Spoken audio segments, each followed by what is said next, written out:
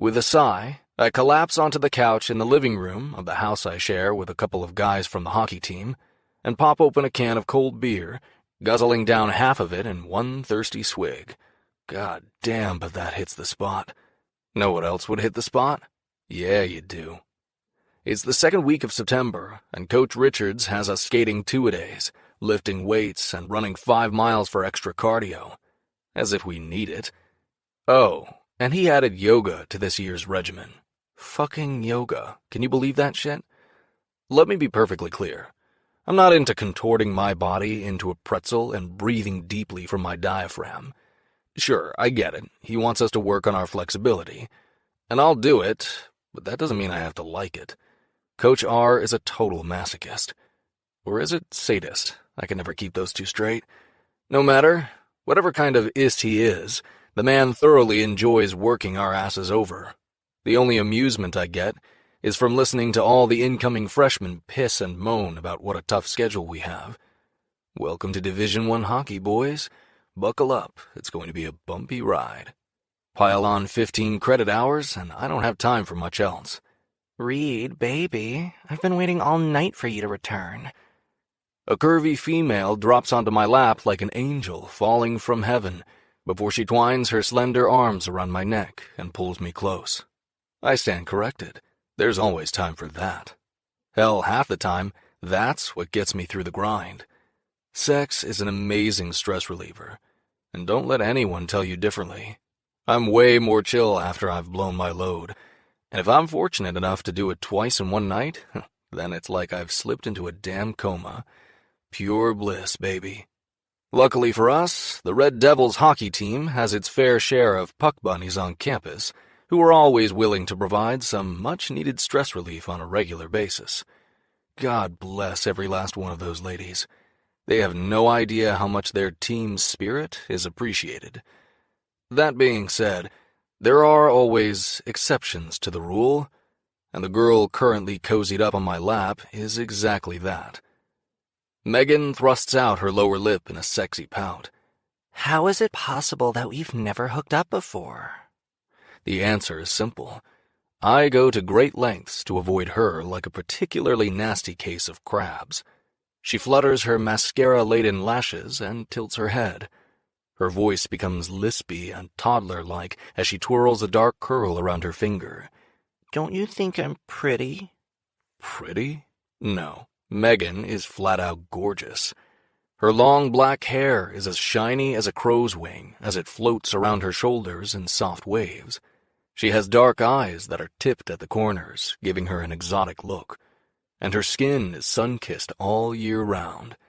And if that weren't enough to have any guy giving her a full-on salute, she's also got gravity-defying tits and a nice round ass.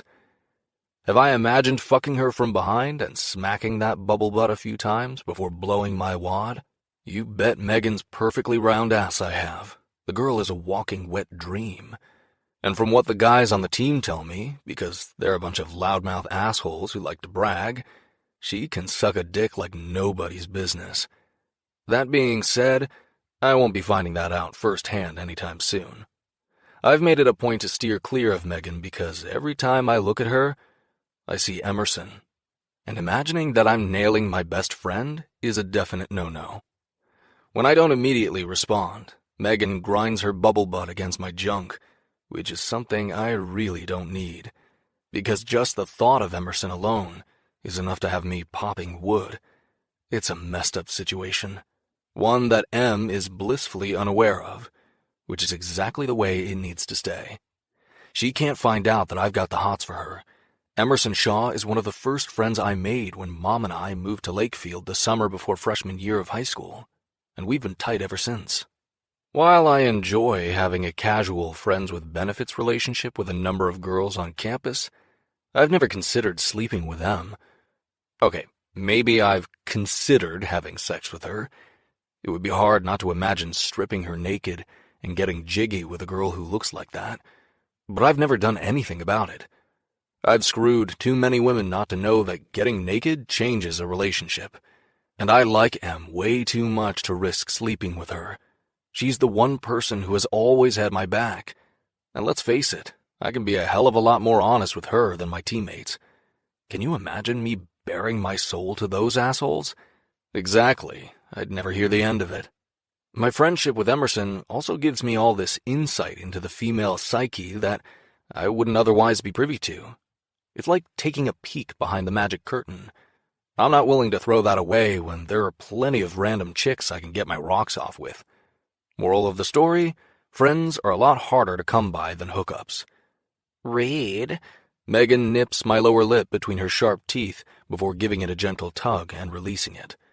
I blink back to the girl wriggling around on my lap. Yeah?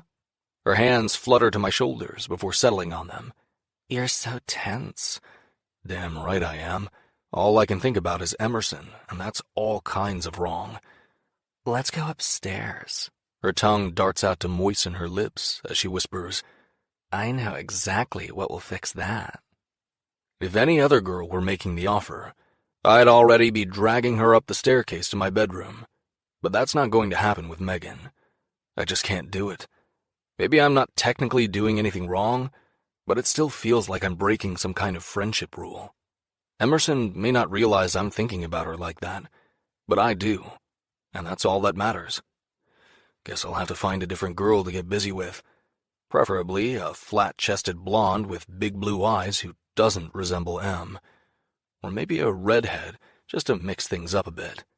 Megan's eyes light up when I set my beer down and wrap my hands around her waist, until I carefully remove her from my lap. Sorry, sweetheart. I've got homework to finish up for tomorrow. I tack on the lie to soften the blow. Maybe another time? Her face falls. Sure, no problem. Before she can pin me down on a time and place, I beat a hasty retreat from the living room and head upstairs. Once I've taken refuge in my room, I fire off a text to one of my go-to girls. 15 minutes later, my booty call for the evening strolls through the door. Know what I like most about Candace? The girl gets right down to business. There's no need for small talk, and that I can appreciate. I'm in the mood to fuck, not debate world politics or climate change. The door hasn't even closed, and Candace is already shedding her clothes. Since she hasn't bothered with a bra, her titties bounce free as soon as her shirt is discarded. Her nips stiffen right up when the cool air hits them. It's a beautiful sight to behold. Except nothing stirs south of the border. Not like it did when I was thinking about a certain someone downstairs who shall remain nameless. But I'm not concerned. I just need to harness my mental capabilities and focus on the task at hand, which is getting my dick to work properly. I yank off my t-shirt and toss it to the floor as Candace flicks open the button of her teeny-tiny shorts before unzipping them. With her gaze locked on mine, she shimmies out of them. And wouldn't you know it, no panties in sight. Just a gloriously bare pussy. Works for me. Well, that's what normally works for me. At the moment, limp dick-itis has set in. Once Candace has stripped down to her birthday suit, she struts her sexy stuff toward the bed, where I've made myself comfortable. Her eyelids lower as a knowing smirk curves her red-slicked lips. I rake my gaze over her toned body. The girl is absolutely perfect. I've missed you. She crawls across the mattress until her hands are resting against my bare chest. I'm glad you texted. She says that now, but it probably won't be the case when she gets her hands on my junk. What the hell is wrong with me? I thought this kind of thing only happened to older dudes. I'm way too young for Viagra. I've seen firsthand how that shit can mess you up. As a joke last year, one of the jackasses on my team got his hands on a couple of those little blue pills and slipped them to one of the freshman players. The poor guy was sporting wood for days. Unfortunately, a trip to the emergency room became necessary. When Coach R was apprised of the situation, he reamed our asses good and threatened to bench the entire team for the season. We skated suicides until our legs practically fell off. No, thank you. Candy trails her purple-tipped fingernails down my chest before pushing me against the mattress and straddling my torso. Then she leans over and licks a wet trail down my body until reaching the waistband of my athletic shorts. This encounter is going to nosedive real quick if I can't get it up in record speed. Not knowing what else to do, I squeeze my eyes tight as an unwanted image of Emerson pops into my head.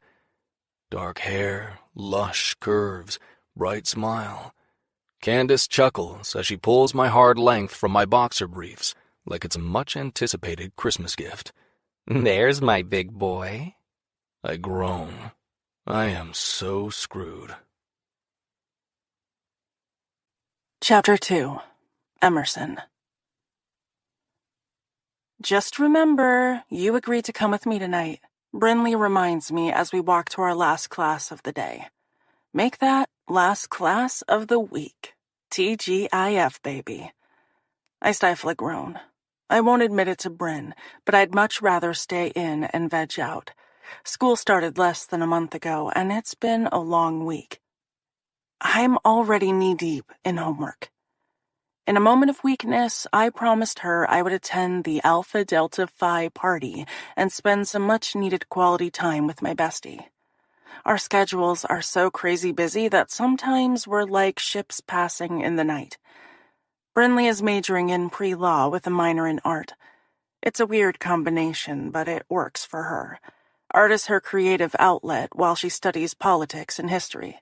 She's already taken the LSAT and is busy putting together a list of law schools to submit her application to. This is our 4th and final year living together, and I'm sad to see it come to an end. Next year, who knows where we'll end up. More than likely in different cities. I nod as a brawny arm slips around my shoulders and hauls me close, inundating me with a clean, woodsy scent that is entirely male. Reed drops a kiss on my forehead like he always does when we see each other. Hey, good looking. He greets before giving Bryn a chin lift in acknowledgement. Right back at you, I respond with a smile. We were talking about the Alpha Delta Phi party tonight. Brinley cuts in. I assume you'll be making an appearance? Was planning on it, Reed says as the three of us walk across campus. It should be a good time. He sends a sly smile in Bryn's direction. I'm sure Colton will be there. Brinley's face blanks as she gives him a bit of side-eye. And you're telling me this because... No reason. A full-on grin slides across Reed's lips before he shrugs. Just thought you might be interested in that information. She sniffs and keeps her gaze focused straight ahead. Well, you were mistaken. That's too bad, Reed continues. I think he's into you. Him and every other guy on this campus. She shoots back with an unladylike snort. That might sound egotistical, but it's straight-up facts. Brinley is gorgeous with long blonde hair, bright green eyes, and a curvy figure. She oozes confidence from every pore of her body. Guys have been chasing her since I met her freshman year, and she's happy to go through them like sticks of chewing gum. It took me a while to figure out that Brinley thinks more like a dude. She doesn't bother with relationships, and I've never seen her sit around and cry over a guy. She sleeps with whomever she wants and doesn't look back when she walks away in the morning. Brinley has 2 rules when it comes to the male species. She doesn't sleep with anyone more than once, twice if it's really good, and she doesn't get attached. If that doesn't sound like a guy's way of thinking, I don't know what does. I can't say that it doesn't work for her. She seems perfectly happy. Like me, she's focused on her future. My guess is that Reed is right about his friend having a thing for her, but Brinley refuses to give Colton the time of day. I'm not sure why. He's good-looking in a clean-cut sort of way, with dark hair and eyes. Even though he's on the hockey team, he's super nice. A lot of guys around here are players, but Colton isn't one of them. Reed hoots with laughter. Is it difficult walking around with such a massive ego? Brinley flutters her lashes. I don't know. You tell me. Ha, touche. Now that Reed has joined us, heads snap in our direction. I glance around, noticing all the covetous looks aimed at us. It's kind of hilarious. With Reed by our side, our invisibility shield has been lifted. What these girls don't understand is that I'm not competition where they're concerned.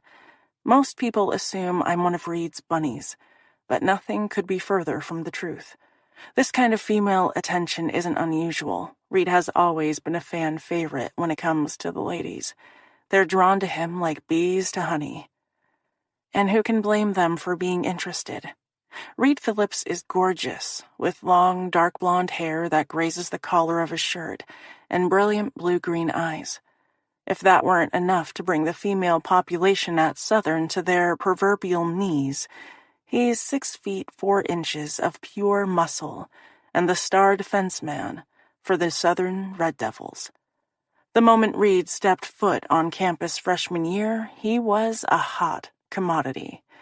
Some guys come here for hockey and crack under the pressure, fading into oblivion.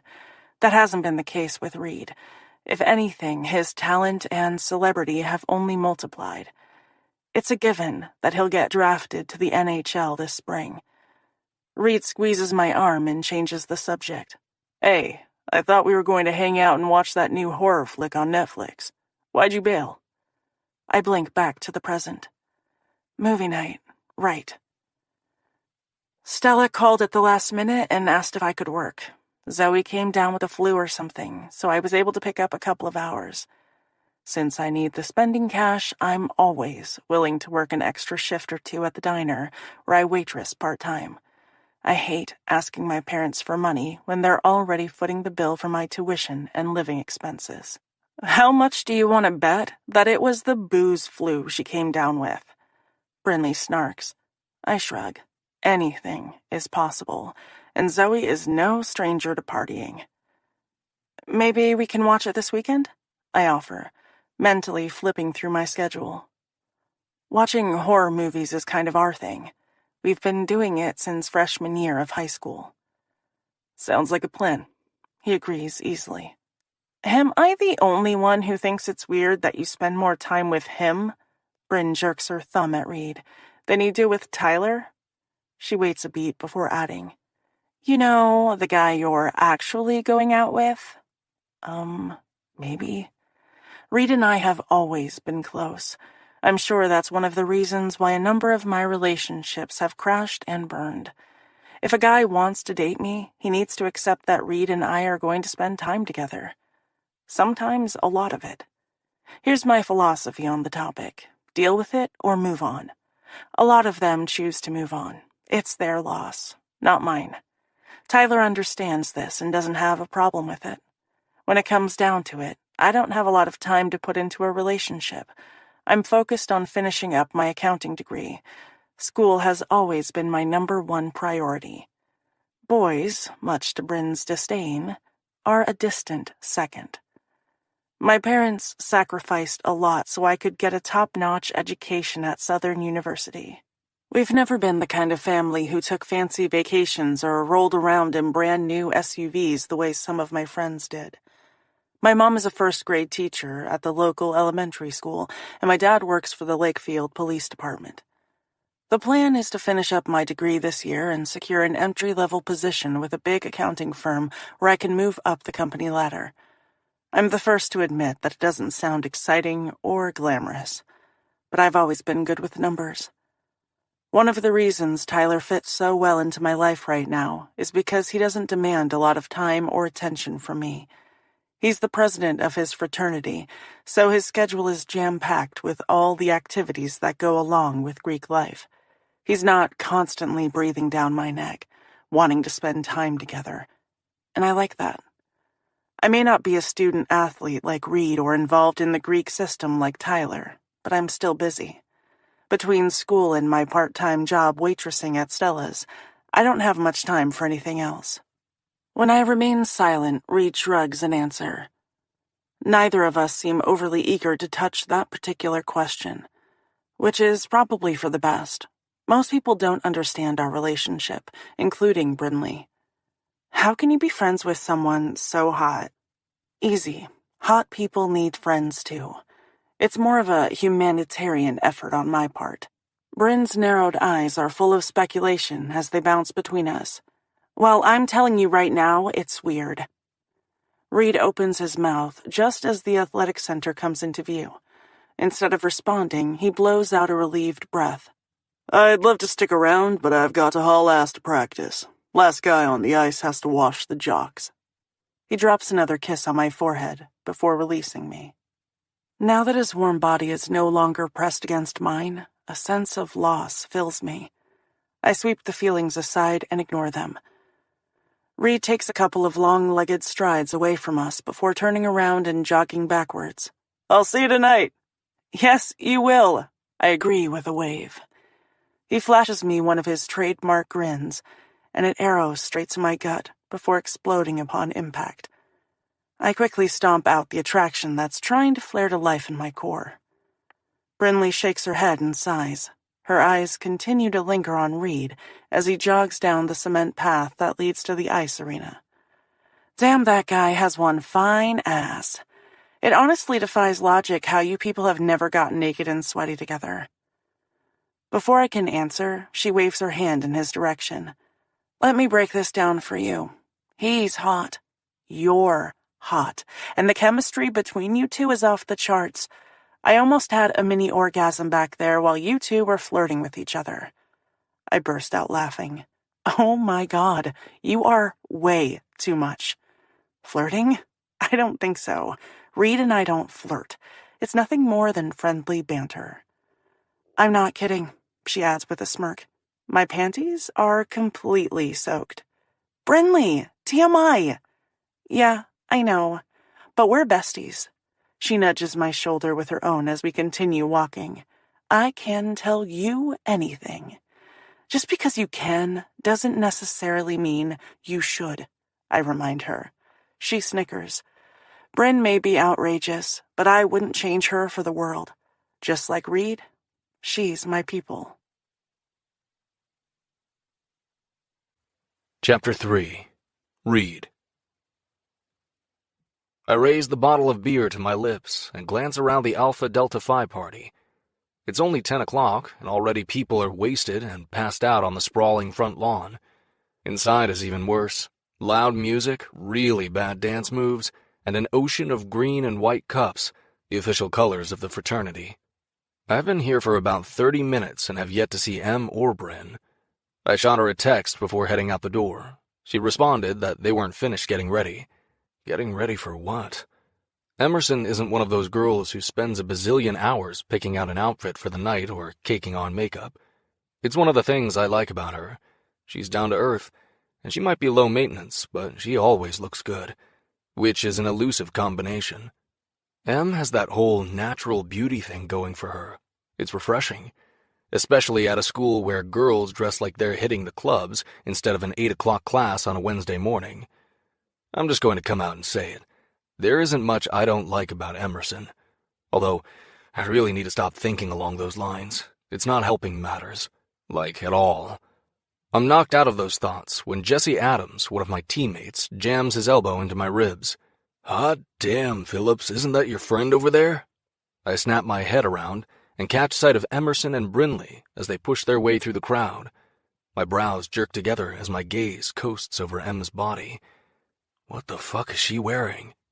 There is no way that's a dress. It barely skims her ass. If she bends over, everyone will catch a glimpse of her panties, and she better damn well be wearing some. I should look away and take a few calming breaths, but I can't. The way her dress hugs her breasts makes my throat go bone dry. I've gone to great lengths not to notice how spectacular Em's titties are, but in an outfit like that, it's impossible. Where the hell are the t-shirt and jeans she normally wears? I narrow my eyes as I get a good look at her cohort. This unwanted transformation has Brinley written all over it. I grit my teeth and tamp down my rising anger.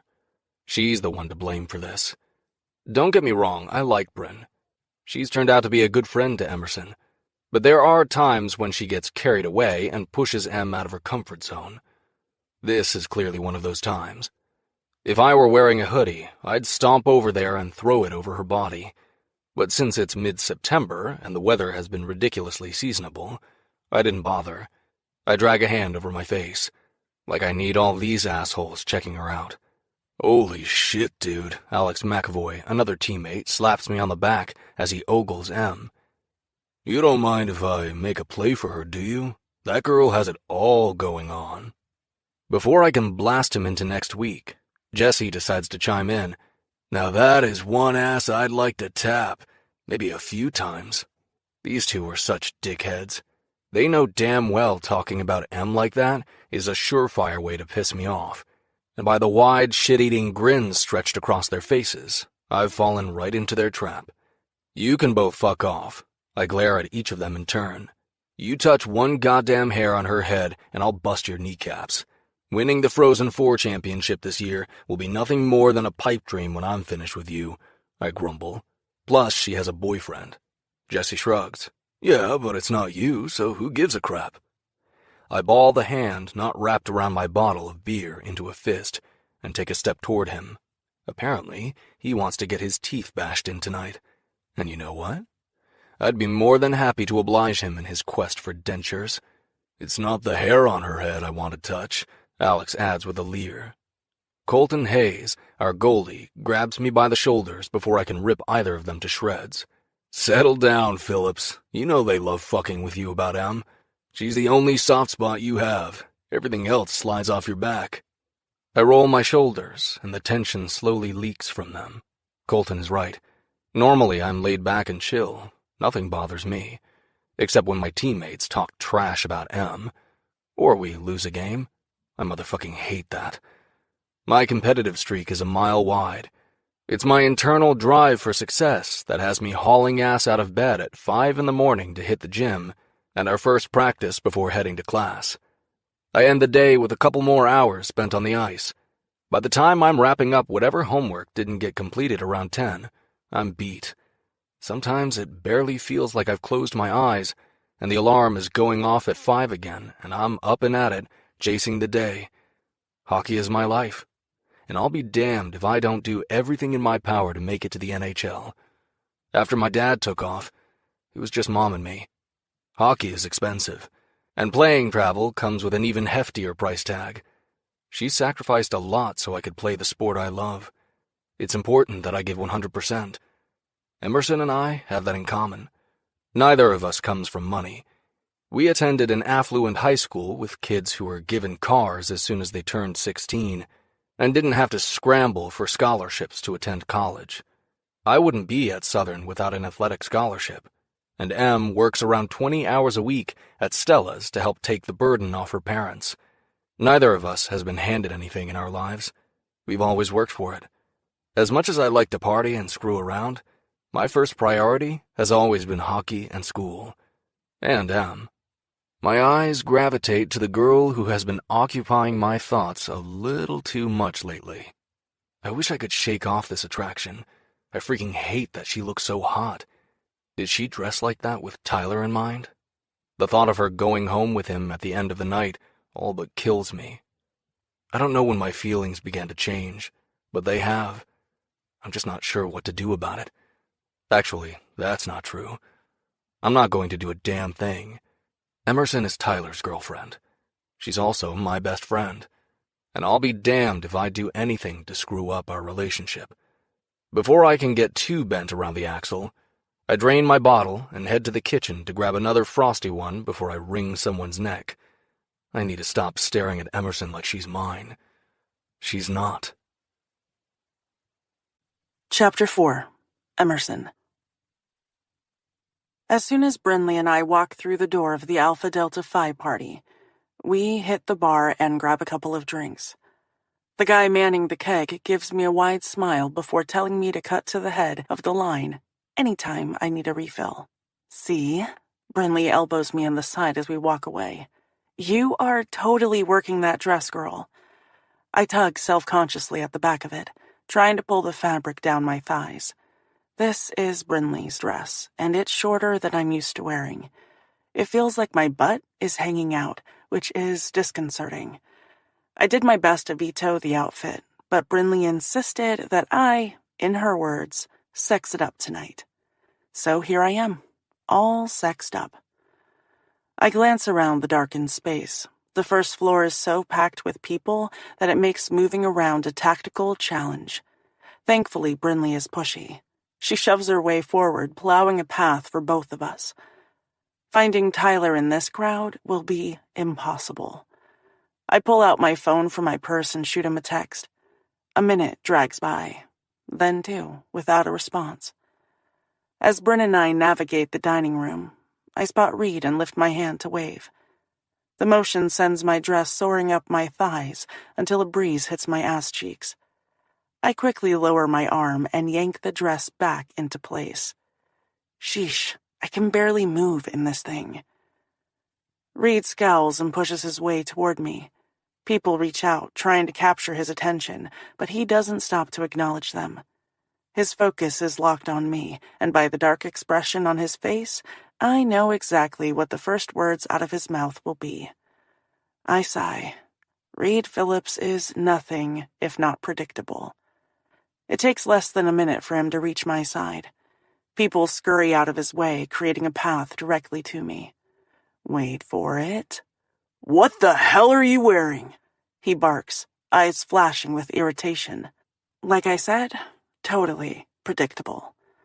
Unperturbed by his gruff tone, Brinley smiles. "You like?" She grabs my hand and twirls me around the small space we've carved out for ourselves. Doesn't her ass look amazing? When she gives my butt a sharp smack, I squeak in surprise and spin around to face Reed. He remains silent, but his expression has turned thunderous. It takes a moment for him to release a slow, measured breath, as if he's hanging on to his patience by a thread. There's nothing wrong with the clothes you normally wear." He jerks his thumb toward Brinley. "You don't have to dress like this one over here." Not offended by his comment, Brinley rolls her eyes. "Whatever you say, Dad." She wraps her arm around me before fluttering her lashes at Reed. "Are you afraid I'm going to corrupt your little girl?"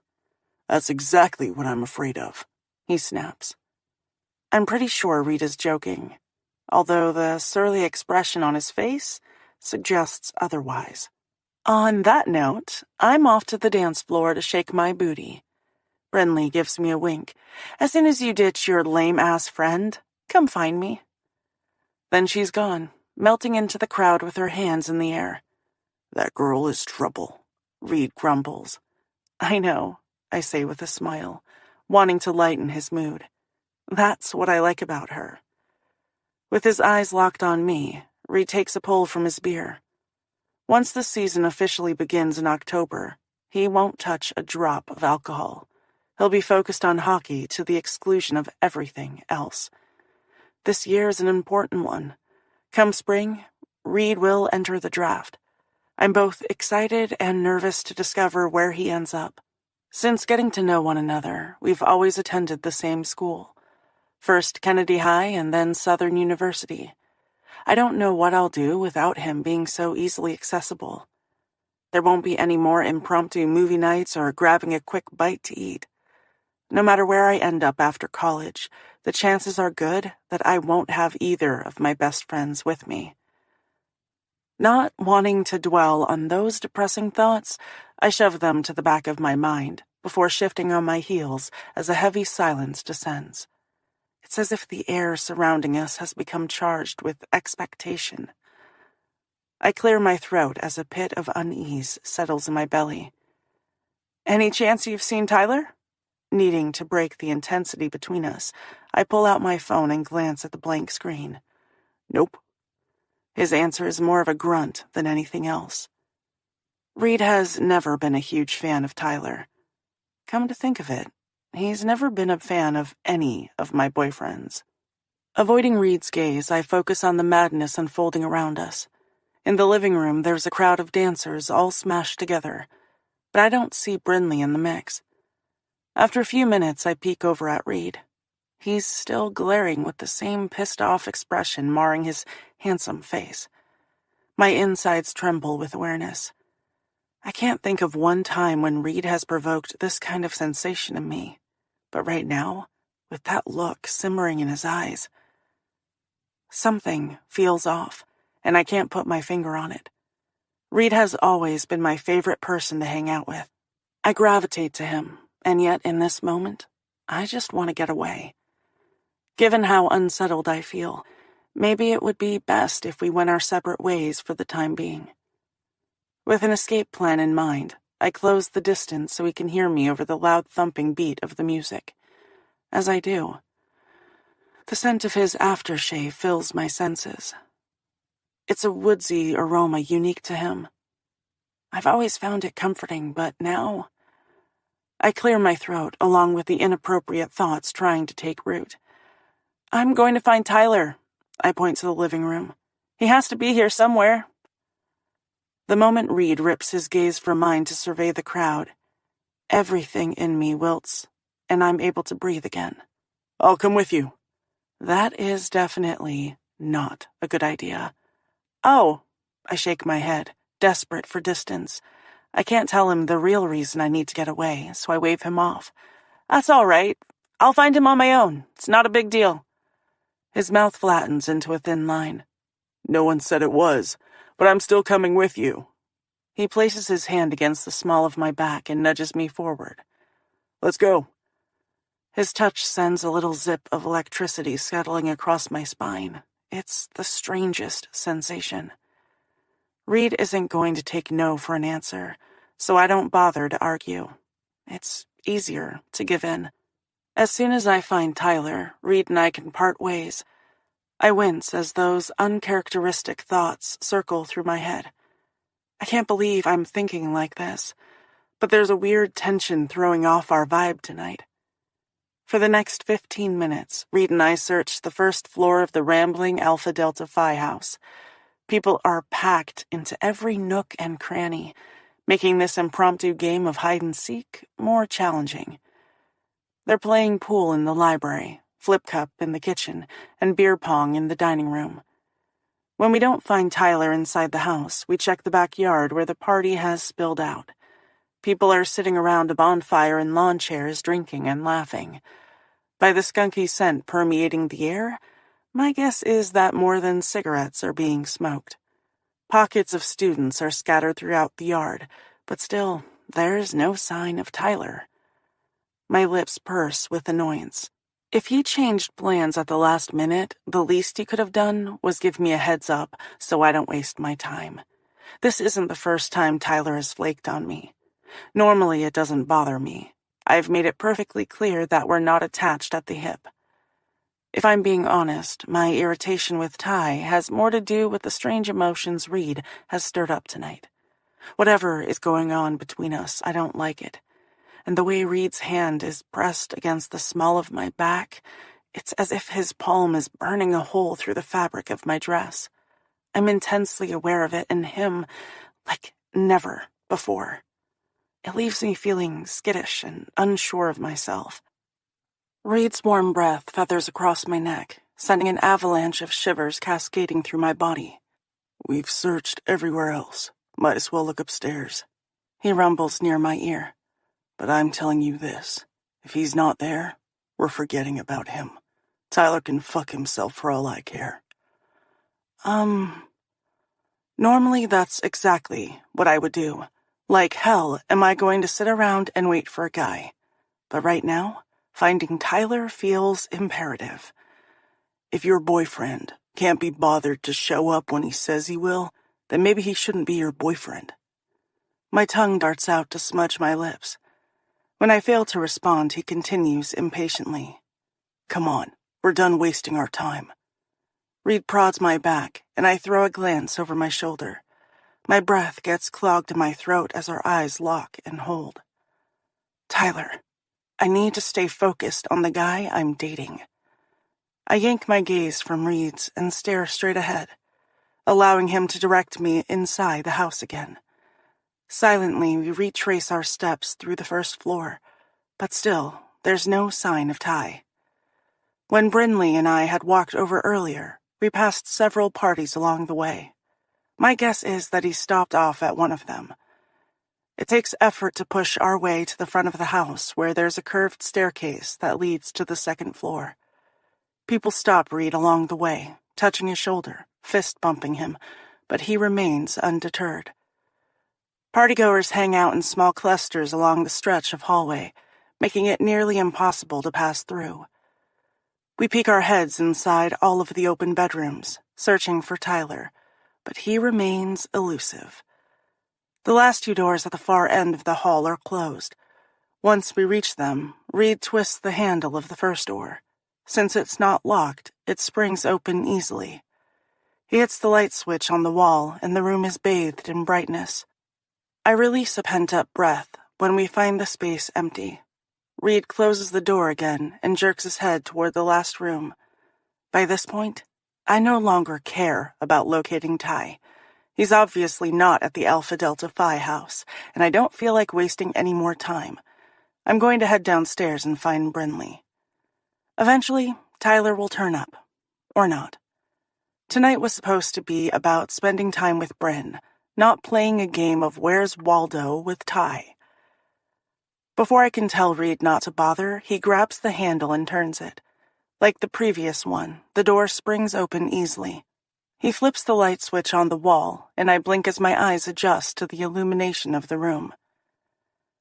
And just like that, the floor drops out from beneath my feet. Tyler is lying on the middle of the queen-sized bed, with a girl hunched over his crotch. It doesn't take a genius to figure out what's going on. If there were any doubts, the loud slurping sounds would be a dead giveaway, not to mention the rhythmic head bobbing.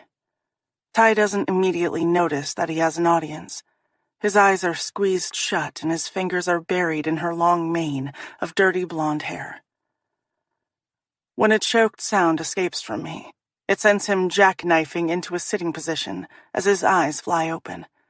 Our gazes collide as he swears under his breath and shoves the girl off his dick, quickly tucking his erection back into his cargo shorts. The blonde, who had been sucking him off, twists around and studies us with wide, unfocused eyes.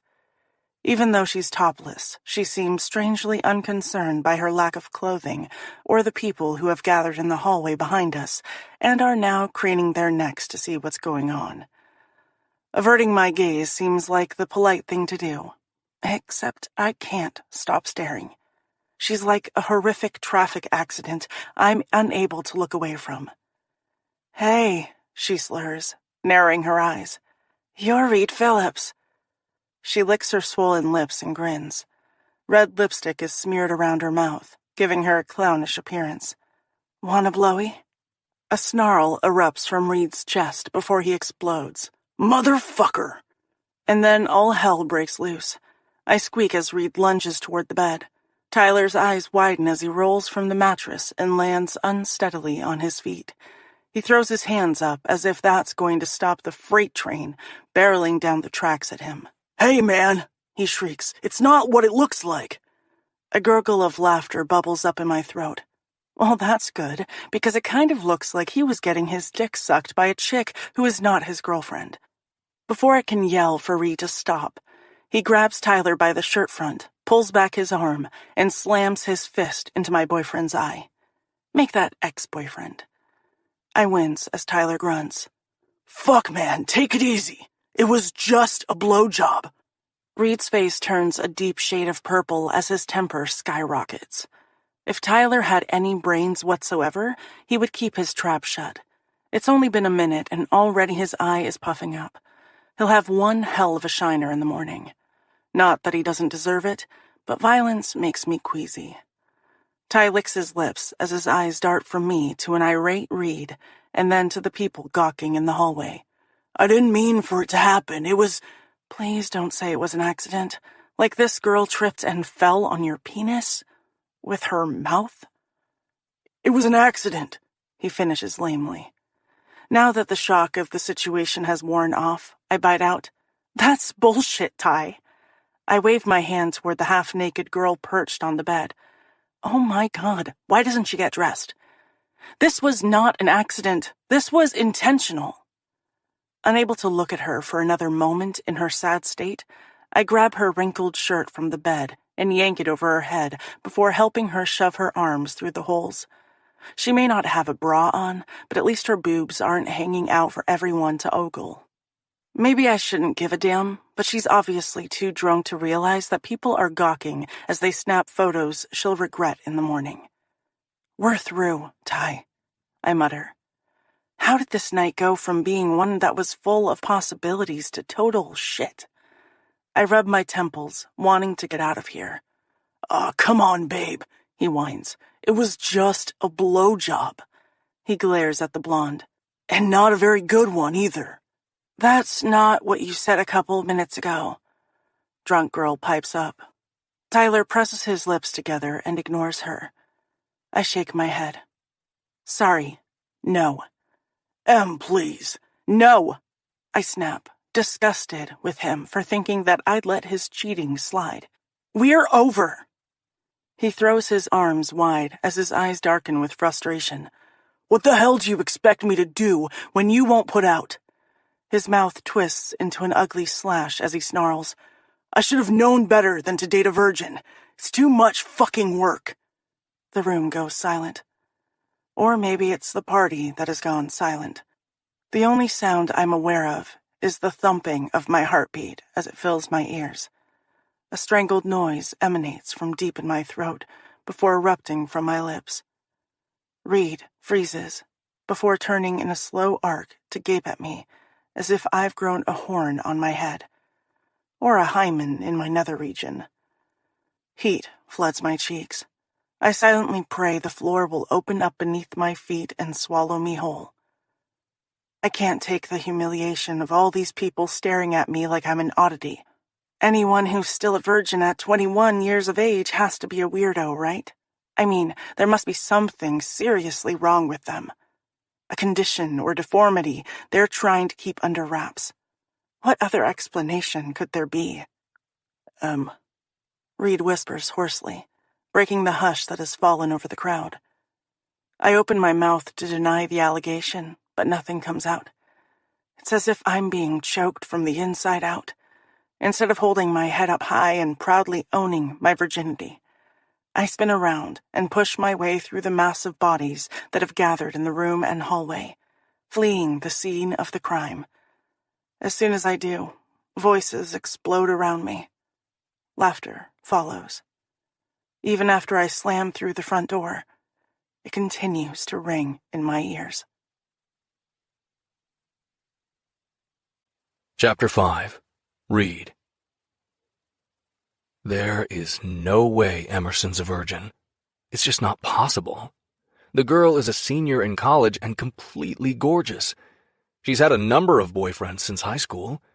Maybe she didn't lose her virginity at 16 like I did, but she lost it somewhere along the way, right? Em and I have been best friends for 7 years.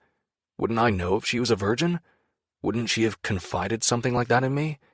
But she never said a damn word. It's not like the two of us sit around swapping sex stories. Actually, sex is the one subject we don't discuss. The last thing I want to hear about are how other guys are screwing her, and I sure as hell don't want to regale her with my own sexcapades.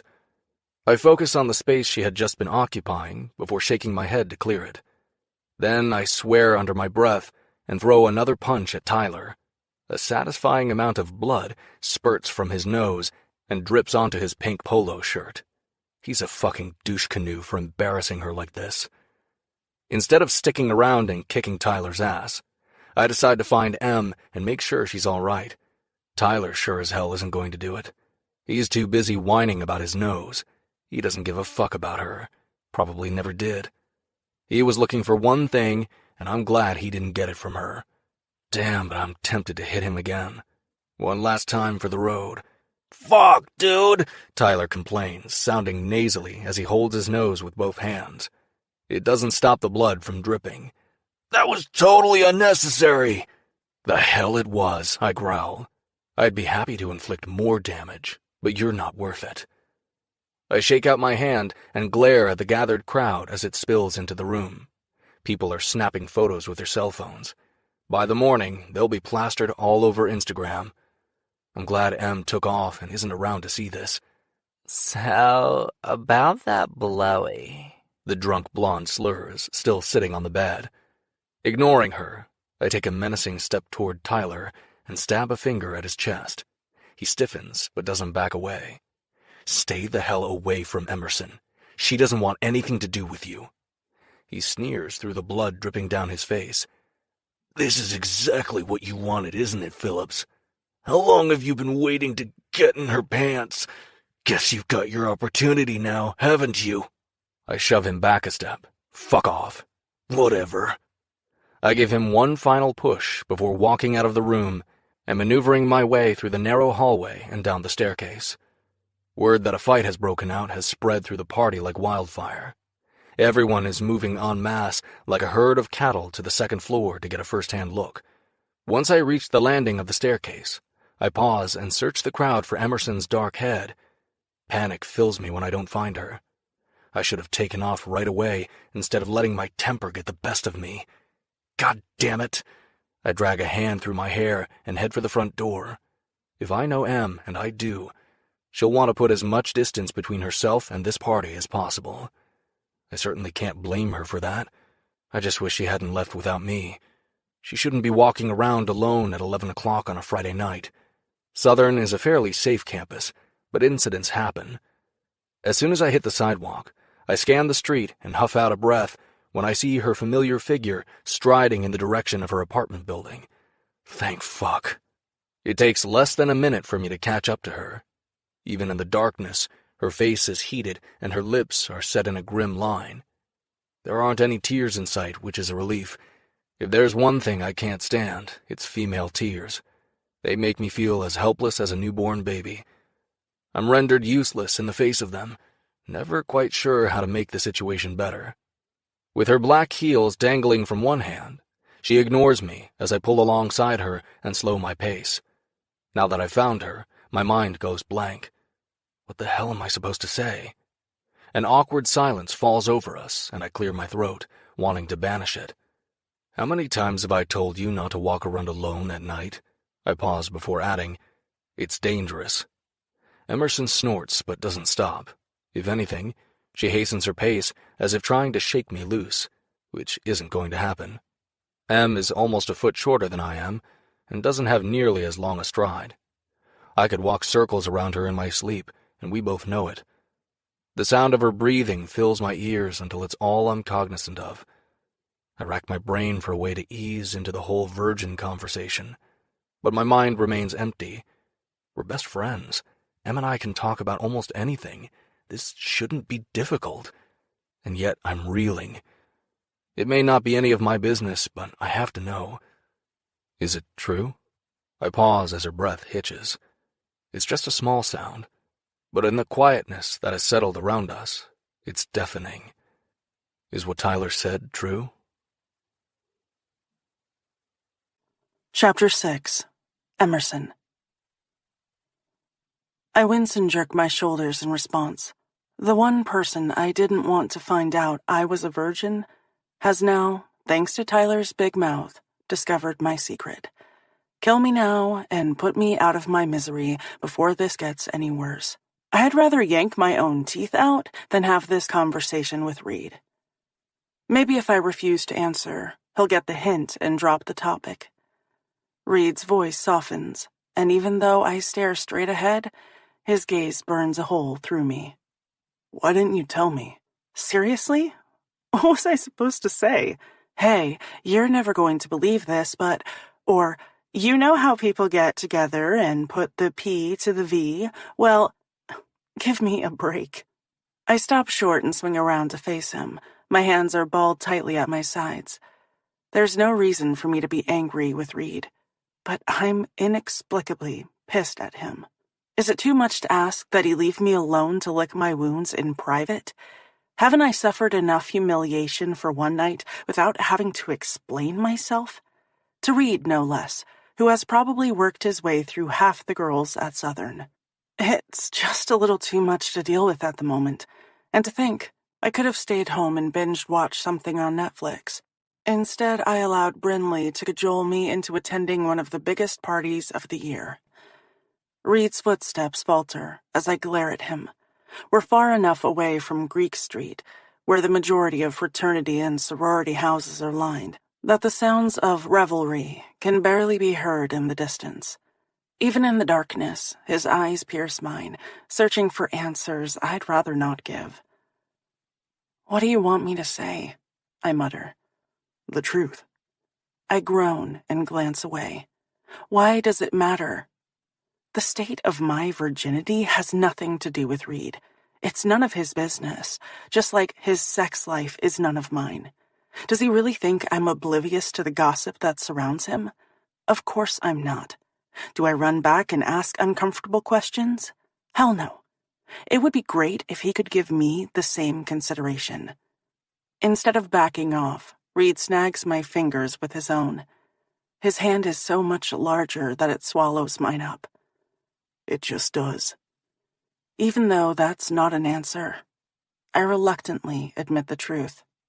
Yes, okay. I haven't had sex. Heat scorches my cheeks. And now my humiliation is complete. Someone needs to point me toward the nearest hole so I can crawl inside and die. I'm a 21-year-old virgin, I add belligerently, sucking in a sharp breath. Are you happy now? He squeezes my fingers until my gaze returns to his. There's nothing to be embarrassed about. I'm sure all the idiots who witnessed my shame at the Alpha Delta Phi house would beg to differ. Remembering the laughter as I fled the room makes me cringe. I hate that Tyler hurt you, he murmurs. The softness that fills his voice is my undoing, and I have to blink away the hot sting of tears as they prick the back of my eyes. Reed tugs my hand, and I stumble toward him until his arms snake around my body. Giving in to the comfort, I melt against him. As I rest the side of my face against the solid width of his chest, his chin settles on the top of my head. Even with the height variation, we fit perfectly. The steady thumping of his heart settles the chaotic emotion swirling in me. We've stood like this 100 times before, and the sheer strength of him never fails to soothe me, making me feel safe and secure. I lose all sense of time as we embrace in the middle of the sidewalk. Breaking the silence, Reed clears his throat. So, you're a virgin, huh? The tension that had been filling me drains as I snort out a laugh, before reluctantly untangling myself from him and stepping away. There are times when Reed feels too good. When being wrapped up in his arms feels too right. This is one of those times. It would appear that way, I murmur self-consciously, tucking a stray lock of hair behind my ear. He tilts his head slightly as a teasing smile curves his lips. Can I call you Virgie? Not if you want to remain friends, I fire back. The humorous glint fades from his eyes as quickly as it had sparked to life. Come here. I stumble on bare feet as he reels me to him again, before pressing his lips against the crown of my head. The achingly familiar gesture acts as a balm to my abraded emotions. We'll always be friends. He pulls away until he can search my eyes. You know that, right? I shrug. After what just happened, I'm not sure what I know. Did I ever suspect Tyler would hurt me the way he did? Nope. Hey. His hand rises to cradle my cheek. I'm serious, Em. You and me, we're lifers, no matter what happens. Our eyes stay locked as he presses his forehead against mine. If it makes you feel better, I bloodied Tyler's nose. A shaky sigh escapes from my lips. I wish it were that easy. Unfortunately, inflicting damage onto Ty doesn't change the pain he caused, and it certainly doesn't change the aftermath of the bomb he dropped. Why did he do that? I whisper, squeezing my eyes closed as if that will block out the reality of the situation. Because he's a dickhead who never deserved you. Reed creates enough room between us so he can slide his fingers under my chin and tip it upward until I have no choice but to meet his gaze. I'm glad you didn't lose your virginity to him. I groan and avert my eyes as a fresh wave of shame washes over me. Don't do that, he growls. Surprised by the harsh tone, my gaze snaps back to him. You have nothing to be ashamed about, he continues. Do you understand me? Sexual tension erupts in the air, and my belly hollows out just like it did earlier this evening. As much as I try to tamp down the attraction and pretend it isn't gathering power, I can't. I jerk my head into a tight nod as my tongue darts out to moisten my lips. His gaze drops, following the movement, and I gulp as heat leaps to life in his eyes. Reed groans. The deep sound vibrates in his chest as if it's been dredged from the bottom of the ocean. He lowers his face until there's barely a whisper between us. My eyes close as his lips feather gently across mine. All logical and rational thought clicks off. My fingers loosen and the heels drop to the ground. They clatter on the cement as my arms slide around his neck. All too easily, I get lost in the feel of his lips. He uses slow strokes that ignite a fire in my belly. Somehow, Reed has managed to accomplish the impossible. Tyler and the shitstorm he set in motion less than 20 minutes ago are long forgotten. Reed's arms tighten around me, tugging me closer until I'm flush against his body. All of his hard lines are pressed against my soft curves. He shifts, angling his head as his lips part, and I eagerly mirror the movement. His tongue slips into my mouth, brushing against mine. I whimper as a tidal wave of sensation washes over me, and my body tingles with awareness. Does Reed have any idea how much this kiss is undoing me? Just when I think he's going to deepen the caress, he pulls back. My mind somersaults as the neurons in my brain once again begin firing. Did that really happen? Or was it a figment of my imagination? I suck in a shaky breath, then another. My eyelashes open and I find Reed watching me intently. The heat simmering in his eyes has a flutter of excitement exploding in my core. He presses his forehead against mine as his warm breath sweeps across my lips. I rack my brain for something to say, but my mind remains blank. "We should go," he murmurs, breaking the silence as if he didn't rock my world with a single kiss. A million questions hurtle to the surface, but I don't give voice to any of them. Instead, I nod and pull away. The night air rushes over all the places Reed had recently warmed with his body. The sense of loss is strangely devastating. I lift my fingers and brush them over my lips. I can't wrap my mind around what just happened. I bend down and pick up the heels as we fall in line again. My apartment building is only a few blocks away. I want to ask why he kissed me, but I remain silent. It was probably nothing. A consolation of sorts. Reed has always been physically demonstrative. That's just who he is. The last thing I want to do is make a big deal out of nothing. I don't need to look like a silly virgin by assuming that a kiss between friends was any more meaningful than a token gesture of kindness. "Can I ask a stupid question?" he says, breaking into the chaotic whirl of my thoughts. There are no stupid questions, I quip, parroting Miss Jones, one of my favorite teachers from elementary school. I'm fairly certain she regretted the motto by the end of the school year. There was an overabundance of idiotic boys in that third-grade class, and they asked a lot of questions. "How are you still a virgin?" I stand corrected, I grumble. There are stupid questions. "What?" he asks defensively, giving me a bit of side-eye. "It's not like you haven't had plenty of boyfriends. It's a legitimate question." He's right. I've been out with a lot of guys, but I never let any of them get close enough to develop an intimate relationship. In high school, I was focused on my grades and taking college prep courses that would look good on my transcript. I knew I wouldn't get a full ride like Reed, so I babysat for a couple of families to earn money and ended up with a partial scholarship along with some much-needed financial aid. Do I regret ignoring my social life in lieu of pursuing my academic dreams? Not really. I wouldn't be at Southern if I hadn't worked my ass off during high school. Reed and I have that in common. While I was focused on my grades, he was busy dedicating himself to hockey. Not that he's a slouch when it comes to school. He has that elusive combination of brains and brawn.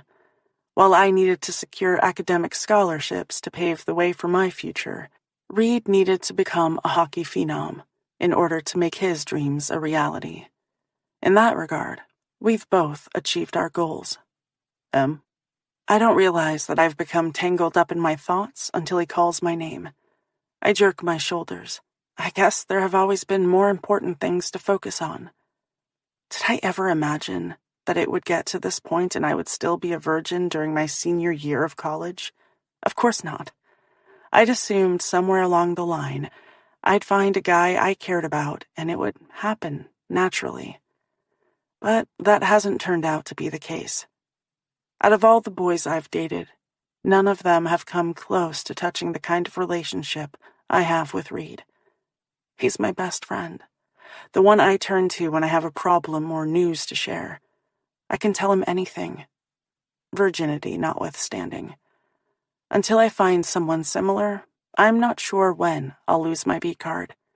Without realizing it, I've been using Reed as a benchmark for all the guys I've been dating. And they've come up sorely lacking. Tyler included. What he did tonight was painful, but I'm not heartbroken over the loss. It's just... He pauses. surprising. Every once in a while, his gaze catches mine. Yeah, I get it. Your mind has been totally blown. If we were discussing any other subject, his shocked reaction would be hilarious. But I can't laugh this off or brush it aside.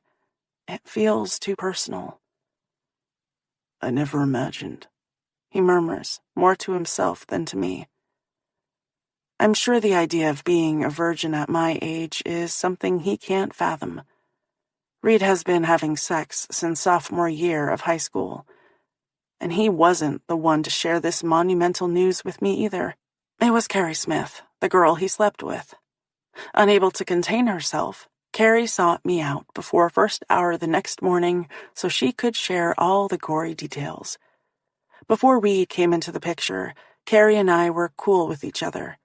We weren't best friends or anything like that, but we certainly weren't enemies. That changed as soon as Reed began paying attention to her. Suddenly, I was competition that needed to be eliminated. I'm sure she thought her newfound intimacy with Reed would cement their relationship. It didn't. He dumped her a month later when she tried making demands on his time. Like me, Reed was too focused on his future to allow something to get in the way of it. I wasn't sad to see her go. Bye-bye, bitch. After that, there was a steady parade of females through his life and bedroom. But they never lasted long. A couple of days, a few weeks, maybe a month. As soon as they got possessive and started envisioning a future together, they were unceremoniously kicked to the curb. When it comes to sex, Reed and I are at opposite ends of the spectrum. That realization leaves me feeling naive and stupid. I don't want this newly gleaned information to change Reed's perception of me. This whole situation is embarrassing enough without him treating me differently. It's not that big a deal, I mumble. I don't want to talk about it anymore. Not another word, I snap. Can't he see that I'm all but drowning in humiliation? I suck in a deep breath before slowly releasing it. I want to forget about everything that happened tonight. Reed stuffs his hands into the pockets of his shorts as we continue walking. Everything? Everything. Tonight has been a nightmare, one I can't seem to wake from. Okay. He jerks his shoulders. Consider it forgotten. Relief floods through me when my 5-story apartment building comes into view. Our footsteps slow as we arrive at the walkway that leads to the main entrance. Reed turns toward me. Want me to come up? God, no. Under normal circumstances, this wouldn't be a question. It's still relatively early. On a night like this, we could go up to my apartment, order a pizza or Chinese, and find a movie to watch. If it got late, Reed would crash on the couch. Instead, All I want is to be alone. He searches my eyes as if picking through all of my innermost thoughts and feelings that lurk beneath the surface. If there's anyone capable of doing that, it's him. You sure? His tone softens as he tilts his head. I know you're still upset. I am upset, but for some reason his presence only makes it worse. Normally Reed is the one person who makes everything better. Yeah, I force a weak smile to my lips. I'm tired. I think I'll hit the sack. Maybe, if I'm lucky, I'll wake up in the morning and this will all have been nothing more than a bad dream. A look of uncertainty flashes across his face, and I brace myself for an argument. He surprises me by relenting. All right, I'll go. Before I can escape, his hand snakes out and wraps around my wrist before he hauls me into his arms. Anticipation gathers inside me as I wait for his next move. We didn't talk about the kiss or even acknowledge that it happened, but it's all I can think about. When his lips brush across my forehead, a strange cocktail of disappointment and relief floods through me. My heartbeat settles as my muscles loosen and I melt against him. How is it possible that when I'm tucked against Reed like this, everything feels as if it will be all right? I'll call you tomorrow, he whispers against the crown of my head. I nod, inhaling a big breath of him before forcing myself to step away. As I do, all of the pain and embarrassment rushes back in, nearly swallowing me whole. With a quick wave, I jog up the path. Once I've punched in the code for the building on the panel, I slip through the door into the brightly lit lobby. I step onto the elevator, hit the button for the 3rd floor, and glance at the spot where I'd left Reed standing. Now that I'm safely inside, I expect the space to be empty. A jolt of awareness skitters through me when I find Reed on the sidewalk, exactly where I left him. Our eyes lock. It's only when the elevator doors slide closed that our connection is severed. Feeling oddly agitated, I lean against the wall before squeezing my eyes tightly shut. No matter what I thought might happen tonight when I poured myself into Brinley's dress, this wasn't it. Not by a long shot. Chapter 7. Reed. Exhausted from a 2-hour practice on the ice, I pushed my way into the locker room. When I walked blurry-eyed into the arena this morning, the sun had barely been peeking over the horizon. We have a few weeks before the season starts in October. Believe it or not, preseason is more grueling than the actual season itself. This is when the work gets done. Coach R is like a drill sergeant out on the ice. He has no qualms about skating our asses 6 days a week to keep us in peak condition. We're lucky to get Sundays off. If you don't like the way he runs his program, he'll kindly show you to the door, with his size 11 boot. The Red Devils have a stacked roster of 60 players, so there's more than enough talent riding the wood, waiting for a chance to fill a vacancy if some poor bastard can't hack it. There might be a lot of grousing, but it's kept to a minimum in Coach R's presence. I was probably the only guy out there this morning who welcomed the punishment Coach meted out. Most of the guys were still hung over from the night before. Jesse Adams tossed his cookies in a garbage can near the benches. Thank God it wasn't out on the ice, or he wouldn't have been the only one losing it. Coach yelling and blowing his whistle this morning was the only thing that kept my mind off Emerson. And that kiss. Fuck. As soon as rational thought prevailed, I ended it. I'll admit that it was stupid on my part. I shouldn't have given in to the temptation and brushed my lips across hers. Once I got a taste, it was game over. I had to have more. But it wasn't nearly enough. Now that I've felt her plush lips beneath mine, I'm not sure if there's any going back. It was a wise decision on her part not to let me up to her apartment. After dropping Em off last night, I ended up at my house. I considered heading back to the party and laying into that cheating sack of shit for a second time, but thought better of it. Instead, I called it an early night and tried not to think about her.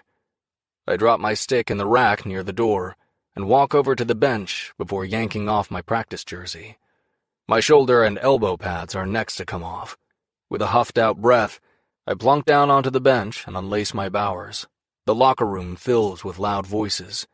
Now that practice is over, everyone is perked up. What a bunch of pussies. Not interested in listening to these guys run their mouths, I tune out everyone around me. Now that the physical punishment has ended, Emerson shoves her way to the forefront of my brain. I'm still reeling over the fact that she's a virgin. If Em hadn't confirmed the information herself, I would have never believed it. Not in a million fucking years. Hey, Phillips, is it true?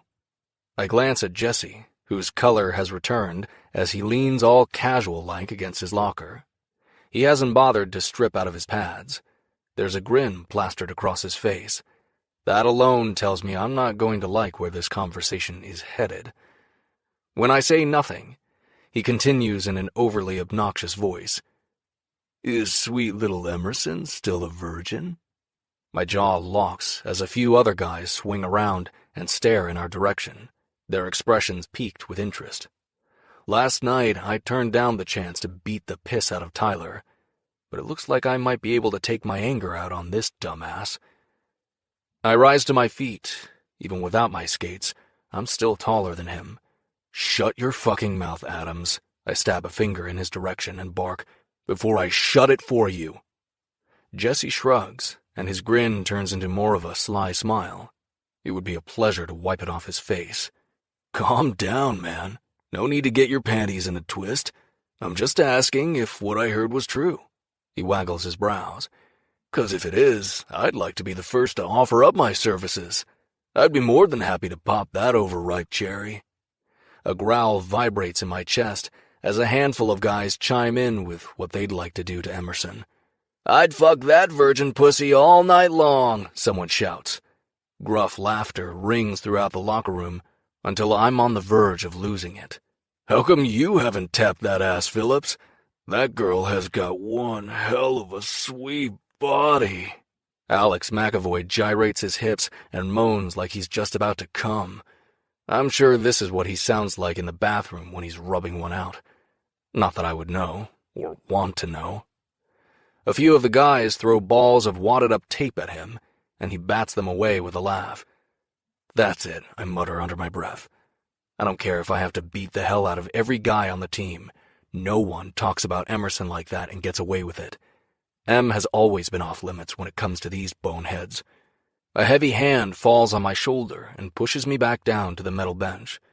Not only is Colton our starting goaltender, but he's a captain like me. Relax, you know they're just busting your balls. No one's going to touch her. He glares at the group and bellows, Now shut the fuck up before I let Phillips pummel your stupid asses. Once the team settles, Colton plunks down on the bench across from me. Without any pussyfooting around, he gets right to the point. What are you going to do about this situation? I frown and pull off my shin guards. What situation are you talking about? Although I'm pretty sure I know what he's alluding to. Colton gives me an impatient look before jerking his thumb toward the dipshits I consider my friends. Most are in various states of undress before heading to the shower. For better or worse, M's private business is out there. You know damn well there'll be guys who go after her because she's a virgin. Thanks to her douchebag boyfriend, there's now a giant target on her back. His dark eyes bore into mine. You're not going to let that happen, are you? There's another pause. You're not going to just stand by and let some asshole use her for bragging rights. Fuck. I push my sweat-soaked hair out of my face as the implication of his words sinks in. As much as I hate to admit it, Colton is right. How didn't I see this before? I'd been so blown away by the revelation that I hadn't considered how this would mark her for any guy who wants to say he was the first to bone a virgin. The thought of some asswipe doing that makes me sick to my stomach. I can't allow that to happen. Colton rises to his feet before stripping off the rest of his pads.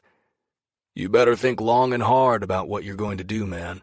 It's obvious you have feelings for her. Damn right I have feelings for Em. She's my best friend. Sure, sometimes those feelings might cross the line, but there's still ones of friendship. I don't want a girlfriend at this point in my life, and I'm sure as hell not looking to mess up our relationship. So I do the only thing I can and deny the implication. Nah, I shake my head. You've got it all wrong. Em and I are just friends. You know that. I try to swallow, but my mouth has gone dry. Needing to busy my hands, I grab a bottle of water from my locker and guzzle it down. It doesn't do a damn bit of good to quench my parched throat. He quirks a brow and studies me before unstrapping his chest pad. Do I? Yeah, I glance away. Colton has always been perceptive. Most of the time, it's a good thing, but right now, not so much. When he says nothing further, I huff out a relieved breath and hightail it to the showers before he can make any other unwanted observations. Chapter 8. Emerson. There's a quick rap on my door before it's shoved open and Brinley sticks her head inside my room. When she sees I'm already awake, she shuffles over to the bed and plops down on top of me. I grunt as her ass hits my hip. Her thick blonde hair is sticking up in tufts all over the place. She looks like she stuck her finger in an electrical socket. "Where did you disappear to last night?" she asks with a loud yawn and a stretch. "I tried calling your cell a bunch of times, but you weren't answering." A groan leaves my lips. At no time did I think about calling or texting Brinley to let her know that I'd left the party. "I was worried about you," she adds, poking a finger into my shoulder. "It's called the buddy system for a reason." There's a pause. "And you let me down, buddy." An avalanche of regret buries me alive. "I'm sorry, Bryn. I should have let you know what was going on." I run a hand through my hair, attempting to smooth it down. Much like Brinley's, I have the feeling it's sticking up all over the place. Last night turned into a real shit show. Her eyes light with interest. "Really? What happened?" I huff out a sigh. "For starters, I found Tyler up in a bedroom getting his pump primed." "No!" she shrieks, cutting me off. Bryn's eyes look like they're about to fall out of their sockets. "You actually caught him in the act?" "Unfortunately. All that sucking and bobbing over Tyler's crotch isn't something I'll soon forget." Brinley nips her bottom lip between her teeth as indecision wavers across her face. "Crap. That makes what I have to tell you even worse." "What?" I whisper between stiff lips before bursting with impatience. "Just tell me." My world has already been blown to pieces. How much worse can it get? Brinley shifts on the bed before pushing her hair out of her eyes. "I don't want you to get upset, but it's too late for that. I overheard a few people talking about you being a virgin at the party last night." She throws her hands up in a gesture of surrender. "I swear on my Nana's life, Em, that I never said a word about it. That information was locked up tight in the vault and never saw the light of day." The air rushes from my lungs in relief that there's nothing new to add to my list of problems. "It was Tyler. He's the one who outed me. Apparently me being sexually inexperienced is the reason he was getting his rocks off with another girl." "What an asshole!" she snaps, as anger gathers on her pretty face. "Are you okay?" "Yeah." Then I shrug and repeat my new mantra. "It's not the end of the world. I'll get over it." "I'm sorry, Em," she says softly, voice filling with sympathy, as she reaches out and gives me a shoulder squeeze. "It was a shitty move on Ty's part." There's a pause. "Thank God you didn't give it up to him. Talk about a waste." Leave it to Bryn to find the silver lining in an otherwise crap-filled cloud. At this point, I kind of wish that I had given it up to someone along the way. Then I wouldn't be in this predicament. Britney Spears' Baby One More Time fills the room. It's my ringtone for Reed. He hates it, and usually that's enough to bring a smile to my lips. In high school, I found this song on one of his playlists. What kind of friend would I be if I let him live it down? Every time he manages to get his hands on my cell, he changes it to something more manly. Something hard rock with a deep pumping bass. Maybe a guitar solo. Doesn't matter how many times he deletes it, I change it right back again. When I don't immediately reach for my phone, Brinley raises a brow. Aren't you going to answer that? I shake my head. I've lost track of how many times Reed has tried calling this morning. After everything that went down last night, I need a little space. As much as Tyler's grand announcement has been forefront in my brain, I can't stop thinking about the kiss I shared with Reed. Part of me is dying to rehash it with Brinley. But instead, I keep it to myself. What's the point in sharing the details? It's not like it meant anything. It was a kiss between friends. A consolation prize for a shitty evening. Wow, she murmurs. The situation is much worse than I suspected if you don't want to talk to Reed. Exactly. My life imploded, and I can't turn to the one person I would normally seek comfort from, which only makes everything worse. I'll talk to him later, I murmur. Does he know what happened with Tyler? Yeah, I sigh, remembering the gory details in Technicolor. Reed and I were together when we found him. I pause before admitting. Reed punched Ty. Twice. Good. Bryn looks slightly mollified by that information. I only wish I could have been there to see it for myself. Now that she's been caught up to speed, we both fall silent. You're not going to take Ty back after what he did, are you? She asks. Does Bryn seriously think I could stick around after what I saw? Hell no. There are a lot of guys on this campus who think they should be given a free pass for bad behavior. Unfortunately, there are more than enough chicks who are willing to turn a blind eye to a good-for-nothing, cheating asshole. I'm not one of those girls. My expression turns grim. I told him we were through. I don't think I'll ever be able to look at him without seeing that girl hunkered over his crotch. A shudder of distaste slides through me. Gross. She scrunches her nose as if she's just caught a whiff of something nasty. That is so not an image I want in my head. Me neither, but it's too late for that. If I'm being honest, I never thought you two fit together. It's what I've always suspected. Why's that? I don't know. She jerks her shoulders. You two are just so different. He likes to live in the moment and is all about his stupid frat. You're concerned about your grades and moving on with your future after graduation. There's a pause before she adds, Plus, you never really seem that into spending time with him. She's not wrong. Tyler and I have different outlooks, but that's always been a part of his charm. He doesn't take life so seriously. He's fun and easy to be around. And he's never put a lot of demands on our relationship. Not that it matters anymore, but it makes me wonder if he's been screwing around on me the entire time. I guess if you're getting your dick sucked by other chicks, you don't need your girlfriend to do it for you. Maybe that's the reason he didn't get frustrated with me when I wanted to take our physical relationship slow. Sorry I wasn't there for you last night when you needed me, Bryn says, interrupting my thoughts.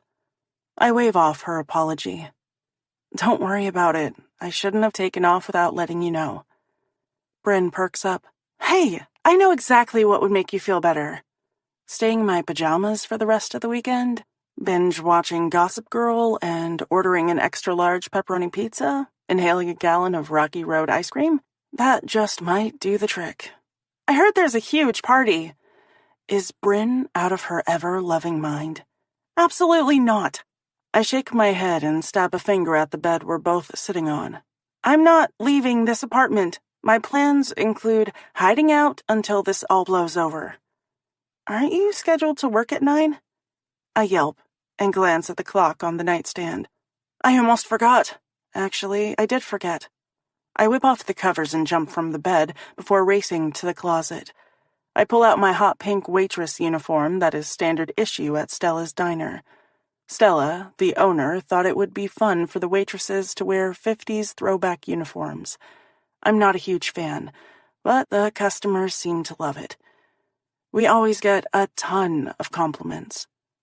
Outfit aside, I love working at the diner. Stella took a chance and hired me freshman year, and I've been waiting tables ever since. The tips are good, but it's the people that keep me coming back. Stella and her husband, Hank, have become like family to me. There's nothing I wouldn't do for them. You could always call in sick, Bryn offers from her comfy spot on my bed as she watches me shimmy into my dress before buttoning up the front. As tempting as the idea is given my current predicament, I shake my head. I can't do that to Stella. Maybe getting out for a while and not obsessing over the situation will help. I'm sure the restaurant will be busy. She smiles and points a finger in my direction. You're absolutely right. Getting out of the apartment will be good. Forget it. I pull my hair up into a simple ponytail. I'm not going to the party. Maybe after all this virgin talk dies down, I'll think about showing my face around campus again. She waves a hand, dismissing my concern. It was just a few people at a party who were gossiping about it. I'm sure it's already been forgotten.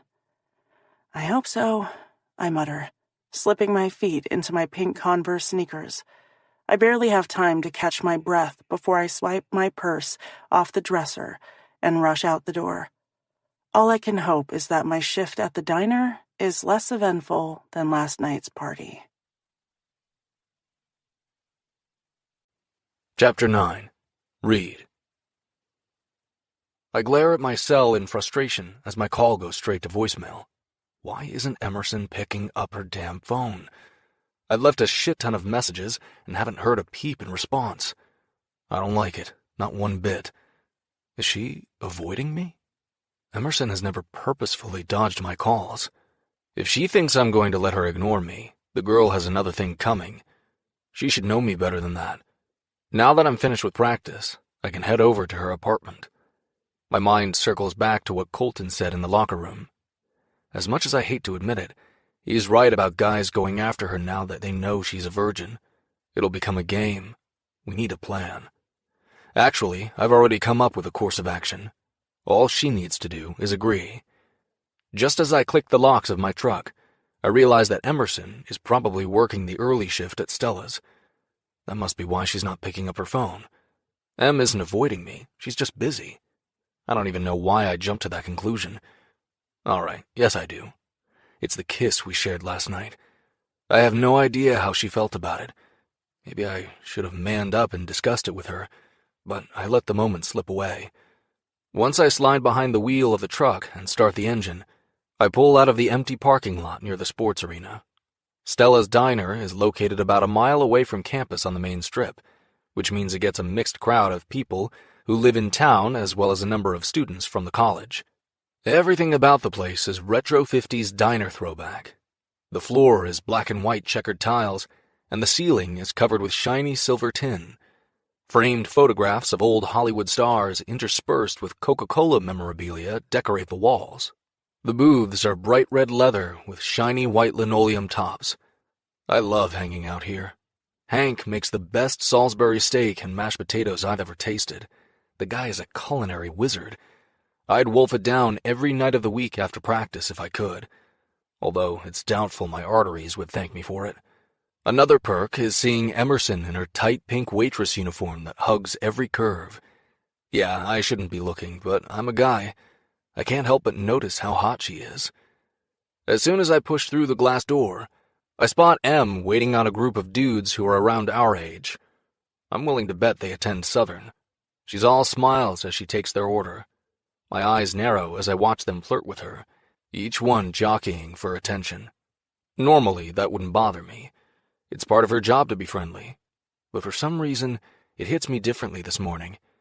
Once she's finished jotting down their order on her pocket-sized notepad, I stalk over to the table and grab her hand.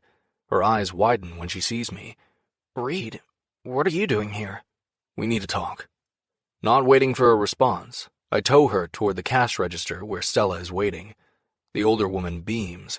I've been stopping in at the diner for as long as Emerson has been working here. Stella loves me.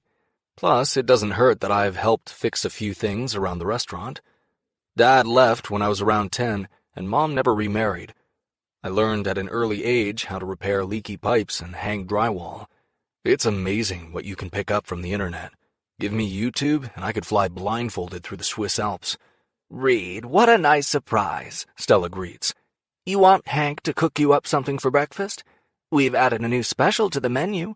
We call it the Red Devil Grand Slam. It comes with 3 eggs, ham, bacon, 2 pancakes, and a side of hash browns. You gotta bring a big appetite to the table for that one. She gives me a wink. It's not for the faint of heart. Or anyone with a heart condition. My belly growls just thinking about all that food. It's everything I enjoy for breakfast without any of the work. That does sound good, I muse, glancing at Emerson, whose frown has deepened. That's when I remember what prompted me to stop by in the first place. Unfortunately, it wasn't for breakfast. Had I been thinking straight, I would have chowed down one of the protein bars I keep stashed in my glove box. After that 2-hour practice, it feels like my stomach is eating its own lining. Nah, I'm fine. Do you mind if I borrow Em for a minute? It won't take long. Emerson's mouth tumbles open as I bypass her and go straight to the boss. Should have answered your damn phone, girl. Stella glances around the restaurant and assesses the situation. Sure thing, hon. I'll cover for Em while she takes a short break. Stella holds out her fuchsia-tipped nails. That order ready to go? Emerson grumbles under her breath as she rips off the top sheet from her notepad and hands it over before glancing around the crowded diner. Are you sure you want me to take a break? We've had a steady flow of traffic all morning. Stella waves off Em's concerns as she shoos us toward the back of the restaurant. Not needing to be told twice, I lock my fingers around Emerson's hand and drag her into the back room where the staff takes their breaks and stores their personal belongings. As soon as we're over the threshold, Em tugs her hand free and folds her arms under her breasts. I can't help but notice how the movement plumps her titties, making them look even rounder and softer than usual. I glance away before she can catch me checking her out. I'm in the middle of a shift, Reed. Whatever you need to talk about could have waited until later. I open my mouth to tell her about the plan I've concocted when she abruptly cuts me off. If this has anything to do with last night, I don't want to discuss it. Her thick ponytail swings back and forth as she shakes her head. Ever. It's not about last night, I lie. Okay. Her shoulders fall and a rush of air escapes from her lips. Good. When she stares at me expectantly, I mutter, maybe it has a little something to do with last night. Reed? I hold up my hands, palms out. Just hear me out, okay? That's all I'm asking. And then we won't discuss the situation again. That's probably another lie. She presses her lips together, but doesn't shut me down, which is an encouraging sign. Emerson may be small, but she's fierce. I've learned that the hard way. Other than Mom, Em is the only other person I don't want to be on the wrong side of. With anyone else, I wouldn't give 2 fucks. But Em isn't just anyone. I freaking hate when she's pissed at me. It gets under my skin like an incurable rash. It doesn't happen very often, but there have been a few times when we've butted heads. Am I embarrassed to admit that I usually fold like a cheap house of cards where Emerson is concerned? Nope, not at all. Does that necessarily make me a pussy? Probably, but I can live with that. I clear my throat. I was thinking that you and I should go out. Now that I've dropped the bomb, I sit back and wait for her reaction. It doesn't take long. Go out? She scrunches her nose like she doesn't understand what those 2 words strung together mean. Like, date? A relieved smile curls around the edges of my lips as I latch on to that answer. Yes, that's exactly what we should do. We're going to be a couple. She studies me until I fidget under the relentlessness of her stare. A few chuckles fall from her lips. My expression falters when her laughter turns into full-belly guffaws and she practically doubles over. This wasn't exactly the response I was expecting from her. Like, at all. Chapter 10. Emerson. Go out with Reed? Now that's funny. I sigh, my voice still shaking as I rein in my amusement. The last 12 hours have been pretty crappy, so thanks for the laugh. I point toward the hallway. I need to get back to work. Dismissing him, I take a step toward the door. Stella's Diner is a popular breakfast spot, and Saturday mornings are always slammed with customers. I'm sure Stella is running around like a chicken with her head cut off, and she shouldn't be. 10 months ago, she had a heart attack. It scared the hell out of all of us, especially Hank. He tried persuading her to sell the place, but she refused. Stella is named after her grandmother, who opened the diner more than 50 years ago. I think she'd rather die working here than let the restaurant go. So when I'm here, I try to take the load off her shoulders. She mans the cash register, Hank cooks in the kitchen, and I wait on the tables. Which means that I've had enough of a break for now and need to get back to it. But just as I step past Reed, his fingers wrap around my bicep, halting me in my tracks. When I turn, he glares. "What's so funny?" "I'm sorry." One of my brows shoots up. "That wasn't a joke?" Confusion flickers across his handsome face, and I almost sigh. It's a face that has launched hundreds of broken hearts in both high school and college. My guess is that when he crashes upon the NHL scene later this year, it'll be 1,000 times worse. He'll have endorsement deals that will thrust him into the national spotlight. My heart goes out to any woman stupid enough to fall under Reed Phillips's spell. I love him to death, I really do, but the guy is a player, and that's fine. How can I hold it against him?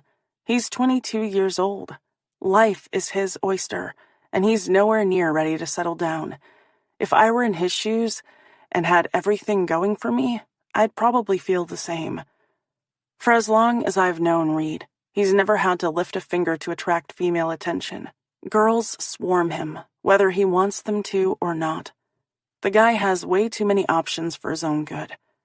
I refuse to be one of those options. The kiss from last night forces its way into my mind. As much as I've tried to pretend it didn't happen, I can't. But I don't want Reed to know that. As far as he's concerned, it's already been forgotten. Reed is casual when it comes to the opposite sex. I know that better than most. "No, I wasn't. I'm serious. We should go out." I tilt my head, trying to wrap my mind around the conversation we're having. "You don't date, Reed," I say slowly.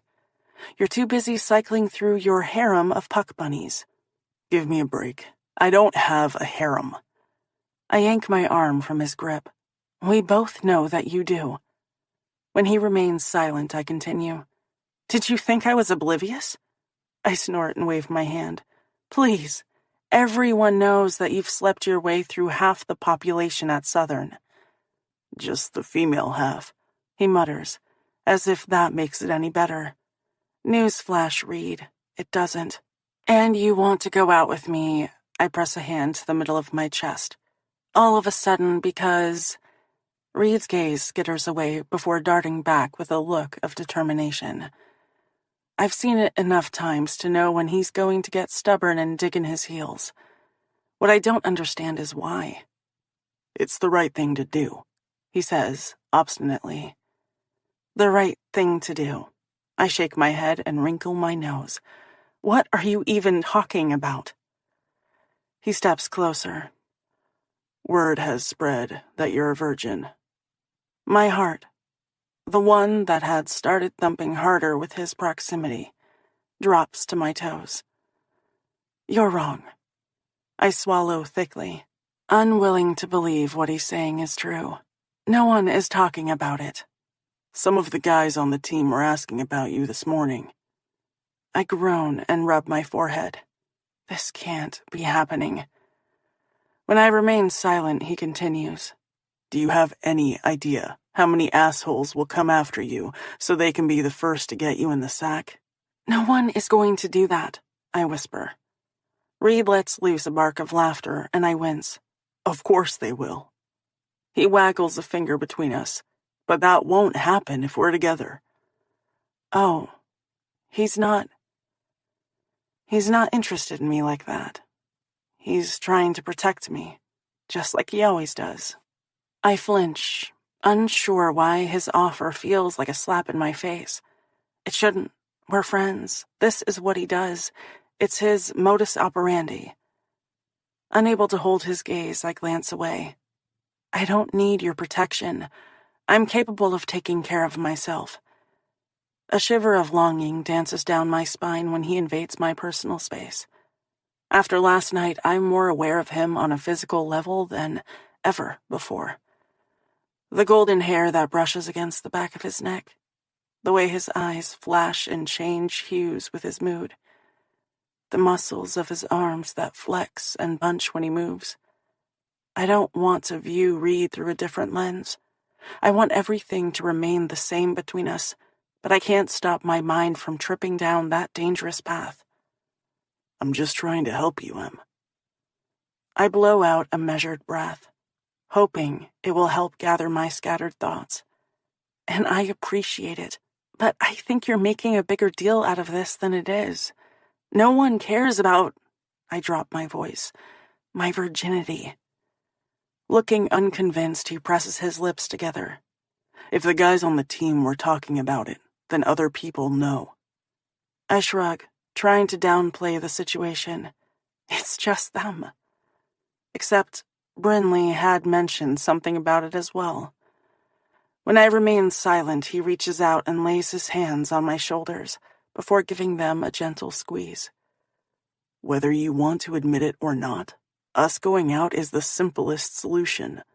No one will talk shit if you're with me. Part of me agrees with the tactic. No one on this campus wants to mess with Reed. Everyone knows he's bound for the NHL and destined for greatness.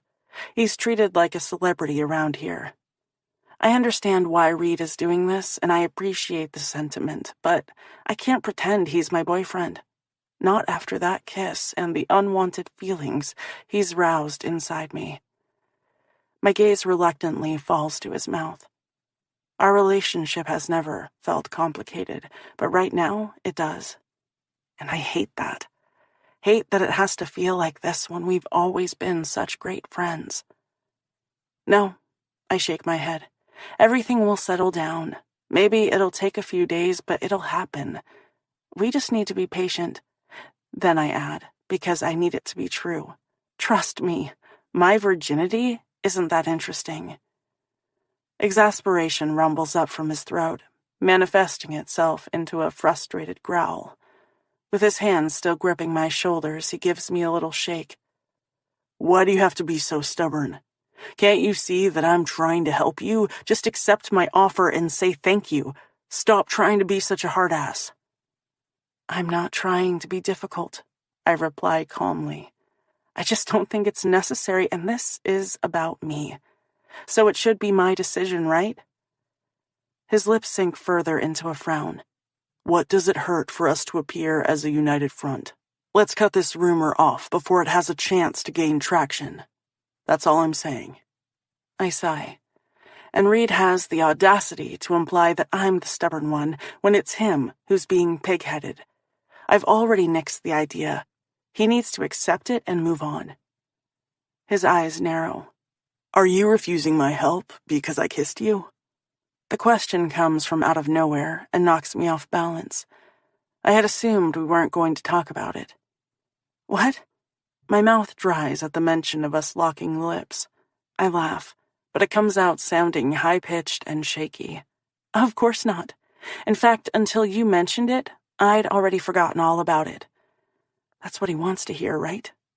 A brow hikes up. Is that so? I can't tell if he's relieved or irritated by the comment. Absolutely, I continue, not meaning a single word coming out of my mouth. It was nothing more than a kiss between friends.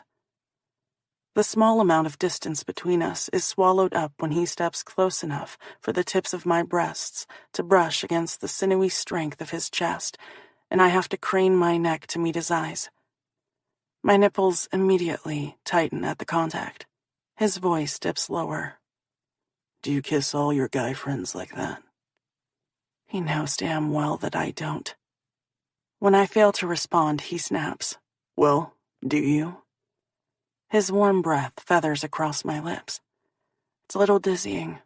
Maybe more than a little. This is exactly why we can't pretend to date. It's as if there's a gravitational force drawing my body to his, which is why I twist out of his embrace and take a hasty step away. The newly created space allows my head to clear so that rational thought can once again prevail.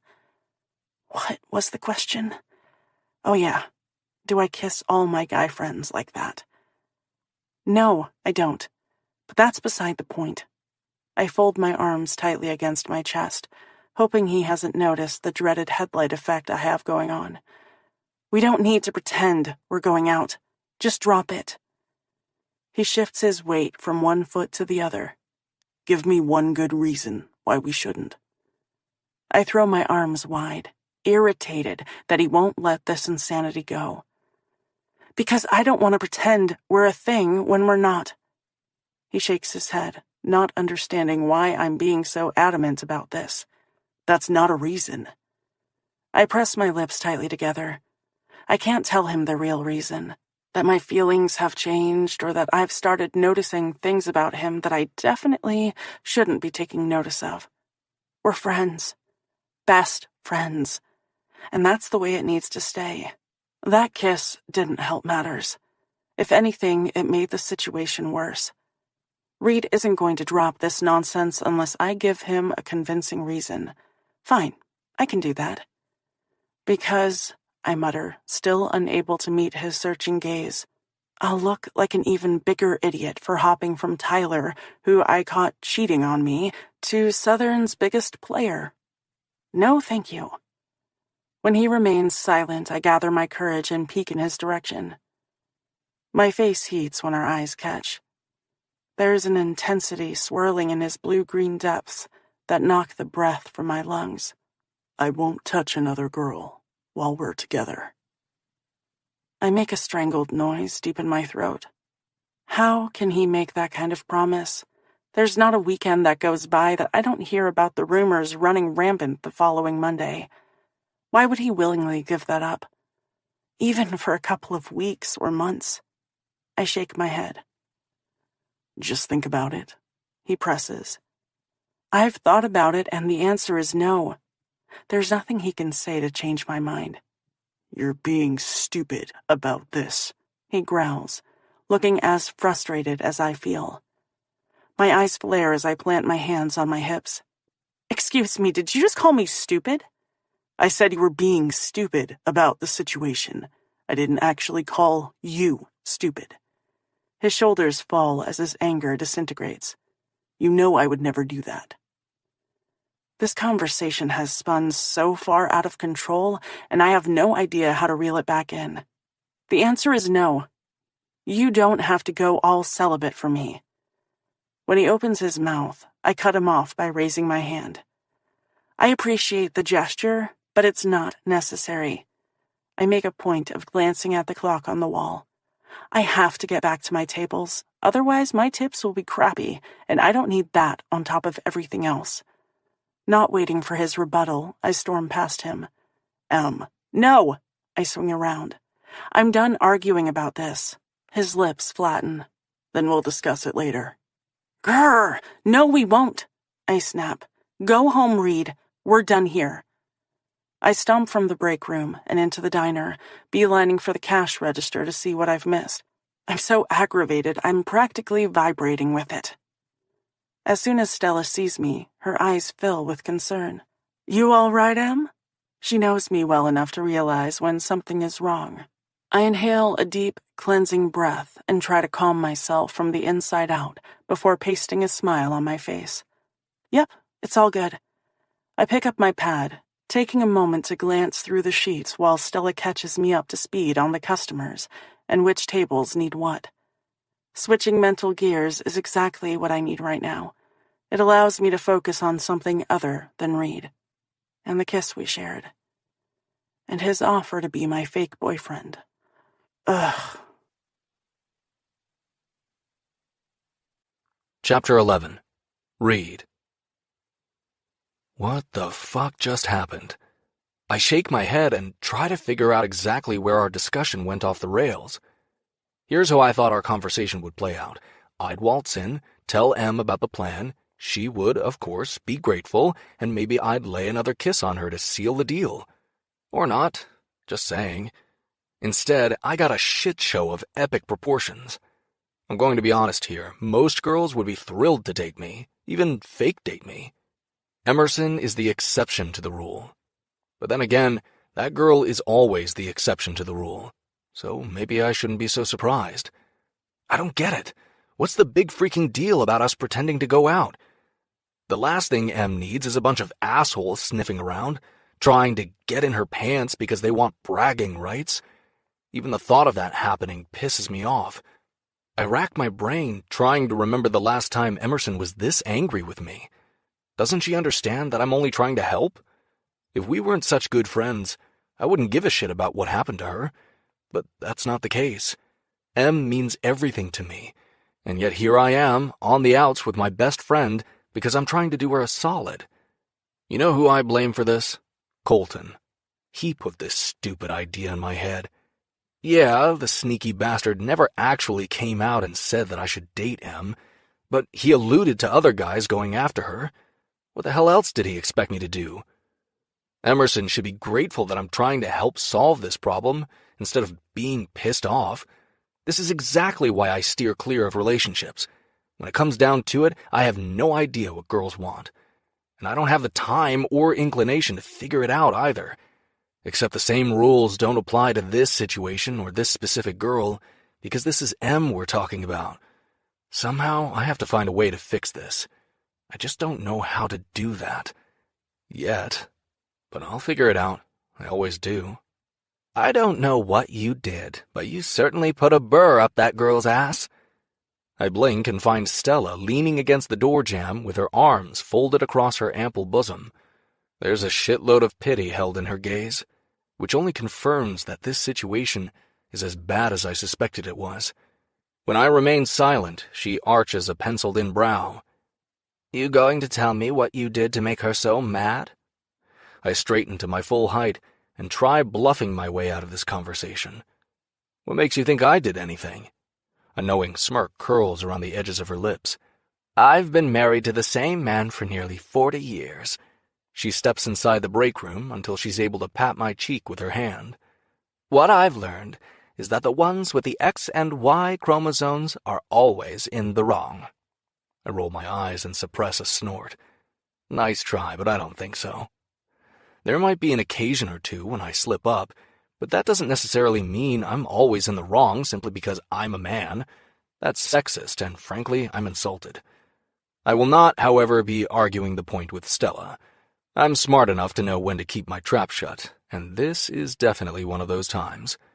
So what happened? She asks, concern lacing her voice.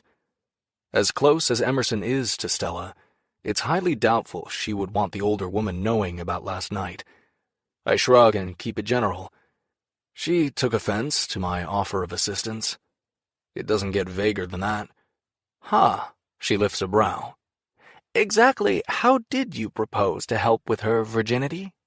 I blink, unsure how to respond.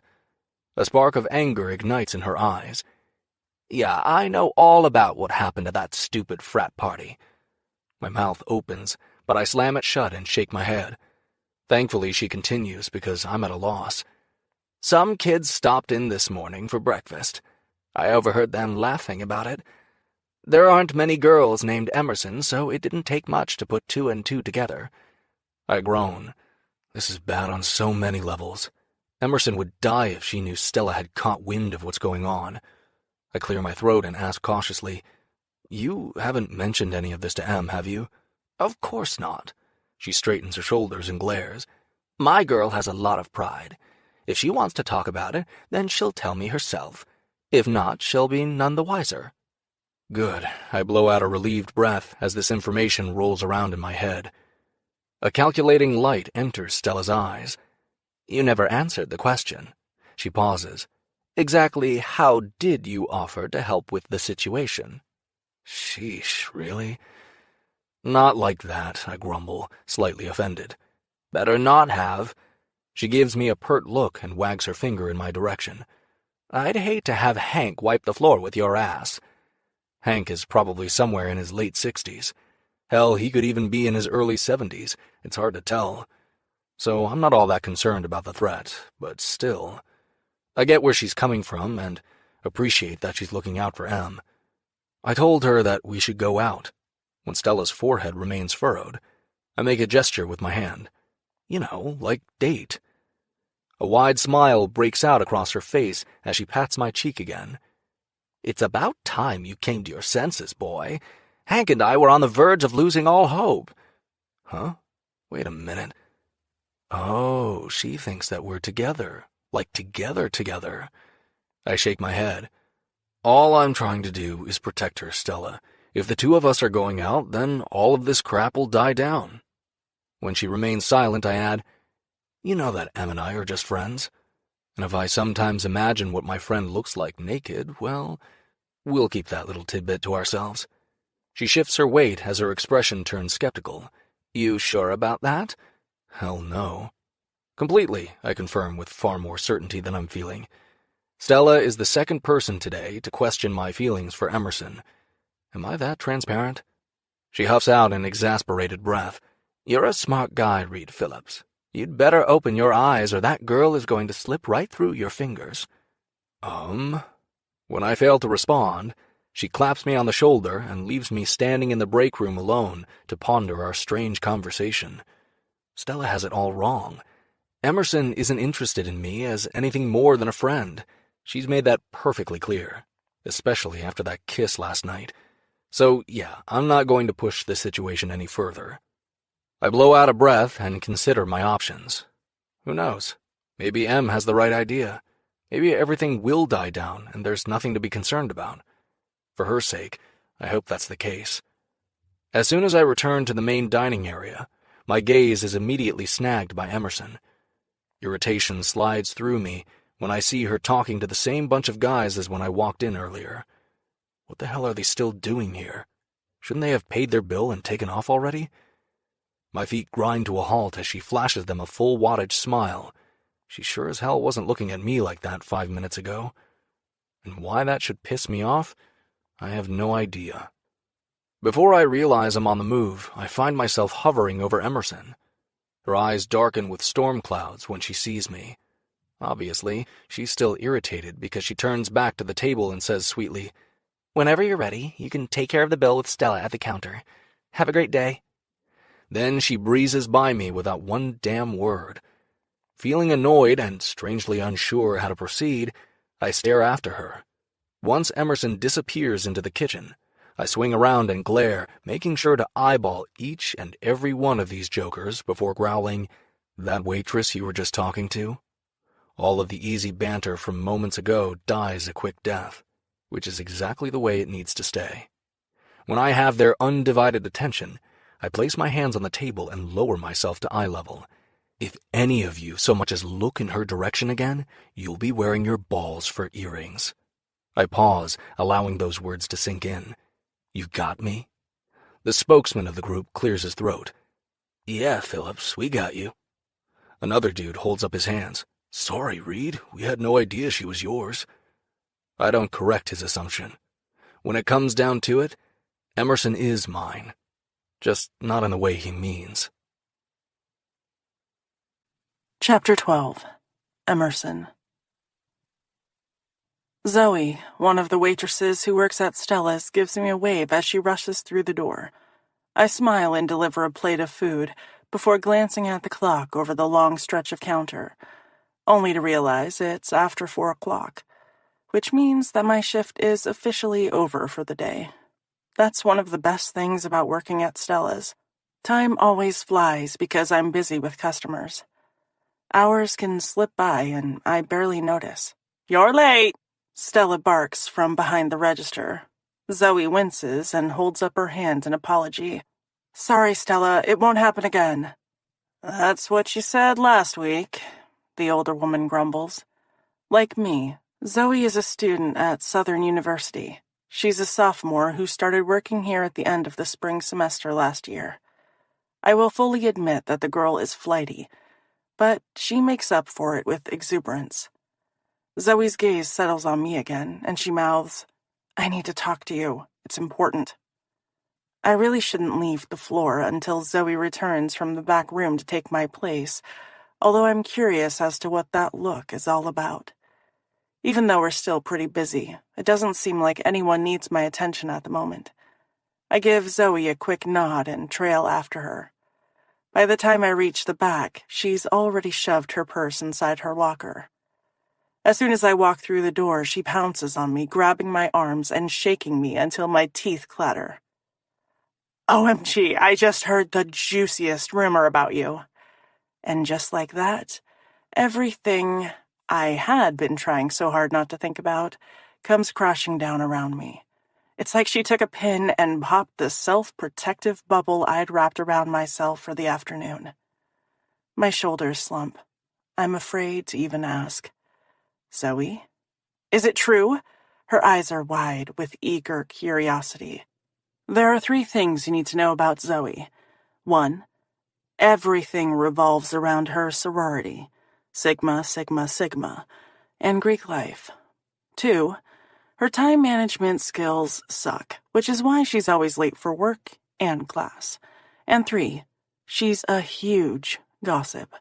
If you want to know what people at Southern are dishing about, she's the first person you hit up. She knows everything about everyone. Normally that has nothing to do with me. But I'm guessing by the excited look on her face that isn't the case today. When I remain silent, she digs her perfectly manicured nails, painted royal purple and white, the official colors of the sorority, into my bare arms. Well, she hauls me closer. You have to tell me.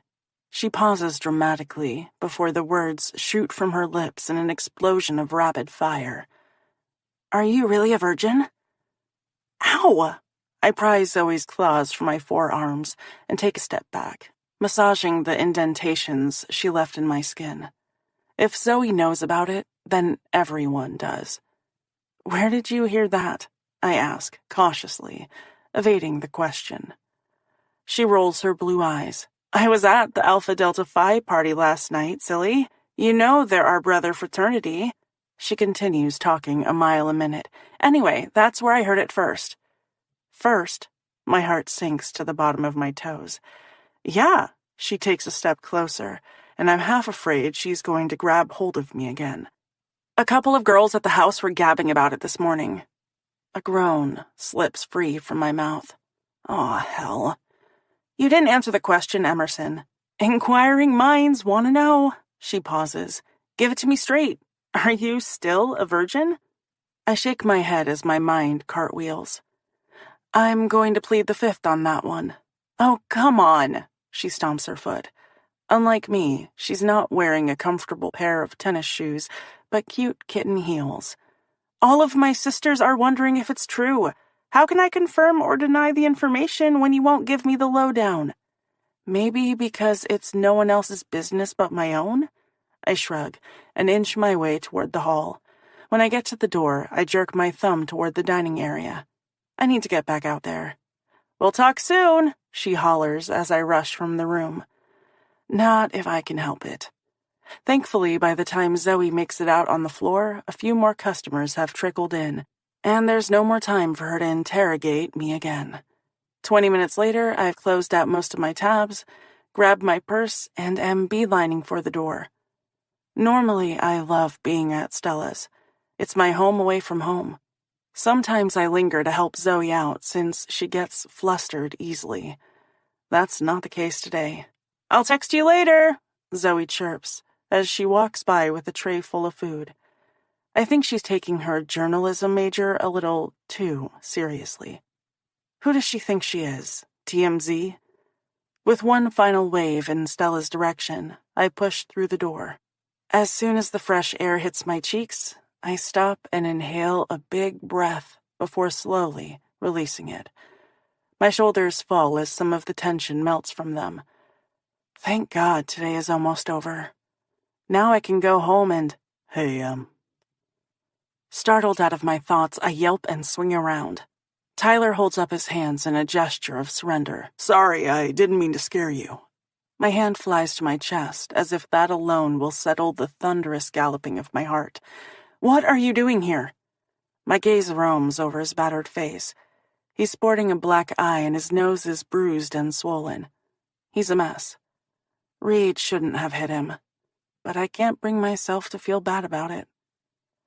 Tyler lowers his hands before stuffing them in the pockets of his shorts and jerking his shoulders into a shrug. I was hoping we could talk. He glances at the restaurant. I didn't want to bother you while you were working, so I waited outside. Any other time, I would be appreciative of the consideration. I shift my weight and try to think up an excuse, but nothing comes to mind. After last night, I'm not sure we have anything to discuss. I can't even look at Tyler without seeing that girl hunkered over him and the intense look of gratification on his face before he realized Reed and I had interrupted his little party. Ty yanks his hands from his pockets and drags one through his chestnut-colored waves, pushing them off his forehead and away from his face. It was his messy brown hair with its streaks of red that first caught my attention. I wanted to apologize again for what happened, he murmurs. When did you apologize the first time? I stab a finger in his direction as I mentally rehash last night. All I remember is that you tried pinning the blame on me. He has the decency to wince as flags of embarrassment stain his cheeks. Yeah, I know. I'm sorry about that. What I did was shitty. Damn right it was. We fall into an uncomfortable silence. When nothing more seems forthcoming, I hitch my bag further up my shoulder. Thanks for the apology, but I've got to go. I push past him and stalk to the gravel lot on the side of the restaurant where my trusty Toyota Corolla is parked. Not wanting to let him off the hook so easily, I yell over my shoulder, "Thanks to you, my personal business is a hot topic of conversation." Reed's teammates, Zoe and the Tri-Sigmas, the entire population of Southern, for all I know. Am I being melodramatic? Maybe. Then again, maybe not. It remains to be seen how big an issue this will turn out to be. My belly tightens at the thought of all these people spreading rumors about me. So if Tyler thinks some lame-ass apology is going to cut it, he's out of his mind. Clearly, not getting the hint that this conversation has come to an abrupt halt, Tyler trails after me. I don't know why I said it. Desperation fills his voice. I was really wasted. Seriously? I snap, not bothering to swing around. That's your excuse. If I never lay eyes on Tyler Sandvall again, it will be too soon. The moment my car comes into view, I click the locks and quicken my pace. If I could go back and change what I did, I would, in a heartbeat. Yeah, well, you can't. That's not how life works. I grit my teeth, not bothering to respond. Ty can stick his apology up his ass. All he's trying to do is soothe his own guilt. Just as I yank open the car door, Tyler grabs my hand. My gaze drops to his fingers, which are now wrapped around mine. A thick shudder of disgust slides through me. He's the last person I want touching me. I pull my hand from his and glare. Tell me what I can do to make this up to you, he pleads. When I don't respond, his tongue darts out to moisten his lips as he gives me sad puppy dog eyes. Give me a chance to make this right. We were so good together, Em. Good together, I hoot with disbelief. How good could we have been if you were willing to cheat on me? I wasn't thinking straight. You know what I'm like when I have too many tequila shots. I roll my eyes, unmoved by his excuse. I love you, he whispers. When he reaches out for a second time, I take a hasty step away. Does Tyler really think that dropping the I love you bomb for the first time after I found him cheating on me is going to salvage our relationship? I shake my head, refusing to waver. No, you don't. He straightens to his full height as a look of frustration washes over his features. Why are you trying to tell me how I feel? I blink, surprised that I have to keep explaining myself. If you actually loved me, you wouldn't have wanted another girl to touch you. And then when you got caught, you would have been remorseful instead of trying to blame me for your poor choices.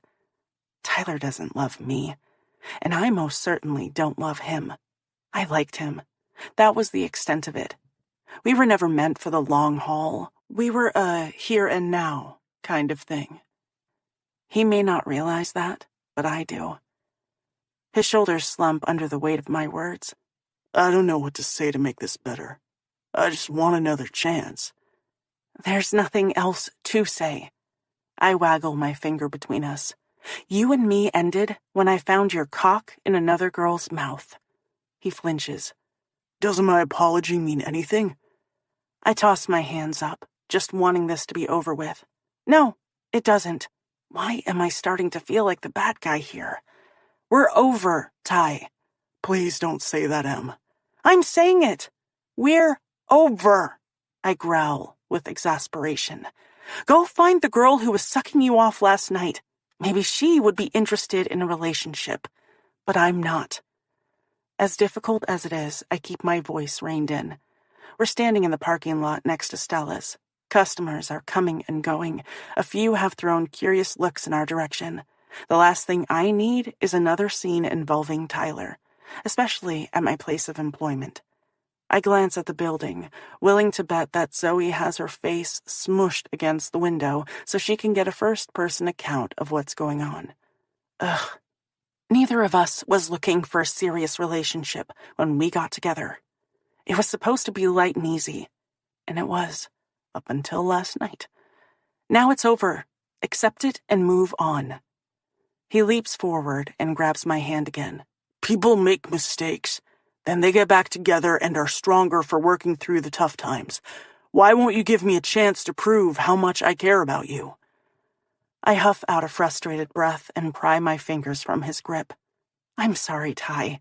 It's never going to work between us. I can't be in a relationship with someone I don't trust. I pause before adding the obvious. And I don't trust you. How do I even know this was the first time you hooked up with someone else? When a sliver of guilt flashes in his eyes, I realize how spot on the comment was. It only makes me feel like a bigger idiot for trusting someone who never deserved my confidence in the first place. Men suck. When Tyler opens his mouth to argue, I cut him off. Don't try to deny it, because I won't believe you. His face falls as he shifts his weight from one foot to the other. Will you at least think about giving me another chance? Absolutely not. I shake my head to add emphasis, because he doesn't seem to be connecting the dots. You don't have to give me an answer right now, he interjects quickly. Take a few days to think about it. I don't need a couple of days. The answer is no, I shout, losing my patience. I don't know how to make it any clearer. N-O. No. He lifts his hands in a placating gesture. You're angry. I get it. Once you cool off, I think you'll realize what we had and change your mind. It's like I've entered a parallel universe. And I think you're out of your mind, I snap. He points a finger at me, his lips lifting into a smile. I'm going to win you back, Emerson. Maybe I made a mistake, but people change, and I'm going to change for you. He's totally delusional. Did I somehow miss the warning signs when we were together? I don't want you to change for me, I yell, throwing my arms wide. I just want you to move on with your life, and maybe the next time you get into a relationship, refrain from cheating on them. He grins and walks backwards, holding my gaze the entire time. I always knew you would make me a better man. What? No, I have zero desire to make him a better man. Enough is enough. I refuse to respond to this insanity. I love you, Emerson Shaw, he yells like a complete lunatic.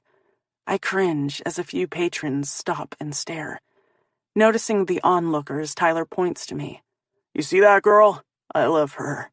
He shouts at the top of his voice. I love her. I need to get out of here. Ignoring my crazy ex-boyfriend, I yank open the car door and slide inside. When Tyler disappears around the front of the building, I lay my head on the steering wheel. Please tell me that I've hit rock bottom. because I don't think I can take much more of this madness. Chapter 13. Emerson. Are you sure I can't talk you into coming with me?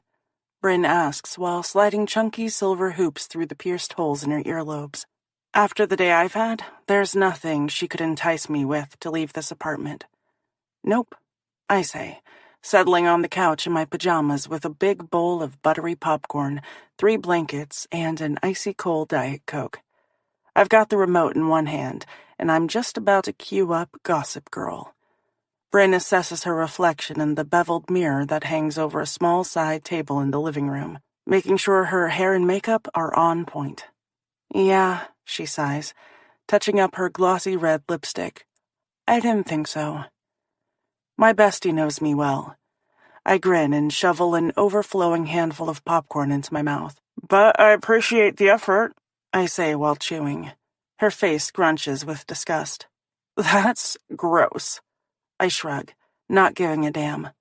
If you get lonely, she cajoles one last time, you can always blow off your pity party for one and join me. No way. I earned this pity party. My ass is staying glued to this couch for the duration. Don't worry about me.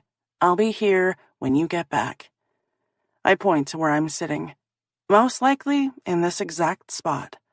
She tilts her head before shaking it. That is so sad. Maybe, maybe not. Staying in and taking a breather feels like the safest thing to do. There's no chance I'll run into Tyler or Reed, and I won't have to field questions regarding my state of purity. Not bothering with a response, I point the remote at the television and hit the power button, ready to send Bryn on her way. I make a shooing gesture with my hand. No need to worry, Mama. I'll be fine. Go out and have fun. She huffs out an exasperated breath and heads for the door. All right. Hey, Bryn? The moment I say her name, she swings around in her almost too short dress that hugs every dangerous curve of her body. A hopeful expression sparks in her eyes. Did I mention how smoking hot you look? A smile blooms across her face as she does a little twirl. Why, no, you didn't. Then she blows me a kiss. TTFN. Right back at you. I grin and throw a piece of popcorn at her. It falls about 10 feet short. Now get your sexy ass out of here and let me get this pity party underway. Fine, I'm going, she says with a wave before sauntering out of the apartment on sky-high heels. As the door closes, silence settles around me. It's a relief to be alone. I get a whole 2 minutes of peace before my phone chimes with a message. I scoop it off the cushion next to me and glance at the screen. Ugh, Tyler. This must be the 20th text he sent since I saw him at the restaurant 5 hours ago. They run the gamut from heart emojis, poems, and song lyrics, like Al Green's Let's Stay Together and Sam Smith's Stay With Me. And while I appreciate the effort, it's not going to happen. Unsure how to make him see the light, I scrub a hand tiredly over my face. Instead of responding, I set the phone face down on the cushion and press the play button on the remote, ready to settle into a marathon session of seasons 1 and 2, which are, as any true fan knows, the best. A knock on the door rips me right out of my happy place and leaves me frowning. If it were Bryn, she would use her key, unless she forgot it, or lost it because she does that. She repels small metal objects. It's the damnedest thing. A groan slides from my lips. What if it's Tyler? What if he stopped by because I've been giving him the silent treatment? This is ridiculous. I pause the show, jump off the couch, and stalk to the door. I almost hope it is my ex-boyfriend. Then I can let loose and give him a piece of my mind. Maybe he thinks this borderline stalker behavior is cute, but I don't. It's pissing me off, and I'm over it. Not bothering to check the peephole, I yank open the door. Seriously, Ty? I growl. You need to stop harassing me. It's not Tyler. I blink as my brain plays mental catch-up. All the anger that had been brewing in me like a storm drains as I stare at Reed in surprise. Hi. Unsure how to react, I shift from one foot to the other, still gripping the door tightly with my fingers. How did you get up here? It's a lame question, but it's all I can think to say. We didn't exactly leave on the best of terms this afternoon at the restaurant. Awkward tension is already gathering in the air between us. He jerks his thumb toward the elevator. I ran into Bryn and she let me in. Oh, that sneaky bitch. I told her about Reed showing up at Stella's and his brilliant idea about us dating. Naturally, she was on board with the plan. I made it perfectly clear to her that I'd nixed the idea and was irritated with Reed for even suggesting it. So of course, she lets him in and doesn't bother giving me a heads up. Silence descends and neither of us moves. Reed clears his throat, saving the situation from becoming dire. Are you going to invite me in? I glance at my comfy nest of blankets on the couch before leaning against the door. Any other time, it wouldn't even be a question. But our relationship has shifted, and I'm not entirely sure where we stand with one another. I'm kind of in the middle of something. Yeah, I can see that. His eyes skim over the length of me as a smirk curves his lips. Let me see if I can guess. He pretends to contemplate the situation, but we both know that's unnecessary. You're marathoning Gossip Girl and drowning your sorrows in popcorn. Am I that predictable? Never mind. Stupid question. I huff out a breath, unwilling to admit that his assessment is spot on as usual. No one knows me better than Reed. No, that's not what I was doing. You think you're so damn smart, don't you? It's 9 o'clock on a Saturday night, and you're already in your Gossip Girl's pajamas. Do I really need to point out that you only wear them when you're upset and binge-watching the show? I glance down at my choice of loungewear. He's right. Damn it. I'm wearing a white t-shirt that says, "You know you love me, Gossip Girl, XOXO," and matching plaid flannel bottoms. They were a gift from Reed a couple of years ago.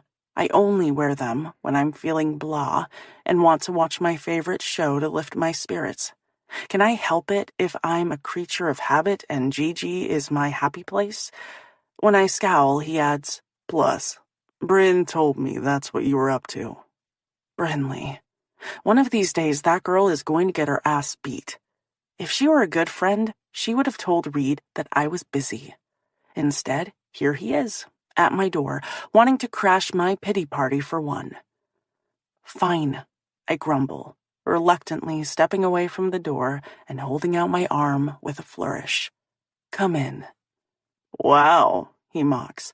So welcoming. I snort as he strolls past me. It's strange. Our apartment always feels so spacious, unless Reed is here. Then it shrinks around him, making the place feel small and cramped. Once he's inside, I lock the door and trail after him. He glances at the couch and the mound of blankets. Hibernation starts soon, huh? I roll my eyes. Ha ha, very funny. He shrugs as a grin simmers around the edges of his lips. It makes him look even more handsome. A kernel of desire pings in the pit of my belly, and I shove it away before it can take root. I try, he quips, and fail. Please, he chuckles, taking a seat on the couch. I'm hilarious, and we both know it. You are so full of yourself, I mutter, before waving a hand in his direction. Go on, make yourself at home. Don't be shy. Thanks, I will. He pats the spot next to him. Take a load off. I didn't mean to interrupt your plans. I raise a brow before carefully settling next to him, making sure to leave enough space between us. Didn't you? He jerks his shoulders as my phone chimes with another message. I'm kicking myself for not turning off the ringer. I'm not interested in any more songs or poems or pleading texts. Reed pounces on my cell phone before I have a chance to grab it. That's called quick reflexes, he says with another flash of perfectly straight teeth. No, what it's called is an invasion of privacy, I shoot back. There's a difference. I don't think so. He turns over the phone before glancing at the screen. When his lips flatten, I know my suspicions regarding the identity of the texter are correct. Since Reed knows my password, I really need to change that. He taps it in and opens the message before skimming through all the other texts Tyler has bombarded me with today. When Reed remains silent, I find myself admitting, he showed up at Stella's after my shift. I wince, wishing I had kept my big mouth shut. I don't want to make matters worse. Oh? He arches a brow, his gaze locking on mine. It takes effort to break eye contact. He wants me to give him another chance. Reed shakes the phone still gripped in his hand. Yeah, that's pretty evident. There's a pause. You're not going to do it, are you? My body stiffens at the question. Of course not. The guy cheated on me and then humiliated me. Not going to happen. Good. Reed grumbles. That guy never deserved you. The vehemence of his tone has my gaze snapping back to his. A warm, prickly feeling blooms in my belly. Unsure how to respond, I shrug. Do you want me to have a convo with him? His voice drops. Make sure he understands that it's over? Hell no. I don't want Reed anywhere near Tyler. That's not necessary. It'll be fine. Reed is operating under the impression that I need him to swoop in and fix all of my problems. I don't. I'm more than capable of handling them myself. His gaze sharpens on me until I grow restless, fidgeting under the heavy weight of it. You'll let me know if I need to intervene. I stare blindly at Blair Waldorf, who is frozen on the screen, and mutter, I can take care of myself, Reed. His fingers slip under my chin before turning it toward him. As soon as our gazes collide, awareness spikes through my veins. He remains silent until he has my undivided attention. I never said you weren't capable of handling yourself. I'm not going to let Tyler bother you when you've made it perfectly clear that you're no longer interested. That's what friends do, Em. They help each other out. You've never had a problem understanding that before. I swallow as nerves skitter along my spine. All of my senses feel heightened, like they did last night. My tongue darts out to moisten my lips as my gaze drops to his mouth. A groan rumbles up from Reed's chest as tension crackles in the air between us.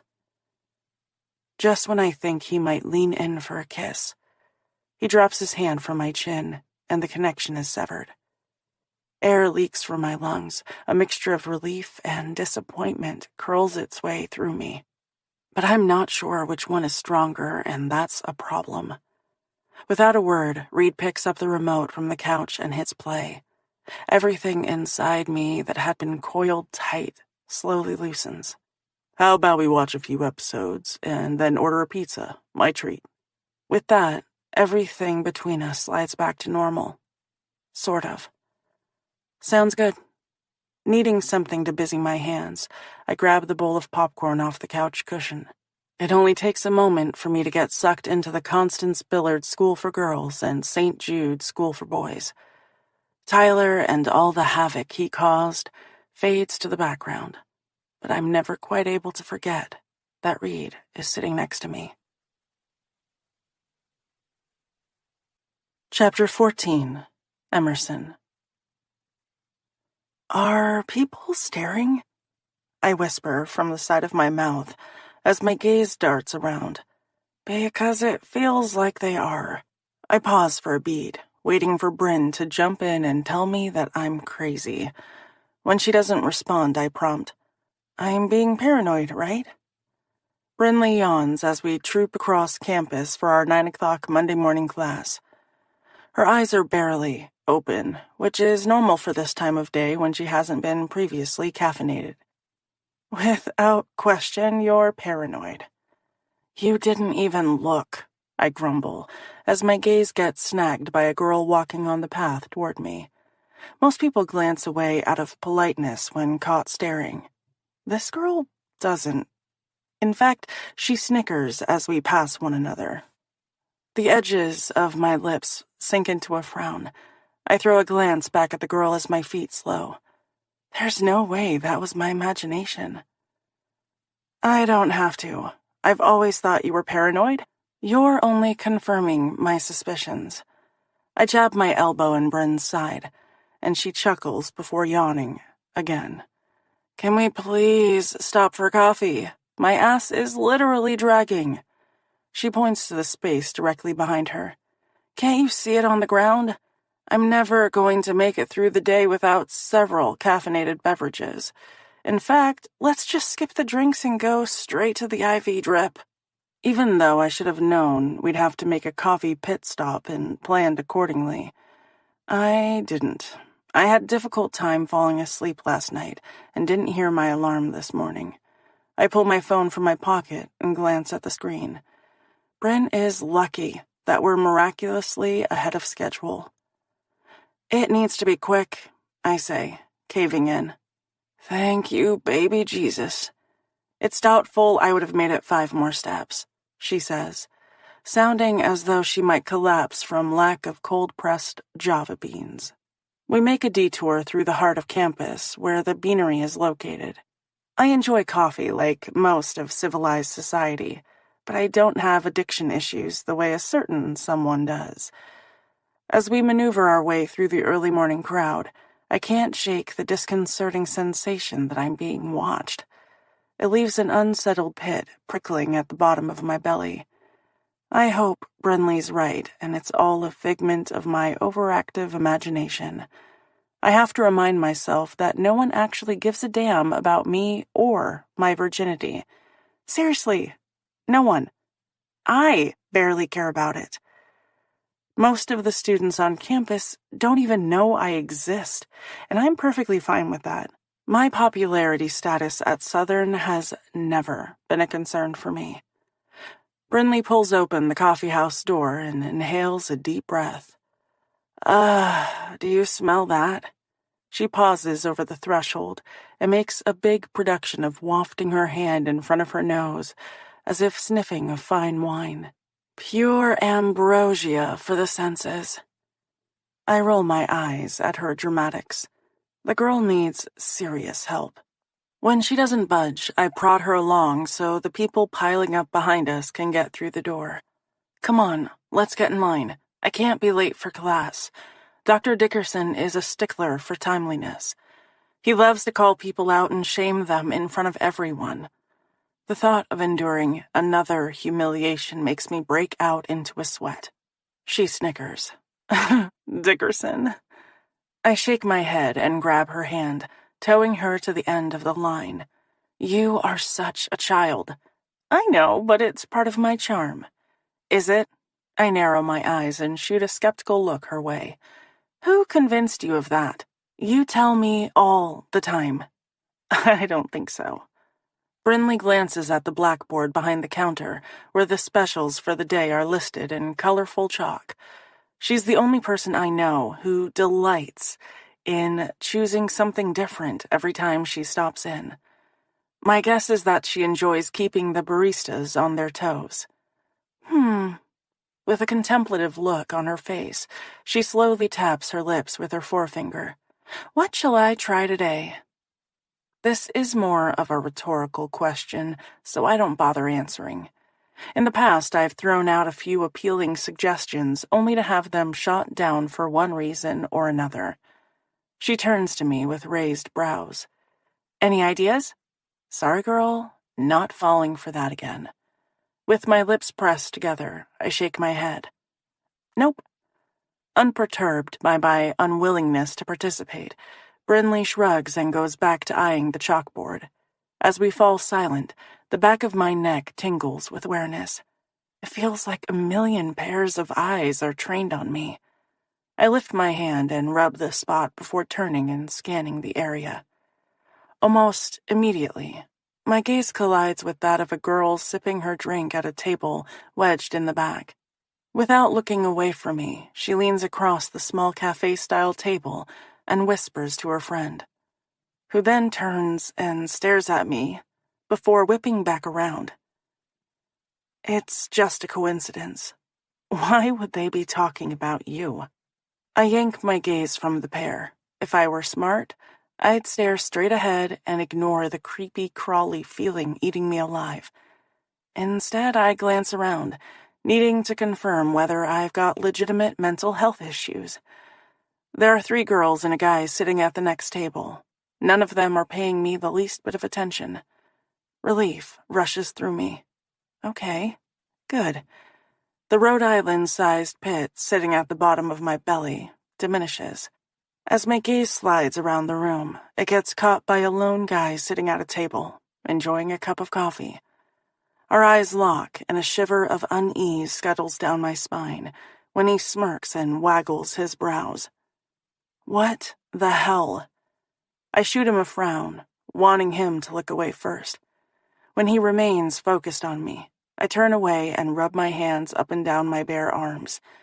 My unease turns palpable as goosebumps break out across my skin. It's mid-September, and the weather is still warm, yet I'm wishing I'd worn a sweater. Something to cover the thin t-shirt I'm wearing. Out of the dozen or so people milling around the shop, about 5 or 6 are openly watching me. I don't care what Brinley says. There is no way this is a figment of my imagination. My face heats as I tug on her arm. She rips her gaze from the board and meets my eyes. What's up? Did you decide to order something? If so, I recommend the mocha latte with a shot of vanilla and extra whip. It's never been a disappointment. I swear Bryn has tunnel vision when it comes to coffee. How is she oblivious to what's going on? No, I whisper harshly, leaning toward her. Take a look around. Don't you see all these people staring at me? Brinley takes a moment to survey the vicinity. It doesn't take her more than a few seconds before she purses her lips. See? I'm not crazy. I told you, I mutter under my breath. People have been staring all morning. Now that I know it's not a figment of my imagination, I just want to get out of here. Before I can grab Bryn's arm and drag her from the shop, she plants her hands on her hips and bellows, All right, people, what's the problem?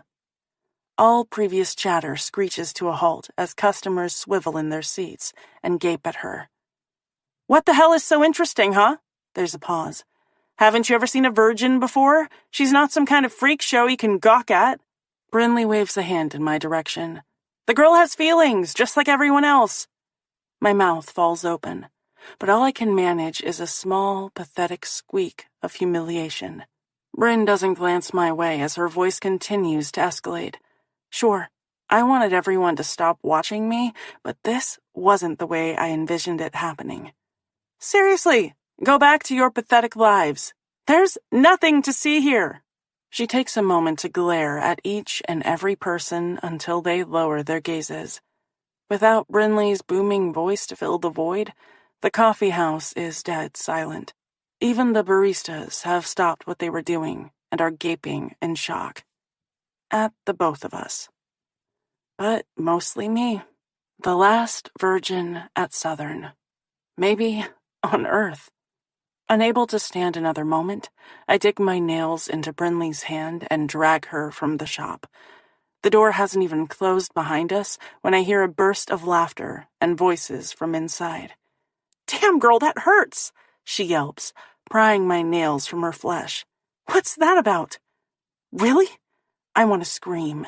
There is so much anger and humiliation rushing through my veins that I'm shaking with it. I can't believe you just did that. You wanted them to stop looking at you? Brinley's lips sink into a frown as her brows draw together. So I made them stop. Bryn! I press the heels of my hands against my eyes, applying enough pressure for stars to dance behind my eyelids. You called me a freak show. Actually, she points out with an irritating amount of calm, I told them you weren't a freak show. I lower my hands as she gestures toward the coffee house. You heard me in there. Yes, everyone did. It will be a long time before the mortification of this incident fades, if ever. It's not even 9 o'clock in the morning and I'm tempted to call it a day. But I can't afford to miss any of my classes, especially Dickerson's. Unless you bring a note from the on-campus health center, he'll dock you points. Okay, Brinley says, cutting into my thoughts. Maybe I shouldn't have yelled in there. I didn't mean to make matters worse. But she did. This experience rivals Friday night, and that's saying something. Come on, Em, don't worry about it. Trying to downplay the situation, she waves her hand. You know this place is like a small town where everyone is all up in each other's business. Even if people are talking about your virginity, it'll blow over. By next weekend, someone else's life will fall apart, and these assholes will be on to the next juicy bit of gossip. I shake my head and pray she's right, because I need this to go away. I can't live with people whispering and staring at me every time I leave my apartment. I'm a girl who likes to fly under the radar. Instead, I'm living under a microscope.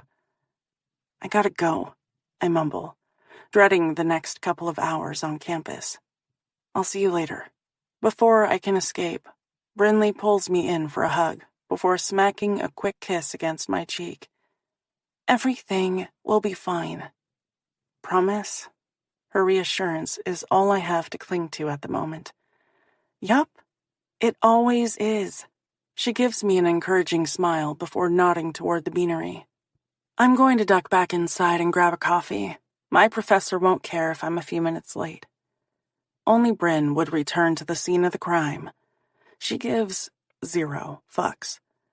I sigh, wishing I could be a little more like that. As she strolls into the shop, I take off for Edmonton Hall, the business building on campus where my managerial and cost accounting class is held. On the way over, I pull out a pair of oversized sunglasses from my purse and cover my eyes. I keep my head down and move inconspicuously through the crowd. 5 minutes later, I slide into my normal seat with a sigh of relief. Bryn is right. These people are nothing more than a bunch of gossips. At some point, they'll lose interest. Maybe not today or tomorrow, but it'll happen. With a population of 10,000 students, the rumor mill is always churning at Southern. I just have to be patient and wait it out. My body tenses as someone parks themselves next to me. Afraid to glance at my neighbor, I keep my attention focused straight ahead. Hey, Emerson. A male voice rumbles from beside me. Taking a deep breath, I peek over, instantly recognizing the guy. Josh. He's an accounting major like me, who usually turns up in one of my classes each semester. We're more acquaintances than anything else. Although I'll take any friendly face I can get. People are still shooting speculative looks my way, but with someone by my side, I don't feel quite so alone. Hi. I give him a tentative smile in greeting. He takes his time unloading his backpack before setting up his laptop on the desk. Did you get a chance to finish up the assignment over the weekend? He pauses and glances around as his voice dips. You know Dr. Dick doesn't accept late work. Everything in me loosens at the mention of the assignment I spent a few hours working on yesterday. I don't bat an eyelash as Josh refers to our professor as Dr. Dick. Most people do. He's a tough teacher, for sure.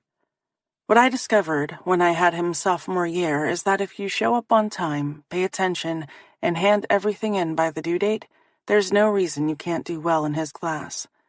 That being said, I'd much rather discuss Dr. Dickerson and our assignment than the gossip about me that's spreading through campus like wildfire. It's a relief that Josh hasn't brought it up. I latch on to our conversation like it's a lifeline and nod enthusiastically before angling my body toward his. I worked on it yesterday. He commiserates by groaning. This chapter on managerial planning is killing me. It's so boring.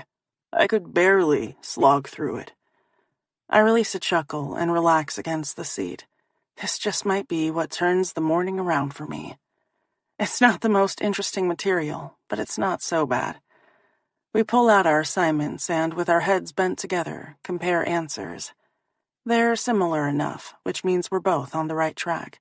I've almost forgotten about the coffee shop incident when Josh clears his throat. I was wondering if you wanted to get together this weekend. To study? I ask, with a hopeful note threading its way through my voice. Please let it be for studying. Sure. He shrugs with a nod. We could study. There's a pause. Or we could, A wolfish grin slides across his face. Do more interesting things. I gulp, not liking the direction this conversation is headed. Josh leans closer. I've never been with a virgin before. I'd love to be the one who ushers you into womanhood. Ushers me into womanhood? Ew! A shudder of disgust racks my body. Who says something like that? When I remain silent, too stunned to tell him to go to hell, Josh takes that as a green light to proceed. His smile widens as he trails a finger over my arm. I jerk away and bat at his hand. What you just said was super creepy, I snarl, trying to stop my voice from trembling with emotion. I'm going to count to 3, and if your ass isn't out of that seat, I'm going to scream my head off. He blinks. So, that's a no to getting together? Up, I snap, glancing around the room. Everyone is already gawking at me, so what does it matter if I cause a scene? At least, if I look crazy, people will think twice about messing with me. Now, I bark when he doesn't move. Sheesh, Josh grumbles, packing up his belongings and vacating the desk. Virgins, so temperamental. He has no idea how temperamental I can be. Chapter 15. Read. Alex dribbles the puck effortlessly with his stick and rushes toward the net. Once he crosses over the blue line, I dig my blades into the ice and take off after him. A smile curves his lips when he sees me coming. As soon as I'm in striking distance, I use my stick to knock the puck free. He switches directions as I ram my shoulder into him. Another defenseman swoops in and I steal the puck, hauling ass to the other side of the ice. Alex swears under his breath as he races after me. He's fast, but not quick enough to catch me. I deke out one of my teammates before winding up and slapping the puck. Colton drops to his knees and blocks the shot. He grins as I circle the net. Nice try, asswipe. Don't worry, I'll be back for more. He chuckles as we knock gloves, and I head back to my side of the ice. I'm not sure what makes me glance at the stands. I'm usually not distracted by the fans who like to watch practice. But a flash of color grabs my attention. Everything in me tightens when my eyes land on Emerson sitting midway up the bleachers. She gives me a slight smile in greeting as our eyes connect. I lift my glove and get knocked off my skates as someone trucks into me. I land flat on my ass. Thank fuck I'm wearing all this padding, or I'd be in a world of hurt. I glare at Alex's grinning mug as it hovers above me. Asshole. That's what happens when you don't pay attention to what's happening on the ice. He glances at the stands and smirks. I see our little virgin has come to watch practice. He makes a few kissy noises. I growl and scramble to my feet. You're fucking toast, McAvoy!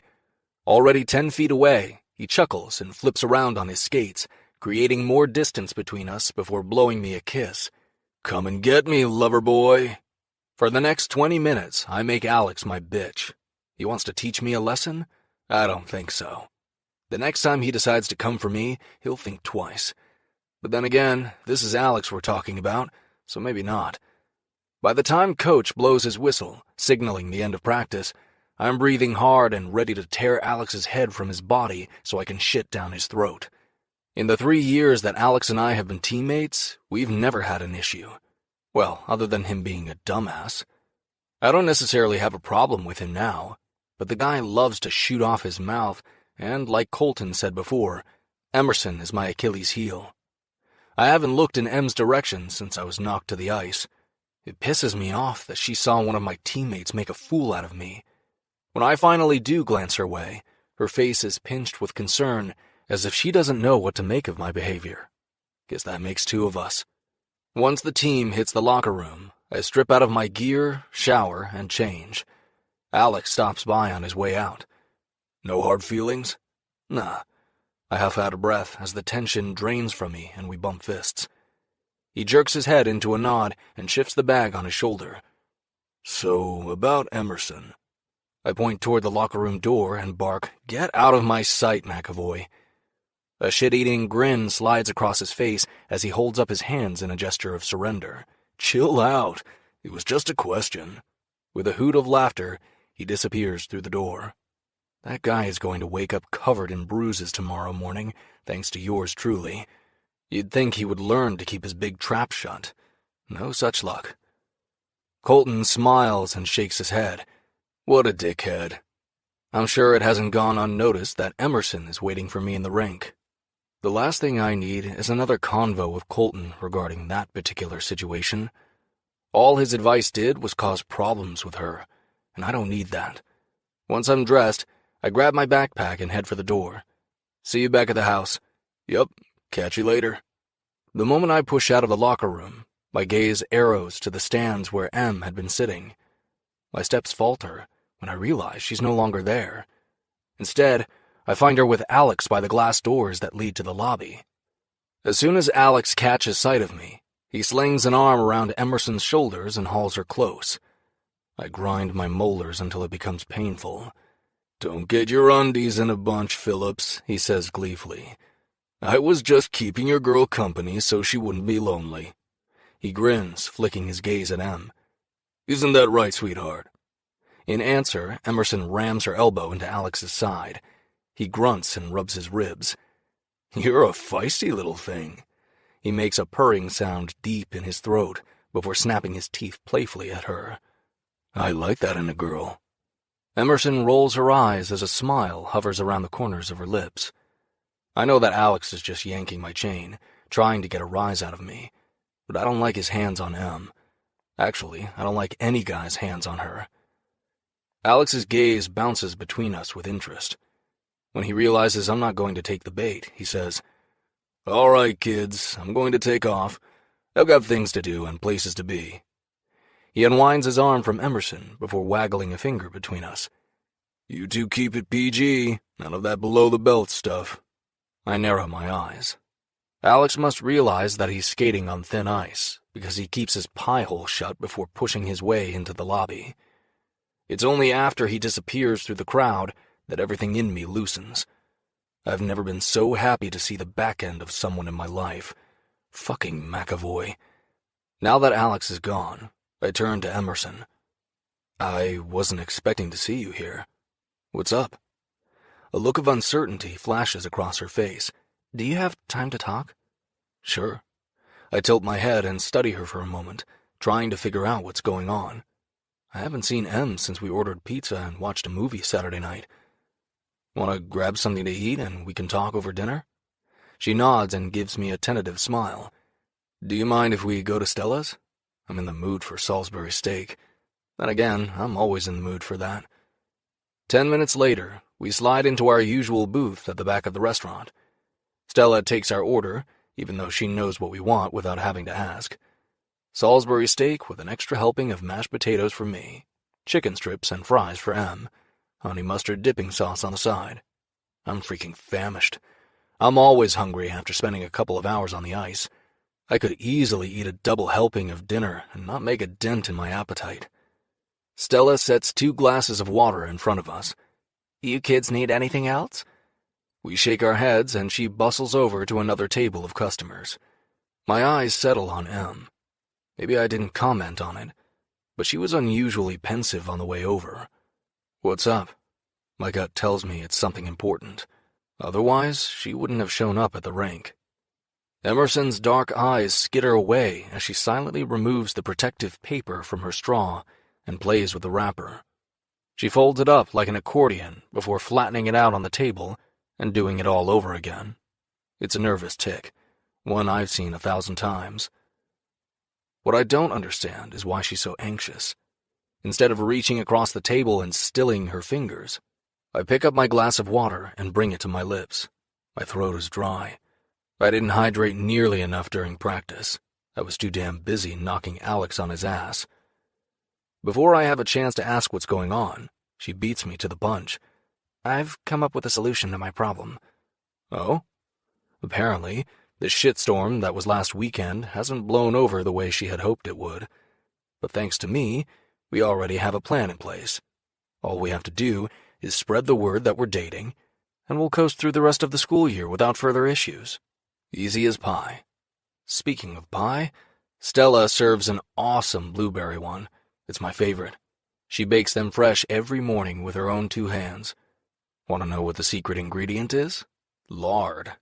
Tonight is definitely shaping up to be a pie kind of night. As an added bonus, I won't have to watch Em date any more dipshits. Double score. For the time being, she'll be mine. That notion probably shouldn't fill me with as much joy as it does. Emerson leans forward, and, without thinking, I do the same until our foreheads are almost touching. My virginity, she whispers, glancing around to see if anyone has overheard her. I want to get rid of it. I jerk back in shock. I don't recall that being part of the plan. What do you mean you want to get rid of your virginity? My voice rises with each word. How are you going to do that? I wince, knowing damn well how she's going to do it. Before she can respond, I stab a finger at her. Who the hell are you going to sleep with? It better not be some random dude. Emerson nibbles at her plump lower lip and glances away. Ensnared by the action, my gaze lowers to her mouth, and I stifle a groan as desire shoots through me. The guy I have in mind wouldn't be random, she whispers furiously, her face heating. The idea of her screwing someone I know pisses me off even more than the notion of her hooking up with a faceless stranger. Who the hell is she planning on sleeping with? Emerson doesn't have any other close guy friends. She knows a few of my teammates and seems to like them well enough. Oh, hell no. My temper skyrockets. It had better not be anyone from the hockey team.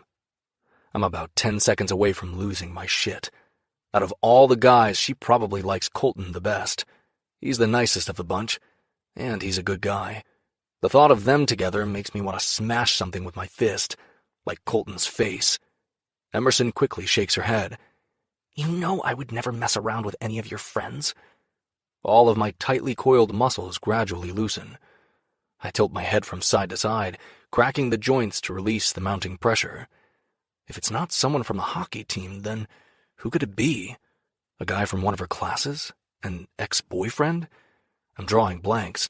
Whoever the guy is, I won't be happy about it. That's for damn sure. Who? I'm already gearing myself up to talk her out of this. It's an idiotic idea. However, after what happened Saturday morning, I'll keep that opinion to myself. Who do you have in mind? I hope she hasn't already spoken with this douchebag about it. Any guy in his right mind would jump at the chance to bone Emerson. Agitated by the direction of this conversation, I grab my water and bring it to my lips before chugging the remainder.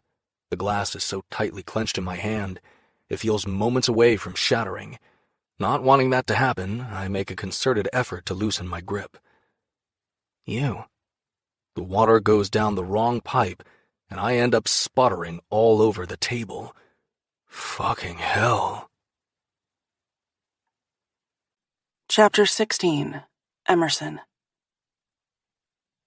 Tears leak from the corners of Reed's eyes. His face turns beet red as he slams the glass onto the table. Before I can open my mouth, Stella stops by with our order and sets the plates in front of us. She eyes Reed with a frown. You all right, honey? He nods vigorously, all the while pounding on his chest with his fist. I'm half afraid he's going to hack a lung with the way he's carrying on. Stella smacks him on the back with the flat of her hand. I'll get you another water. Be back in a jiffy. Reed doesn't answer. Stella clucks her tongue before speed-walking to the beverage station. A few customers in the nearby vicinity swivel in our direction to see what all the commotion is about. Stella returns with a fresh glass of water for Reed. Her eyes shift between us. You sure everything's good over here? I nod and force a smile. Okay, she mumbles. Thankfully, another table grabs her attention by waving her over, so there's no time for her to loiter. Once Stella departs, Reed sucks in a breath before slowly releasing it. Now that he's no longer fighting for air, he glares at me. You can't be serious. Why not? I shrug, trying to downplay the situation. This wasn't the reaction I was expecting from him. The tension cranks up between us. Needing something to occupy my fingers, I grab a chicken tender and dredge it through the dipping sauce. I don't realize my appetite has vanished until I bring the chicken to my lips. Instead of taking a bite, I nibble at the crunchy coating before returning it relatively untouched to my plate. Why not? Reed repeats, grounding the words between clenched teeth. So many reasons come to mind. Would you like me to list them? I wince and glance at the nearby tables and booths. Now that Reed has stopped coughing, no one is paying us any attention. Except Stella. She's watching us like a hawk from behind the cash register. There's a frown on her face and her eyes are narrowed, as if she's trying to solve an intricate puzzle. Coming here was a mistake. I should have suggested a different restaurant, one on the other side of town. But in all fairness, this is the first time I've propositioned a guy for sex, so... Geez, can you please keep your voice down? My cheeks feel like they've been set on fire. Reed mutters something under his breath that I can't quite make out, although I'm pretty sure I get the gist of what he's saying.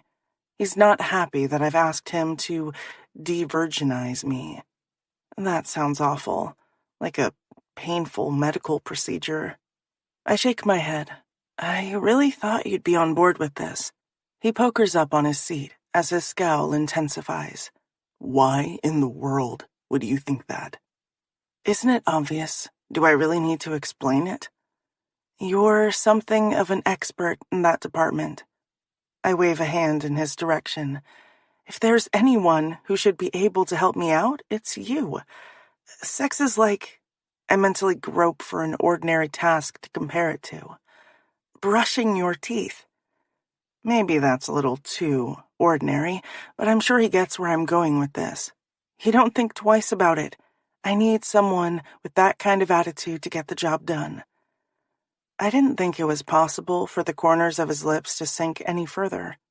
He doesn't seem to be taking my words as the compliment they were meant to be. It's hardly like... His jaw tenses. Brushing your teeth. It takes everything inside me not to roll my eyes. Seriously? Exactly who is Reed trying to fool? Oh, come on. You probably don't know the names of half the girls you've slept with, or even how many of them there have been. I raise a brow, daring him to argue. Reed presses his lips into a flat line before yanking his gaze away. Before I can push the topic further, his eyes slice back to mine, pinning them in place. My throat closes, making it difficult to breathe. You're right. He leans forward, closing the distance between us. I don't know how many girls I've slept with, or all of their names. Do you know why that is? When I remain silent, he continues, his voice turning harsh. Because none of them mattered. It was just two people getting off. That's it. And every girl knows that. I'm not looking for a relationship. I'm looking for release. He presses closer until his warm breath feathers across my lips. But you're different, Em. We're friends. You matter. He cocks his head. That's the difference. I swallow thickly and break eye contact as something warm expands my chest. Unsure what to say, I grab a fry from my plate and roll it between my fingers. Neither of us has touched our dinners, which is a first. The food at Stella's is delicious, and Salisbury steak is Reed's all-time favorite. If this were any other time, his plate would already be demolished, and he'd be asking for dessert. Blueberry pie, to be specific. Instead, it sits untouched like mine. Everything Reed admitted circles through my head. I've never thought about the situation from that perspective.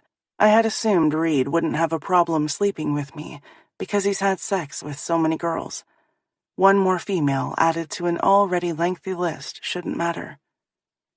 Apparently that's not the case. In the past, when I've thought about having sex for the first time, I've pictured it with someone I've been seeing for a while, someone I'm committed to. It's such an intimate experience. I wanted it to be meaningful.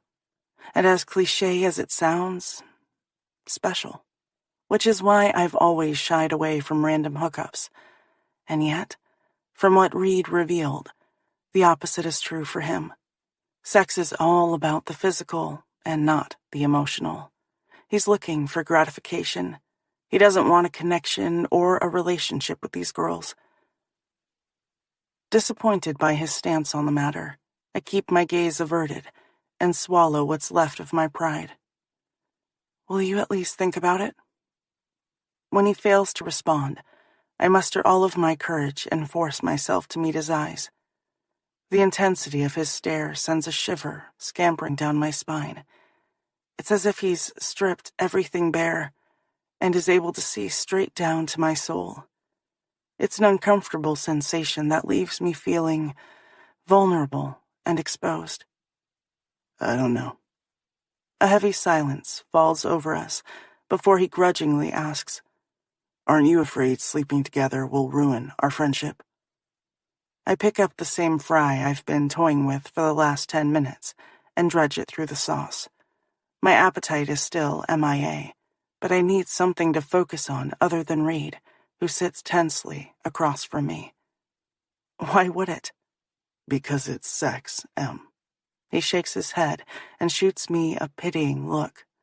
You don't understand what a big deal it is because you've never done it before. Don't do that. I glare and drop the fry on my plate. Annoyance surges through my veins. It's so much easier to deal with than the embarrassment. Don't treat me like I'm stupid or naive just because I haven't slept my way through fraternity row.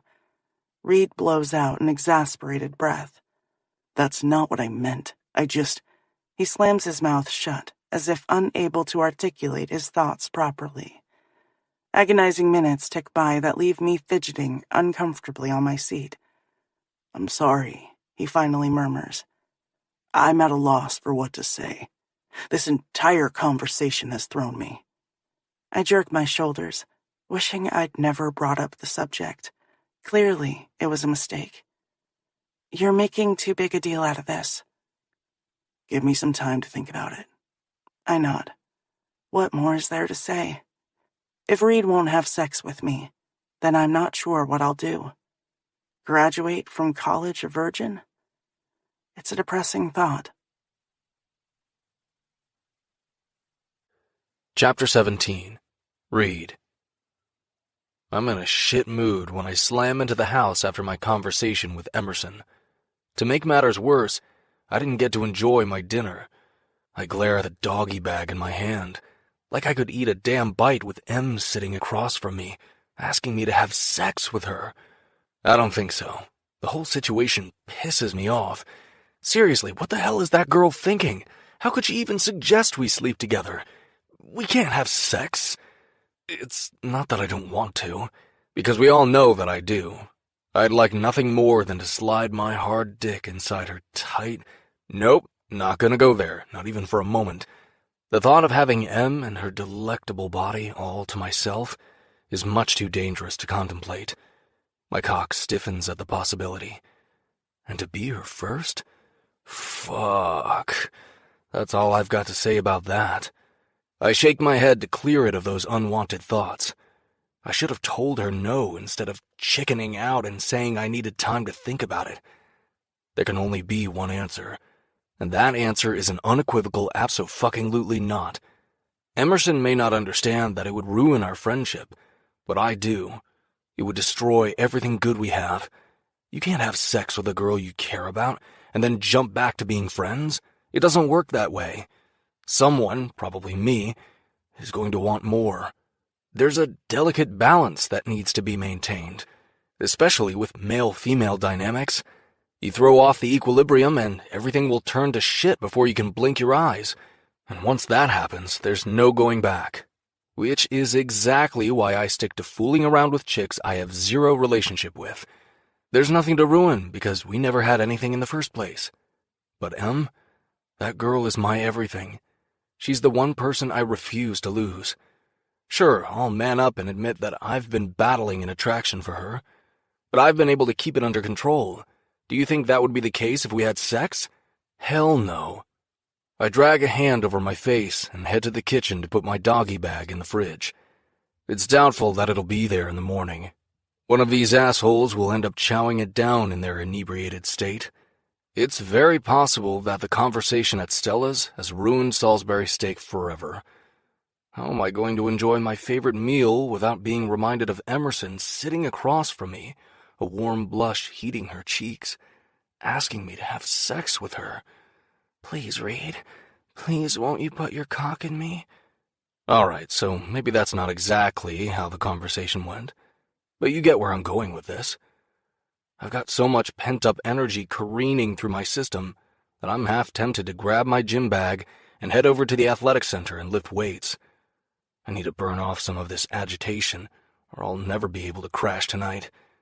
I'll lie there, staring up at the ceiling, contemplating how I can make this arrangement work with them. And that can't happen. This situation is already a slippery slope. I don't need anything pushing me in the wrong direction. I shake my head and glance into the living room. It's only 9 o'clock, and this place is already crazy. A steady thumping beat pulses in the background, filling the first floor of the house. Laughter and chatter compete to be heard over the music. There's nothing unusual about everyone turning up at our place. There are 4 groups of players who rent houses near the university. Ours is the rowdiest. The younger players who are stuck on campus gravitate here, and who can blame them? There's always plenty of beer and pussy to go around. What more do you need? Throw in a couple of pizzas and you're set. There's a stack of flat white boxes on the dining room table, so that's already been covered. About a dozen or so guys are chilling in the living room, drinking beer and playing a little Call of Duty. At least as many girls have shown up. Already clothing has been shed, and couples are getting busy. Who needs porn when people are practically screwing in front of your face? Actually, there's no practically about it. I shake my head. It's for this exact reason that I don't want Emerson hanging out over here. These people give 0 fucks about putting on a show. It's not that she would be offended, but still, she doesn't need to party with these assholes. The last thing I want is for her to get mixed up with any of them, which is why I made her off-limits freshman year. None of these boneheads would treat Em the way she deserves to be treated. Emerson needs a guy who will be considerate and take his time with her. She needs someone who will make her first time amazing. Why the hell would she ask me to take on that responsibility? What do I know about going slow and being gentle? I've never been with a virgin before. I've made it a point to steer clear of girls with little to no experience in that department. They tend to be the ones who get clingy and misinterpret sex for love. The only person's gratification I've ever been concerned about is my own. Now, that's not to say that girls don't leave my bedroom completely satisfied. Of course they do. I'm the fucking king of multiple orgasms. All night long, baby.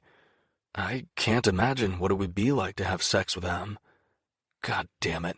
Now I'm thinking about what it would be like to have sex with Emerson. A fine sweat breaks out across my brow as my imagination runs rampant. This is bad. I need to get back to the point where I only think about her as a friend, not someone who's fuckable. It's almost a relief when a pair of female hands settle on my chest and snap me out of my Emerson-fueled thoughts.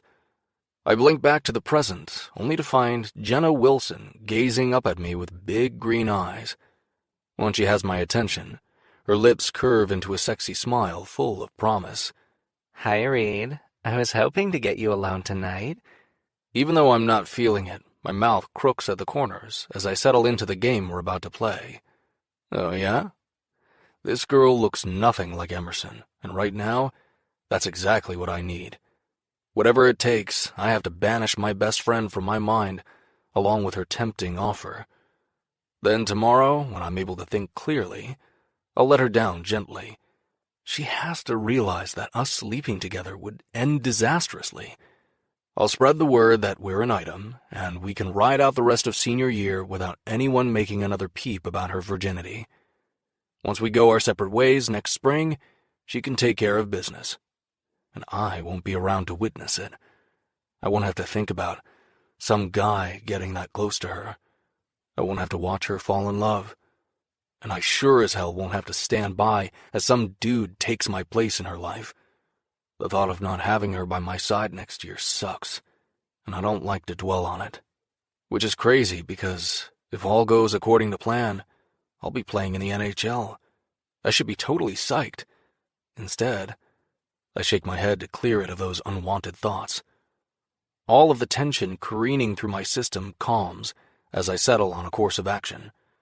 Now that I've got the situation under control, I focus on the auburn-haired beauty staring up at me like she can't wait to rip off my clothes and get me naked.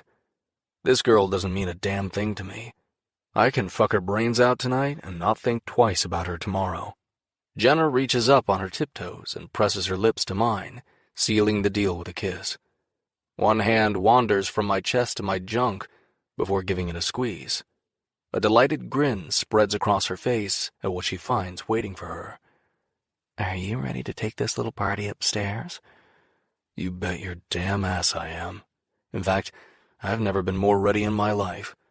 I need to cleanse Emerson from my system, and I'm hoping Jenna will do the trick.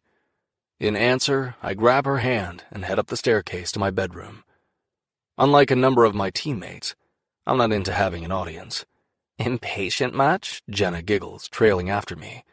She doesn't know the half of it, and it's highly doubtful she would appreciate that it's another girl who has me so fucking hard. I may not understand the finer nuances of the fairer sex, but that much I know. You don't talk about the girl you're lusting after in front of the one you're about to screw. That's boning etiquette 101. I pull out my key and unlock my bedroom door before tugging her inside. I just want to get this over with. Huh? No, that's not right. What I meant is that I can't wait to get this chick naked and bury myself balls deep in her pussy. There, that's more like it. As soon as the door closes, Jenna's nimble fingers attack her clothing. Apparently, she's just as impatient to fuck as I am. Good, that makes things easier. She strips off her shirt, then her bra, before shimmying out of her shorts. The minuscule thong is the last article of clothing to hit the floor. Then she's gloriously naked. My eyes take a slow tour down the length of her. Jenna is a gorgeous girl. She's got more of an athletic build, which is usually what I go for. Her titties are high and tight, with tiny blush-colored nipples. It's disconcerting when my dick softens during my perusal. Oh God, not again. I can't deal with this right now. I need my body to get on board with a plan. If I can't get hard for this girl, then I've got a serious issue to contend with. 1 time is a fluke. 2 times is a fucking problem. Jenna's hips sway as she struts toward the bed. She's proud of her body and wants to show it off. Who can blame her for that? Are you going to take off your clothes, or do you want me to do it? She purrs. You do it. Once her hands are stroking over me, I'll stiffen up. I need to take a deep breath and calm the hell down. This isn't a big deal. I was hard as steel downstairs when she was touching me. You know what the problem is? Stress. I'm way more stressed out than I realized. There's a lot of pressure going into this season. It has to be a good one. No, not just good. It needs to be fucking phenomenal. One for the record books. And then there's school. I've never been a slouch in the academic arena. Some of these guys coast by on their athletic ability, but not me. At some point, every athlete realizes they're 1 injury away from the end of their career.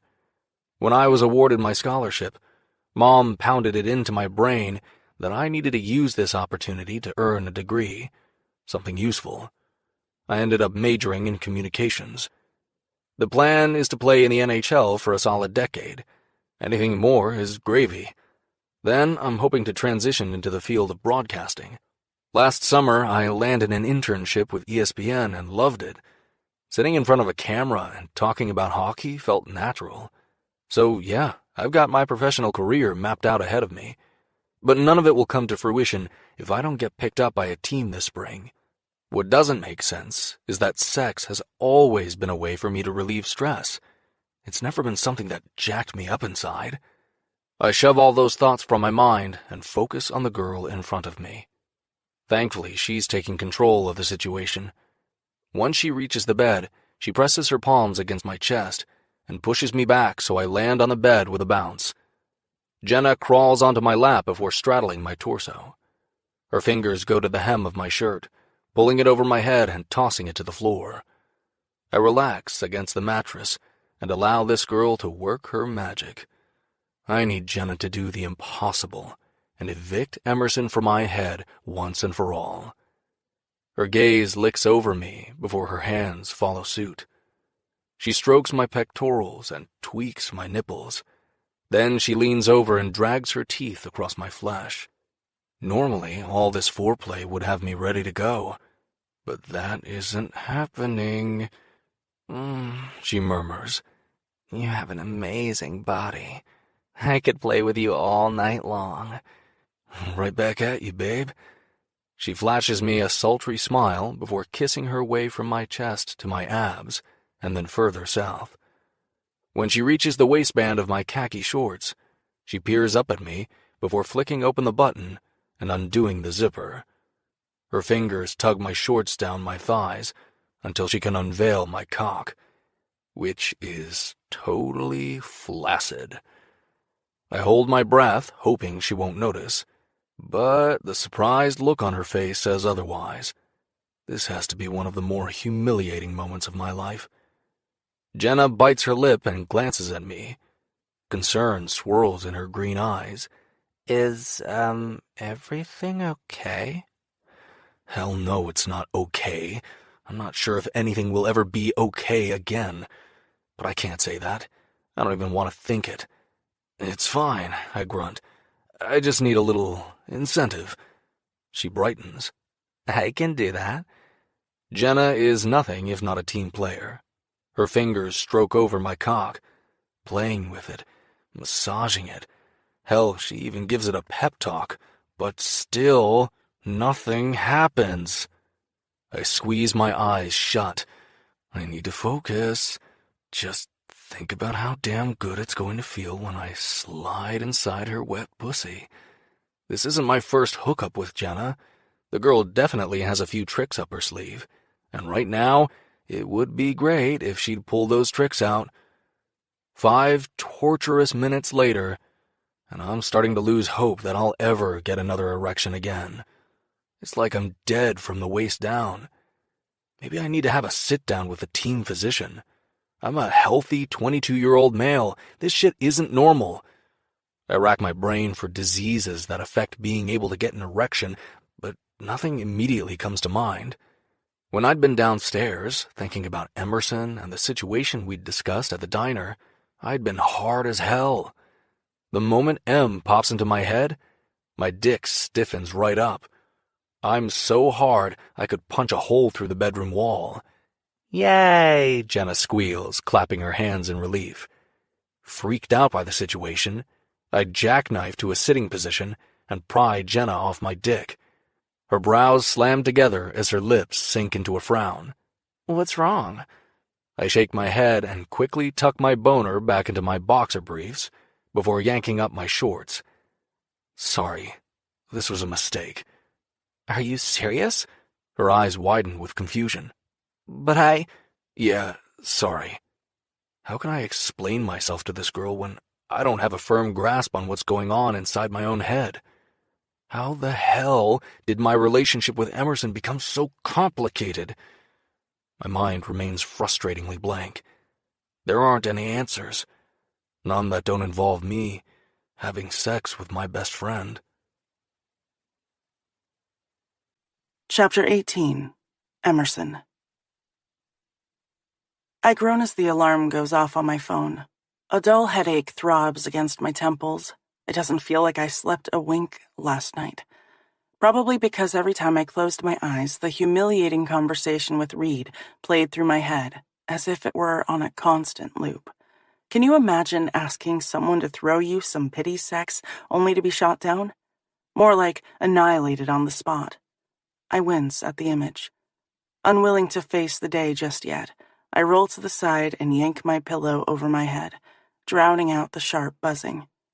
How am I supposed to look Reed in the eyes again without reliving that horrific conversation? Maybe he didn't give me a flat-out no, but he wanted to. The shock that had flared to life in his eyes and the way his lips had compressed into a tight line told me everything I needed to know about his feelings. Reed might have said he would consider the idea, but he's not going to. He's already made his decision. Obviously, the idea of having sex with me is totally repulsive. How's that for a kick in the ass? Not to mention the ego. Both feel bruised and tender this morning. Maybe, physically, I'm not his type. Come to think of it, I've never seen Reed with girls who resemble me. Normally he goes for statuesque blondes with tight athletic bodies. And that's not me. I'm as far from that as you can get. It takes a moment to realize that the alarm on my phone is no longer making that obnoxious buzzing noise, which is weird because I'm pretty sure I didn't turn it off. I snake my hand out from beneath the mountain of covers, groping around on the nightstand next to my bed, but my phone isn't where I placed it last night. With a yawn, I reluctantly toss back the covers and sit up, stretching my arms overhead. I catch a movement from the corner of my eye and startle, swinging my head toward the desk. A yelp of surprise falls from my lips when my eyes collide with the very same Caribbean-colored ones that had been filling my mind. "Reed, what are you doing here?" In lieu of a greeting, he says, "We need to talk." Then he returns my phone to the nightstand. By the grim expression painted across his face, I can imagine what he wants to discuss. If I wasn't wide awake moments ago, I certainly am now. Wanting to avoid the elephant in the room, I ask, "How did you get in here?" He jerks his blonde head toward the bedroom door. "Bryn was making a coffee run and let me in." Damn that girl. She thwarts me at every turn where Reed is concerned. I need to have a serious talk with her. Tension pools between us as I look around the room, avoiding Reed and the awkward conversation that's about to take place. But there's only so long I can keep that up before my gaze reluctantly settles on him. All at once, I'm hit with a punch of unwanted attraction. I can't help but admire the way his muscular body is stretched out across my desk chair. His long legs are spread wide, and his elbows rest on bent knees. He's wearing a dry-fit tank top and athletic shorts with a black Red Devils ball cap turned backwards. There's a slight flush staining his cheeks. I'd bet money he came straight from the athletic center. With all those well-honed muscles on display, arousal ignites in my belly before I quickly stump it out. "I'm sorry, I can't do it." My shoulders slump under the weight of his words. This was the outcome I'd been expecting, but it still stings. Reed was my only hope. I don't have any other close guy friends I could ask to do something like this. I hate myself for pushing the issue. Why not? A heavy sigh escapes from him before he tears his gaze away and stares pensively out the window that overlooks the courtyard at the back of the building. Just when I think he won't answer, his eyes slice back to mine, pinning them in place. "Your friendship means too much to me. I don't want to jeopardize it for sex." I swallow down the thick lump of disappointment that has wedged itself in the middle of my throat. You assume it'll ruin our relationship. We don't have to let that happen. Why am I arguing with him about this? Obviously, Reed doesn't want to sleep with me. I need to let it go and move on before I make a bigger fool out of myself. It will. Sex between friends always does. Unable to sit still for another moment, I swing my legs over the side of the bed and jump to my feet. If the stubborn set of Reed's chin is any indication, he isn't going to change his mind anytime soon. I throw my arms wide as hot licks of frustration bubble up inside me. Why do you have to make such a big deal out of it? It's only when Reed's gaze falls from my eyes, crawling down the length of my body, that I remember I'm wearing a tiny pair of sleep shorts and a matching tank top that hugs all of my curves. A cherry motif decorates the fabric. He grumbles under his breath before pulling off the ball cap and plowing a hand through his already disheveled hair. If any other guy saw me in something so skimpy, I'd be embarrassed. But this is Reed. He's seen me in a bikini more times than I can remember, so I'm not sure what the big deal is. The shorts and tank top aren't nearly as revealing as a few of my swimsuits. Cherries, he mutters. Really? Huh? I glance down, unsure what he's talking about. The significance of my choice slowly dawns on me, and my cheeks flood with heat as I groan. He yanks his gaze from my body. I'll spread the word that we're dating, and it'll all be good. No, it won't. Doesn't he get that? Us pretending to be a couple won't solve the issue of my virginity. At this point, I just want to get it over with. And the one guy who has always been there for me isn't willing to lend me a helping hand. All right, so maybe it isn't his hand I want to borrow. Nowhere near ready to give up on this conversation, I open my mouth to argue. But Reed pops to his feet, unwilling to hear me out. I'm not going to change my mind about this, Em. All it takes is one long stride to swallow up the distance between us. He reaches out as if he's going to take me into his arms before faltering. Instead of pulling me against him like he normally would, he places a hand on each of my shoulders. He pauses before brushing his lips tentatively across my forehead. It's like he's kissing a distant relative he's never met before. I blink and he releases me, taking a step back as if I'm contagious. Last time I checked, virginity wasn't transmittable. An uncomfortable silence settles over us as he continues inching toward the door. I'm trying to come up with something that will magically smooth over this situation, but nothing comes to mind. Relief fills his face when I remain silent. I'll catch you later, okay? Sure. I jerk my head into a reluctant nod. Later. And then he's gone, slipping from the room as quietly as he entered. When the apartment door closes with a loud click, I know he's gone. Just like my chances of having sex.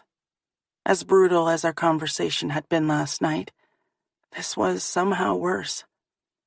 With a disappointed huff, I collapse onto my bed and rack my brain for alternative solutions. A few minutes later, Bryn strolls into my room with a cup of coffee. Both hands are wrapped lovingly around the container, as if the contents are infinitely precious. Are you going to tell me why Reed was here at the ass crack of dawn? He won't do it. No further explanation is necessary. Brinley knows exactly what I'm alluding to. One dark blonde brow lifts as her gaze sweeps over me. Her lips slowly curl into a smile. He wouldn't pop your cherry, huh? She chuckles at her own joke. That's unfortunate. I roll my eyes, fresh out of embarrassment. Nope. I'm trying to remember what had possessed me to buy these pajamas in the first place. All they're doing is reminding me that I'm still a virgin, with no prospects on the horizon. She frowns and takes a sip of her brew. I can almost see the wheels turning in her head. It's kind of frightening. Then I guess it's time we put Plan B into action. I sit up in surprise. We have a Plan B? Well, that's news to me. Thank goodness for Bryn. She's always there to help a sister out. I'm just curious as to what it entails. A mischievous smile spreads across her lips. Oh, of course there's a Plan B. She gives me a wink. Don't worry your pretty little head about it. We're going to get that cherry popped one way or another. Just leave it all to me. With enough caffeine, Brinley could rule the world. A shiver slides through me. I'm almost afraid to ask. Don't be. Brinley takes another sip from her container. The plan is simple and foolproof. Once it's set into motion, you'll both have what you want. Both? What does that mean? Before I can ask any follow-up questions, Bryn disappears through the bedroom door, leaving me to ponder what she has in store. Chapter 19. Emerson. My arm is linked through Brinley's as we pause in front of the Kappa Sigma fraternity house with its regal white columns and thick ivy clinging to the weathered red brick. It's exactly the kind of stately mansion you'd envision a fraternity would own near a college campus that was founded more than 150 years ago. The only flaw marring its grandeur is that it looks like someone threw up tacky Hawaiian shirts, microscopic bikinis, striped beach balls, and colorful leis over the premises. If that weren't enough of a hint that there's a Hawaiian-themed party in full swing, there's a banner draped across the front door encouraging people to get laid. Here's hoping, right? It turns out that the main components of Brinley's Plan B involve 1. Plying me with alcohol, and 2. Finding a hookup to go home with at the end of the night. At this point, what do I have to lose? Desperate times call for desperate measures, which is exactly what I kept reminding myself during the pep talk on the way over. I tug at my thin bikini straps and glance down to make sure the fabric is covering the necessities. The last thing I need to add to my ever-growing list of humiliations is a wardrobe malfunction. Brinley insisted I wear the tiniest bikini in my drawer. Even though dressing scantily isn't my usual style, I caved. I did, however, insist on adding a pair of cut-off jean shorts to the ensemble. There is no way I'm going to strut around this party in nothing more than a barely there bikini. I don't give a damn if other chicks are doing it. We all know that by the end of the night, a good number of these girls will be topless. The guy manning the front door gives us both the once-over before allowing us inside. The music has been turned up high, and the lights have been turned down low. It takes my eyes a moment to adjust. Most guys have chosen to wear colorful Hawaiian shirts or are bare-chested, while the girls are wearing their skimpiest bikinis or short floral dresses. The weather has decided to cooperate, and the night is warm and balmy. There's just a hint of a breeze to cool things off. Brinley loops her arm through mine again as I take in the sea of revelers. "How about we get you a drink to loosen you up?" she shouts over the pulsing beat of techno. It takes everything I have inside to gather my courage and nod in agreement. "Probably more than one," she adds with a laugh. As I glance around the living room, I wonder for the upteenth time why I hadn't gotten drunk at a party freshman year and had sex like everyone else. What was the point in waiting? So it could be special? Ha! How'd that work out for me? Exactly. Because here I am, a 21-year-old virgin trolling a frat party, looking for prospective candidates to cash in my V-card. I'm not even out for a good time. I'm searching for a guy who looks like he would be willing to sleep with me. A shudder of distaste slides through me. I really need to suck down a couple glasses of alcohol, otherwise I'll never be able to go through with this. I have the same feeling in the pit of my belly that I used to get as a kid while waiting in the doctor's office for the nurse to give me a shot. I just want to get this over with. The only bright spot is that if all goes according to plan, I'll wake up tomorrow morning and all this virginity business will be behind me where it belongs. Bryn tows me through the crowded first floor of the house and then out the back door into the sprawling yard where a tiki hut has been erected. We stop and survey the assortment of available booze. Brinley ponders the possibilities. Thankfully, this isn't nearly the production that choosing a cup of specialty coffee is. So, what's it gonna be? I narrow my eyes. I love a good mixer, but they can be strong, especially when poured with a heavy hand by a frat guy who's trying to get girls drunk. Before you know it, you've sucked down 3 tasty drinks and aren't feeling any pain. There's a fine line between being pleasantly buzzed and totally shit-faced. I point to the silver keg that's being manned by one of the younger brothers. "I'm going to have a beer." Excellent choice, Bryn nods her head. I'll do the same. As we take our places in line, my eyes wander over the packed yard. There's a massive inflatable water slide that people are jumping down before landing in a shallow pool at the bottom. Near the garage is a round blow-up pool filled with bubbles. A few guys are throwing themselves across a long yellow slip-and-slide in the middle of the yard. My guess is that half the university is turned up tonight, which isn't surprising. The Kappas are known for their over-the-top parties. Unlike campus this week, no one is staring or whispering. It seems like everything from last weekend has died down. Or maybe these people are just too drunk to notice me. I don't particularly care which it is. I'm just glad to have slipped back into obscurity. As soon as we have our drinks in hand, Brinley raises her cup. Let the de-virgination begin. I shake my head as laughter bubbles up in my throat and tap my beer against hers. We down our drinks in one chug. As soon as we finish, a girl wearing a bikini saunters by with a tray of green and orange Jell-O shots. Brinley grabs two as the tall blonde continues on her way. We cheers again and slurp them down. The gelatinous concoction is delicious. You can barely taste the alcohol. Brinley takes off after the girl and grabs two more small plastic cups. Once those have been gulped down, my bestie yells, "Let's hit the dance floor!" We push our way back inside the house to where everyone is writhing in the middle of the spacious living room. Furniture has been pushed to the perimeter. We manage to carve out a small space for ourselves before throwing our hands up and singing along with the songs, shouting the lyrics in each other's faces, and laughing hysterically. This is exactly what pleasantly buzzed feels like. No matter what happens tonight, I'm going to have a great time. Maybe I'll end up losing my virginity, and maybe I won't. At this point, I'm not going to worry about it. A cute guy catches my attention, and I realize that he was in one of my math classes last year. We make eye contact, and his lips lift into a smile before he pushes his way through the crowd toward me. Once we're close enough, he says, "Hi." I return the greeting with a small wave. My heartbeat picks up its tempo, and I have to remind myself that this is just a conversation. I'm going to take it slow and have fun and let nature take its course. If it happens, it happens. If it doesn't, there's always tomorrow night.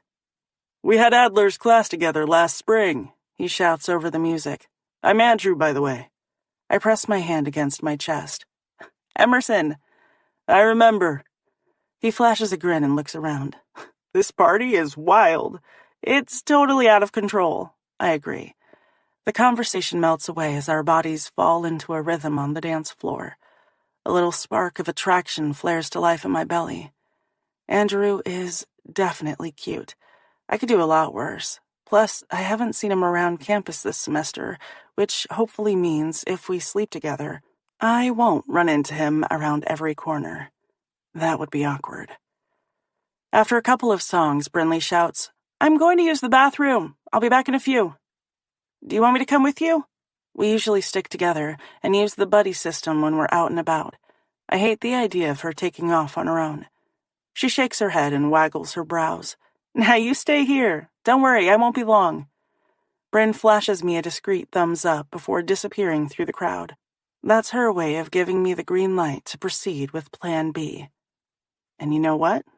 I think that's exactly what I'm going to do. Chapter 20. Read.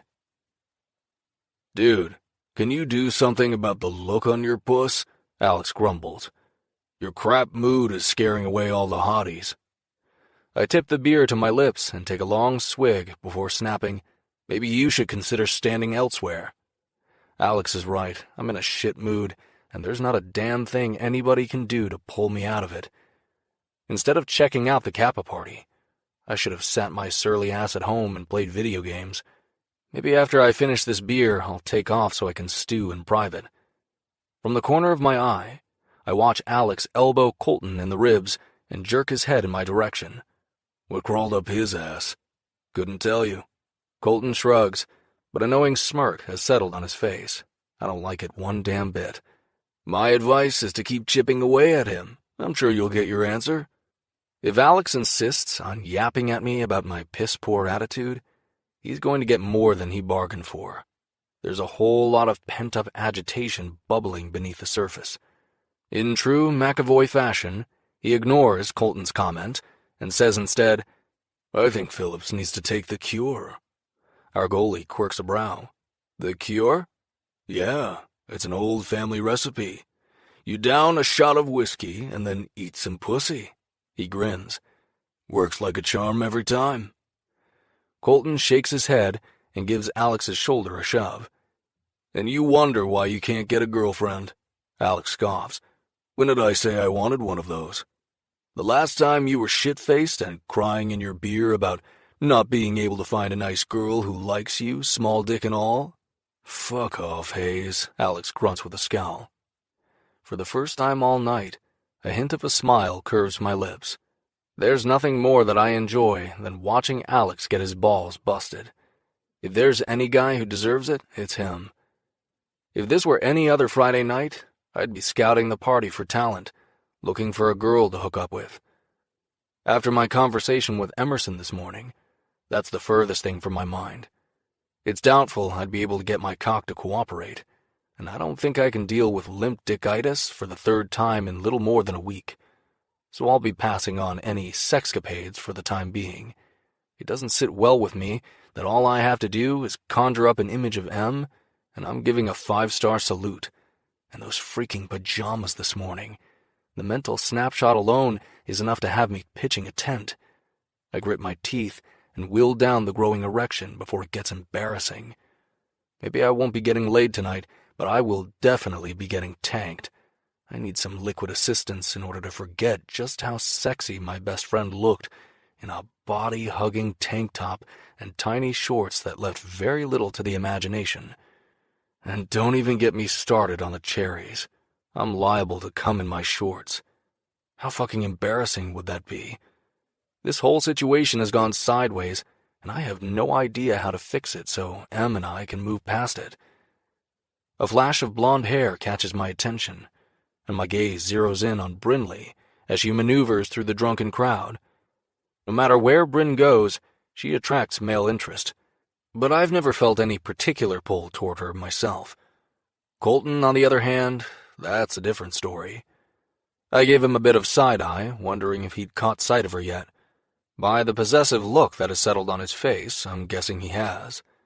Colton thinks he's so smooth about keeping his feelings under wraps, but he's not. The dude wants her something fierce. She's just not having any of it. Which is hilarious because Colton can have any girl he wants on this campus, with the exception of this one. "Hey, Bren," I yell, trying to snag her attention, but it's so freaking loud in here. When she doesn't turn, I shout her name again, louder this time, until her gaze coasts over the sea of faces before locking on mine. Impatiently, I wave her over. Colton's posture goes from relaxed to high alert in 2 seconds flat. I'm dying to give Colt a little shit, but I've got bigger fish to fry at the moment. As soon as Bryn is close enough, I yell, "Where's your partner in crime?" Those two normally stick together like glue. I've pounded it into Emerson's head to always use the buddy system. If she's not with me, then she needs to stay with Brinley. I'm all too aware of what happens to girls who don't travel in packs, and none of it is good, especially at a frat party where the alcohol is flowing freely. Brinley doesn't spare Colton a glance as she points to the writhing bodies that are packed together like sardines in the next room. "She's busting a move with a prospective candidate." "Oh, what?" A sly smile curves her lips as she repeats in a louder voice, "A prospective candidate." "What the hell does that mean?" I bark. She lifts her shoulders nonchalantly. "If you're not willing to help her out, there are plenty of other guys who will be more than happy to oblige." The floor drops out from beneath my feet. Is she fucking serious? If the smug smile on her face is any indication, then Bryn knows exactly what this news does to me. I growl before pushing my way past her and stalking to where everyone is gyrating en masse. "And goodbye to you too," Brinley shouts at my retreating back. I'm tempted to flip her off. The girl is damn lucky I don't strangle the life out of her. I scout the vicinity, but don't see Em anywhere.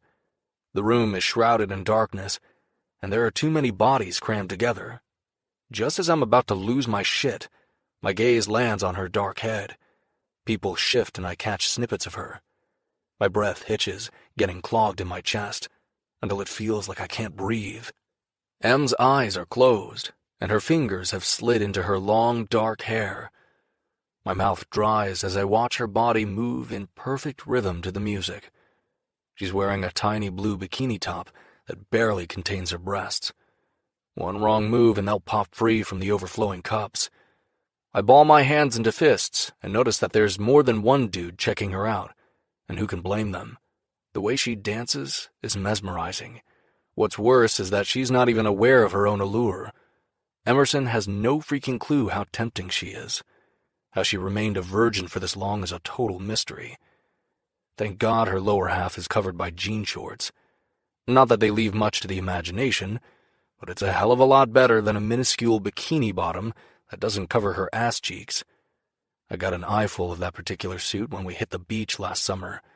It's nothing more than a thin scrap of material covering the necessities. I was fighting a boner the entire day. It wasn't a good situation. By the time I got home, I had to jack off, twice. My cock stirs in my board shorts as I push my way through the writhing bodies until I'm standing in front of her. It's only then that I realize she isn't alone. Some guy with a death wish is grinding against her backside. If he knows what's good for him, he'll remove his fingers from her hips before I break every damn one of them. As soon as he catches sight of me, his eyes widen. I don't have to say a word before he's jerking his hands from her and disappearing through the crowd. Smart man. This wasn't a fight he was going to win. It takes a moment for Emerson to realize that her dance partner has taken off. When her eyelashes flutter open, her gaze fastens onto mine. Just like her friend who turned tail and ran, she seems surprised to see me. The sleepy look in her eyes tells me that she's already downed a few drinks. Seriously, what the hell was she thinking? Is she trying to get taken advantage of? Or worse? We need to talk.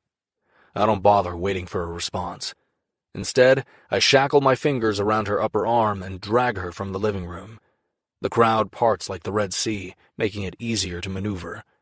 Emerson trails after me, stumbling in her sandals as my grip stays locked on her. We're halfway up the staircase before she gasps, "Reed, what are you doing? I was having fun." Fun? I don't think so. That kind of fun won't be happening on my watch. My jaw is so tightly clenched that it's painful.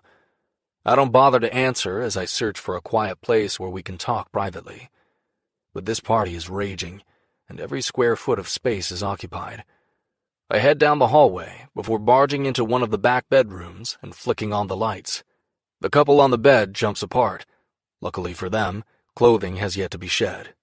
Drunken stares land on us as we loom in the doorway. "Hey," the guy protests, propping himself up on his elbows. "We were just about to—" "Out!" I snap. Yeah, I know exactly what he was about to do. The boner tenting his shorts is a dead giveaway. Too fucking bad, buddy. I point to the door. "You can leave on your own or I'll toss you the fuck out. Your choice." I shift my shoulders, trying to ease some of the tension. The girl is already scrambling off the bed and straightening her clothes. Not that there's much to straighten. Like every other chick at this party, she's wearing a bikini top and bottoms. Not wanting to come off as a pussy, the guy grumbles under his breath as he glares. I don't give a shit if I jacked up his plans for the night. It takes everything inside me not to grab him by the scruff and toss him out the door for taking his sweet damn time vacating the space.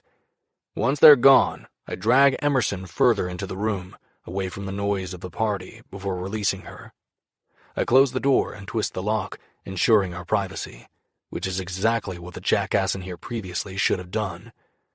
Then I lean heavily against it and try to wrangle my emotions under control. It's only when the silence has settled around us that I realize how harsh my breathing has become. It's like I've been on the ice for an hour. But this has nothing to do with physical exertion and everything to do with being pissed off about how close M came to giving her virginity away to some undeserving asshole. Just like the guy I booted out of here, Emerson's chances for getting laid tonight have been blown to shit. Other people may quake in the face of my anger, but not Em. She knows I would never do anything to hurt her. I've spent the duration of our friendship trying to protect and look out for her. The sexy expression she'd been wearing downstairs has long since fallen away. In its place is a scowl. It deepens as she plants her fists on her hips. What the hell is wrong with you? I release a bark of laughter. There is so much fucking wrong that I don't know where to begin. All I understand is that it has everything to do with a girl glowering a few feet away from me. It's almost ironic that Em has no idea the effect she has on me. Well, that's about to change. Chapter 21. Emerson. Tension crackles in the charged air between us. My skin tingles with awareness as Reed stares at me with a strange look on his face. It's like he's pissed off. But there's more to it than that. Whatever has set him off has my body going on high alert. Nothing about the way he's acting makes sense. I'd been downstairs having a good time and minding my own business. Everything with Andrew had been heading in the right direction, all signs pointing to the possibility of a hookup. If given the choice, would I necessarily want my first time to be with someone I barely know? Of course not. But we're past the point of being picky. I was in the middle of making the best of a situation. Tonight could have very well been the night, except Reed just obliterated any chance of that happening. I'm beyond frustrated. When he remains silent, I throw my arms wide and snap, "Reed, are you going to tell me why you dragged me up here?" His eyes narrow, and he growls, "Brinley told me what you're up to, and it's not going to happen." My mouth tumbles open. Goddamn Brinley. Why would she open her big mouth and share the plan with Reed? She had to know that he wouldn't like it. I clench my hands at my sides. If I want to have sex with a guy I barely know at a fraternity party, it's none of Reed's damn business. Just like him hooking up with all those groupies is none of mine. Have I ever mentioned one damn word about it? Nope. I've been a good friend and turned a blind eye. Why can't he give me the same courtesy? Especially after turning me down last night. The guy isn't picky about who he sleeps with, and yet he wouldn't even consider my idea. As far as I'm concerned, Reed took himself out of the equation when he refused to help me. Now, he needs to stay out of it and let me handle the situation. This isn't a democracy. He doesn't get a vote. I straighten my spine in an effort to regain a few shreds of my tattered dignity. You don't get to decide when I sleep with someone or whom I sleep with, I glare. It's not your business. Want to bet? With that, he pushes away from the door and stalks toward me. A squeak of surprise leaves my lips as I take a hasty step in retreat. Not that there's anywhere for me to go. The heat snapping in his eyes sends nerves skittering across my flesh. I gasp when my back hits the far wall of the bedroom. My heartbeat hitches as the gap between us dwindles. With his gaze boring into mine, he braces one wide palm against the wall next to my head, before doing the same with the other until I'm caged in. His body sways closer. I've changed my mind. As his warm breath feathers across my lips, I find myself straining toward him. I'm too preoccupied with Reed's proximity to focus on what he's saying. The guy is like an assault on my senses, from the woodsy scent of his cologne to the warmth emanating from his body as it hems mine. Everything about Reed is intoxicatingly masculine. My gaze falls to his lips as another zip of awareness shoots through me before I force it up again. His eyes flash with heat, and my belly responds by clenching with desire. I've changed my mind. If you're going to fuck someone, it's going to be me. For the second time in as many minutes, my mouth falls open and my mind empties. This morning, Reed had been adamant about us not doing anything that would compromise our friendship. I don't understand the abrupt reversal. His face lowers as his eyes search mine. You'd better be damn sure about this, Em. Once we cross that line, there's no turning back. My tongue darts out to moisten my lips, and his gaze drops, tracking the movement. The groan that rumbles up from his chest is the only warning I'm given before his mouth crashes onto mine. The intimacy of what we're doing explodes my brain like a gunshot. When I gasp, his tongue slides inside my mouth. Then I'm lost in a sea of riotous sensation before being dragged to the bottom of the ocean. His hands settle on my cheeks as my arms twine around his neck. He steps closer so our bodies are pressed together. Air flows from him to me and then back again. There's no gentleness as his lips rove hungrily over mine. The kiss is raw and thrilling. Hot licks of need rush to fill every cell of my being, making me frantic for more. Once Reed realizes that I'm not going to push him away, his hold loosens. His exploration turns lazy and torturous. The way he nibbles at my lips, sucking the top one into his mouth before releasing it, only to lick at the corners, makes heat flood my bikini bottoms.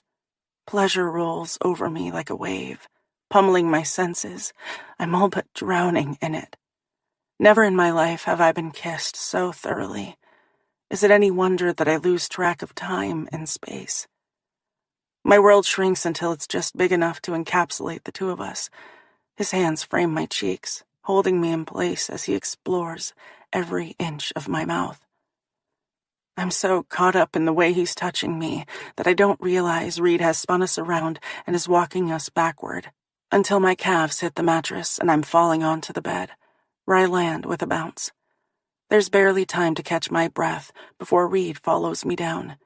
His heated gaze locks on mine as his heavy weight pins me to the mattress. I whimper as his mouth fastens on mine again. You feel so damn good. He growls against my lips. His deep voice arrows to my core before exploding like a firework. Reed's mouth slides along the curve of my jaw before continuing down the column of my neck. I bare my throat, wanting to feel the velvety softness of his tongue and nip of his teeth against my flesh. Tell me when to stop, Em. Stop? I don't think so. I want this to go on forever. The exquisite feelings pulsing through my body only solidify the realization that I've never come close to having sex with any of the guys I've gone out with. How could I? When none have ever sparked this delicious rush of desire inside me. Reed's voice is full of crushed gravel as he pulls away enough to search my eyes. I don't want you to stop, I whisper. Not yet. A smile lifts his lips as he goes back to nibbling at my throat. Good, because I want to keep touching you. My core clenches in agreement. I am ridiculously aware of his thick erection pressing against the soft curve of my belly. I move my hips, rubbing myself against him.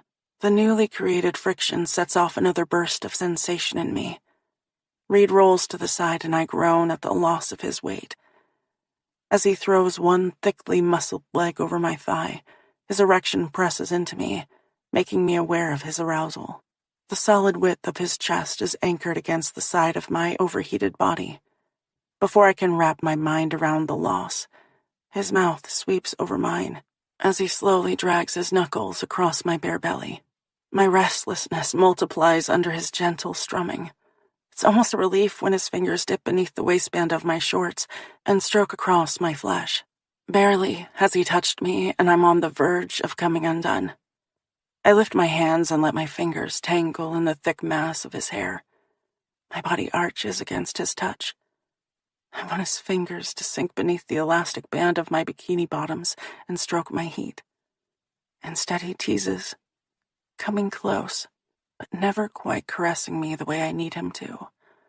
I flex my hips, impatient for more. His lips curve, as if he knows exactly what he's doing to me. His hand slips free of my shorts, and my moan of protest gets swallowed up by his mouth. Our tongues tangle, sliding against one another as a million tingles scatter across my flesh. The firm pressure of his fingers dance across my tummy. The circles he draws get wider, growing increasingly closer to the undersides of my breasts. It doesn't take long before his knuckles are grazing the material of my bikini top. Unable to lie still, I whimper and arch my back. The deliberate build-up of intensity drives me insane. He brushes against the fullness with every leisurely pass. I wiggle impatiently beneath him, trying to inch closer. My hands slip free from his hair and slide to his chest, where I plant them before pushing him back just enough to lift his lips from mine. His eyes drift open. Do you want me to stop? I shake my head.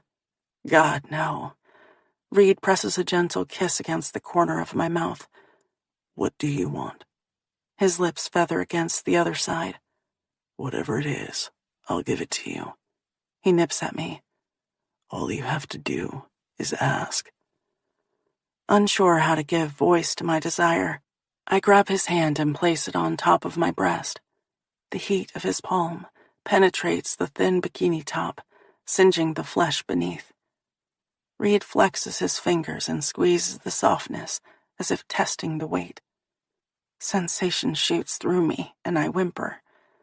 He pulls his hand away just enough to draw lazy circles with his finger around the areola, never quite touching the little bud.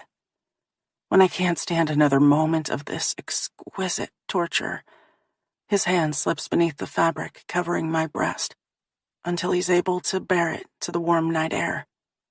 His forefinger and thumb strum the pebbled flesh, and stars explode behind my closed eyelids. Your breasts are fucking perfect, he groans before his mouth closes around the stiffened little bud. I gasp as he draws my nipple deep into his mouth. The pull of his lips arrows straight to my core, and a wave of heat floods my pussy. I squirm beneath him, wanting more. My fingers slide into his hair again, scraping against his scalp as I hold him close. With his mouth at my breast, his hand is free to slip lower. His fingers trail lazily across my ribcage until they graze the waistband of my shorts. He strums my belly before flicking open the button and lowering the zipper. Once the material has been parted, his fingers delve beneath the denim and across my bikini-covered pussy. I moan and widen my legs as sensation ricochets through my body. The way he continues to suck my nipple and stroke me has need coiling tight in my core. I whimper, and he releases the stiff peak with a gentle pop before lifting his head to meet my feverish gaze. The air hits my wet flesh and sends a shiver dancing down my spine. He cups my heat, giving it a possessive squeeze as I arch into his palm. No one has ever made me feel so dizzy with pleasure. I want to make you come. Reed's words send a fresh burst of arousal careening through me right before his lips lower to mine. Just as his tongue plunges inside my mouth to tangle with my own, his fingers slip beneath the fabric of my bikini bottoms. I widen my thighs as they skate across the length of my slit, slowly dipping inside. There's a twinge of discomfort before pleasure blooms in its place. A moan escapes at the delicious fullness now seated deep in my body. No one else gets to touch you like this, he growls. Do you understand? Pleasure ripples through me as Reed slowly pumps his fingers. I flex my hips, matching the rhythm. Every time he sinks inside, desire curls like a ribbon of smoke in my core. It doesn't take long for the orgasm to build. It swirls, propelling me higher with every caress. The lash of his tongue against mine and the slide of his fingers in perfect synchronicity are almost more than I can bear. My body grows restless. His fingers disappear from my warmth before carefully grazing my clit. He circles the tiny bud until I have no choice but to dive head first over the edge of the precipice. My body tightens, and he swallows my moans, drinking them down as my world splinters apart. Not once does Reed let up on the gentle assault. He continues to caress me, slipping his fingers back inside to stroke my pulsing flesh. As I crash back to earth, he nibbles at my mouth, little nips and kisses that keep me grounded in the here and now. When my eyelashes flutter open, I find the intensity of his gaze trained on me. My breath hitches at the possessive look filling his eyes. As if to confirm my thoughts, Reed removes his fingers from my body and cups my slick heat with his palm. You gave this to me, and now it's mine. I suck in a shaky breath, unable to wrap my mind around the intimacy we just shared. When I fail to respond, his grip tightens. Do you understand? I nod, already knowing that Reed's claim is like a brand I have no wish to erase. The way he made me feel is unlike anything I've ever experienced. It's instantly addictive, and I want more. Are we? I swallow and lower my voice. Going to have sex? No. He shakes his head, his gaze never faltering from mine. When I have you, it won't be at a frat party. He closes the distance until his lips can settle on mine. Desire ignites in me, which seems impossible given that I've just experienced the best damn orgasm of my life. Breathing hard, Reed wrenches himself away. His gaze falls to my bare breast before he captures the puckered peak with his lips and sucks it into his mouth. Releasing it, he reluctantly straightens my bikini top and buttons up my shorts. Are you ready to get out of here? I nod, still feeling as if I'm straddling the line between reality and fantasy. I'd come to this party with a plan in mind. Never in my wildest dreams would I have imagined that Reed would be the one to fulfill it. Chapter 22. Emerson. I drop off an order of burgers and fries at table 15 and ask if they need anything else. The couple smiles, reassuring me that they're fine before quickly digging into their meals. I let them know that I'll be back in a couple of minutes to check on them. Leaving the table, I scan the restaurant, making sure all of my customers are taken care of. I notice a few need refills of coffee, so I grab the pot from the counter and top off a couple of mugs before replacing the carafe. How's it going, kid? Hank asks from the kitchen where he's manning the grill. His dark eyes meet mine from the other side of the pass-through, where the plates are set when he's finished preparing orders. It's good. I smile and lean against the counter so I have a better view of the kitchen. How about you? He gives me a nod and continues flipping burgers before pulling a wire basket from hot oil and checking the fries. Seeing that they're golden brown, he gives them a quick shake and sets the basket of thinly sliced shoestring potatoes on the rack to cool. Oh, can't complain, he says with a slow drawl. Hank is a man of few words, but that's all right because Stella makes up for it in the communication department. I've heard rumors that he's a former Marine or something like that. He doesn't talk about it, but I believe it. He's probably in his late 60s and in great shape. I glance at Hank's wife, who is working the register. Even though I'm excited to graduate and move on in the spring, I'm going to miss the diner. This has been the perfect job for me while I've been at school. Hank and Stella are like family. Stella has mentioned several times that she'd like to hand over the accounting books once I graduate, but I have no idea where I'll end up and if that will be feasible. The thought of not seeing them on an almost daily basis makes me sad. Next year will be full of changes. The bell over the door chimes and I push those depressing thoughts from my head as I turn, ready to seat another customer. There's been a steady flow of people throughout the afternoon, which makes the time pass quickly. A jolt of electricity zips through my body as my eyes lock on blue-green ones. Reed. I wasn't expecting to see him today. After the intimacy we shared last night, I'm not sure if I'm ready to talk to him yet. I haven't wrapped my head around what happened. I might have been buzzed from the alcohol, but it wasn't nearly enough to dull the memories of his hands skating over my body. Or how hard I came. I may be sexually inexperienced, but it's not like I haven't masturbated.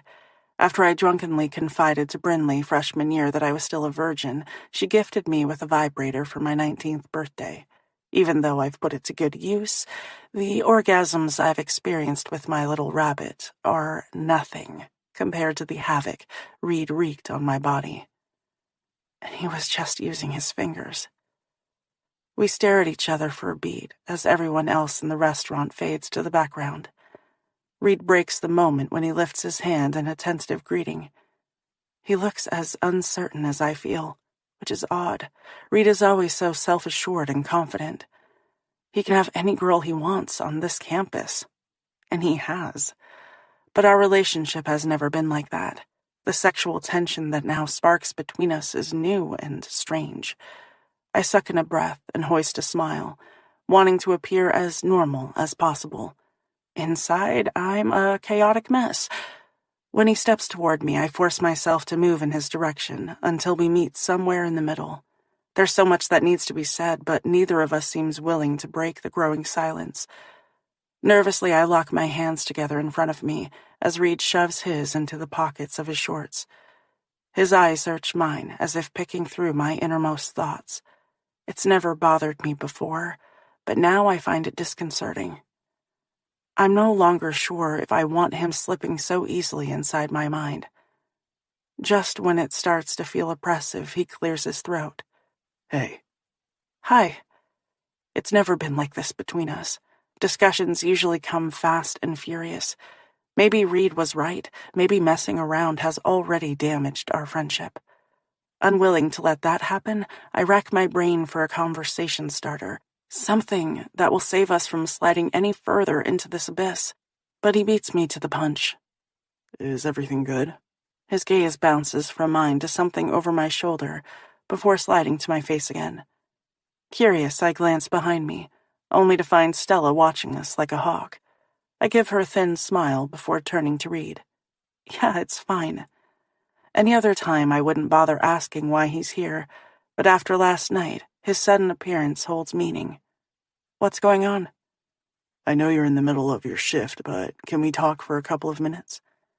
My voice trails off as I glance around the room. I don't know. Of course she can, Stella pipes up from across the restaurant. Several customers glance in our direction. Reed jerks his head toward the back booth we usually grab when he stops in. His hand goes to the small of my back as we move in that direction. I'm intensely aware of his wide palm resting against me, singeing my flesh through the polyester of my uniform. As soon as the pressure of his touch disappears, air rushes from my lungs. Silently, we slide into the booth across from one another. Nerves skitter across my skin as anxiety threads its way through me. Wait a minute.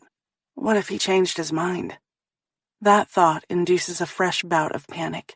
I can't let Reed back out of this. I'm not even sure why he stopped by, and already I'm compiling a mental list of reasons as to why he can't back out. What did you want to discuss? I blurt, unable to hold back any longer.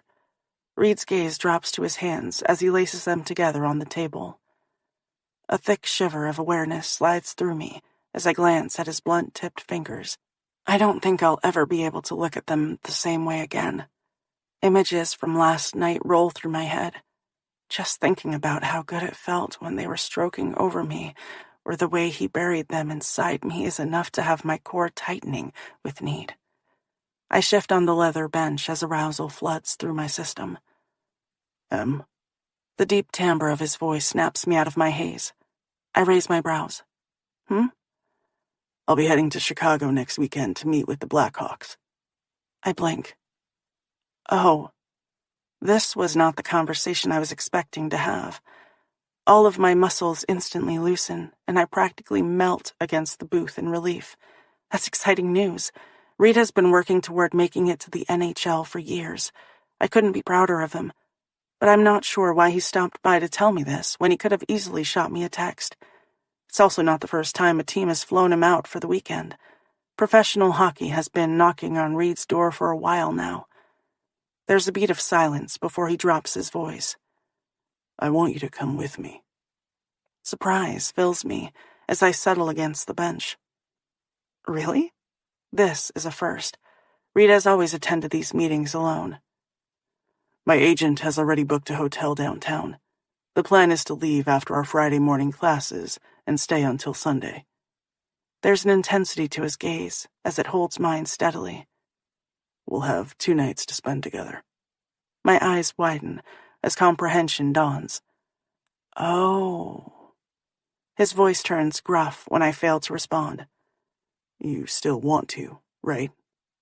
After last night, I can't imagine having sex with anyone other than Reed. Everything he made me feel. A shiver of longing slides through me. Yes. I hadn't realized how stiff Reed had become until his shoulders released their tension. Good. Will it be a problem to get time off next weekend? It's kind of short notice. I glance at Stella, who isn't even trying to hide the fact that she's watching us. As soon as Reed takes off, she'll pounce on me, wanting answers. As much as I love Stella and Hank, there's no way I want them to know the real reason I'm accompanying Reed to Chicago. I don't think it should be an issue, I murmur, going over everything in my head. Rarely do I ask for time off, and when I do, Hank and Stella are great about giving it to me. I'll talk to them after my shift tonight. Now that a tentative plan has been set in motion, another heavy silence blankets us. Reed clears his throat, and my attention snaps back to him. I was thinking about how we can make the situation work. There's a pause. It might be a good idea if we set a few ground rules. Ground rules? The idea never occurred to me, but maybe he's right. Maybe we need something in place to keep our relationship from becoming complicated. Yeah. He jerks his shoulders. Neither of us wants this to ruin our friendship, right? I nod. Reed is one of the best things in my life. If I honestly thought losing him was a possibility, I wouldn't go through with this. I think the first rule should be that what happens in Chicago stays in Chicago. His look is cautious. You know what I mean? I turn the words over carefully in my head. Meaning that our friendship reverts to a platonic one after we... Yes. Relief fills his voice as he waggles a finger between us. There's no way we can have a friends with benefits situation, Em. It won't work. Shit like that always gets messy, and I'm not willing to risk it. But a one-time weekend thing should be okay. He chews his bottom lip thoughtfully before adding, and the fewer people who know about what we're going to do, the better. There's no way I can keep this from my best friend.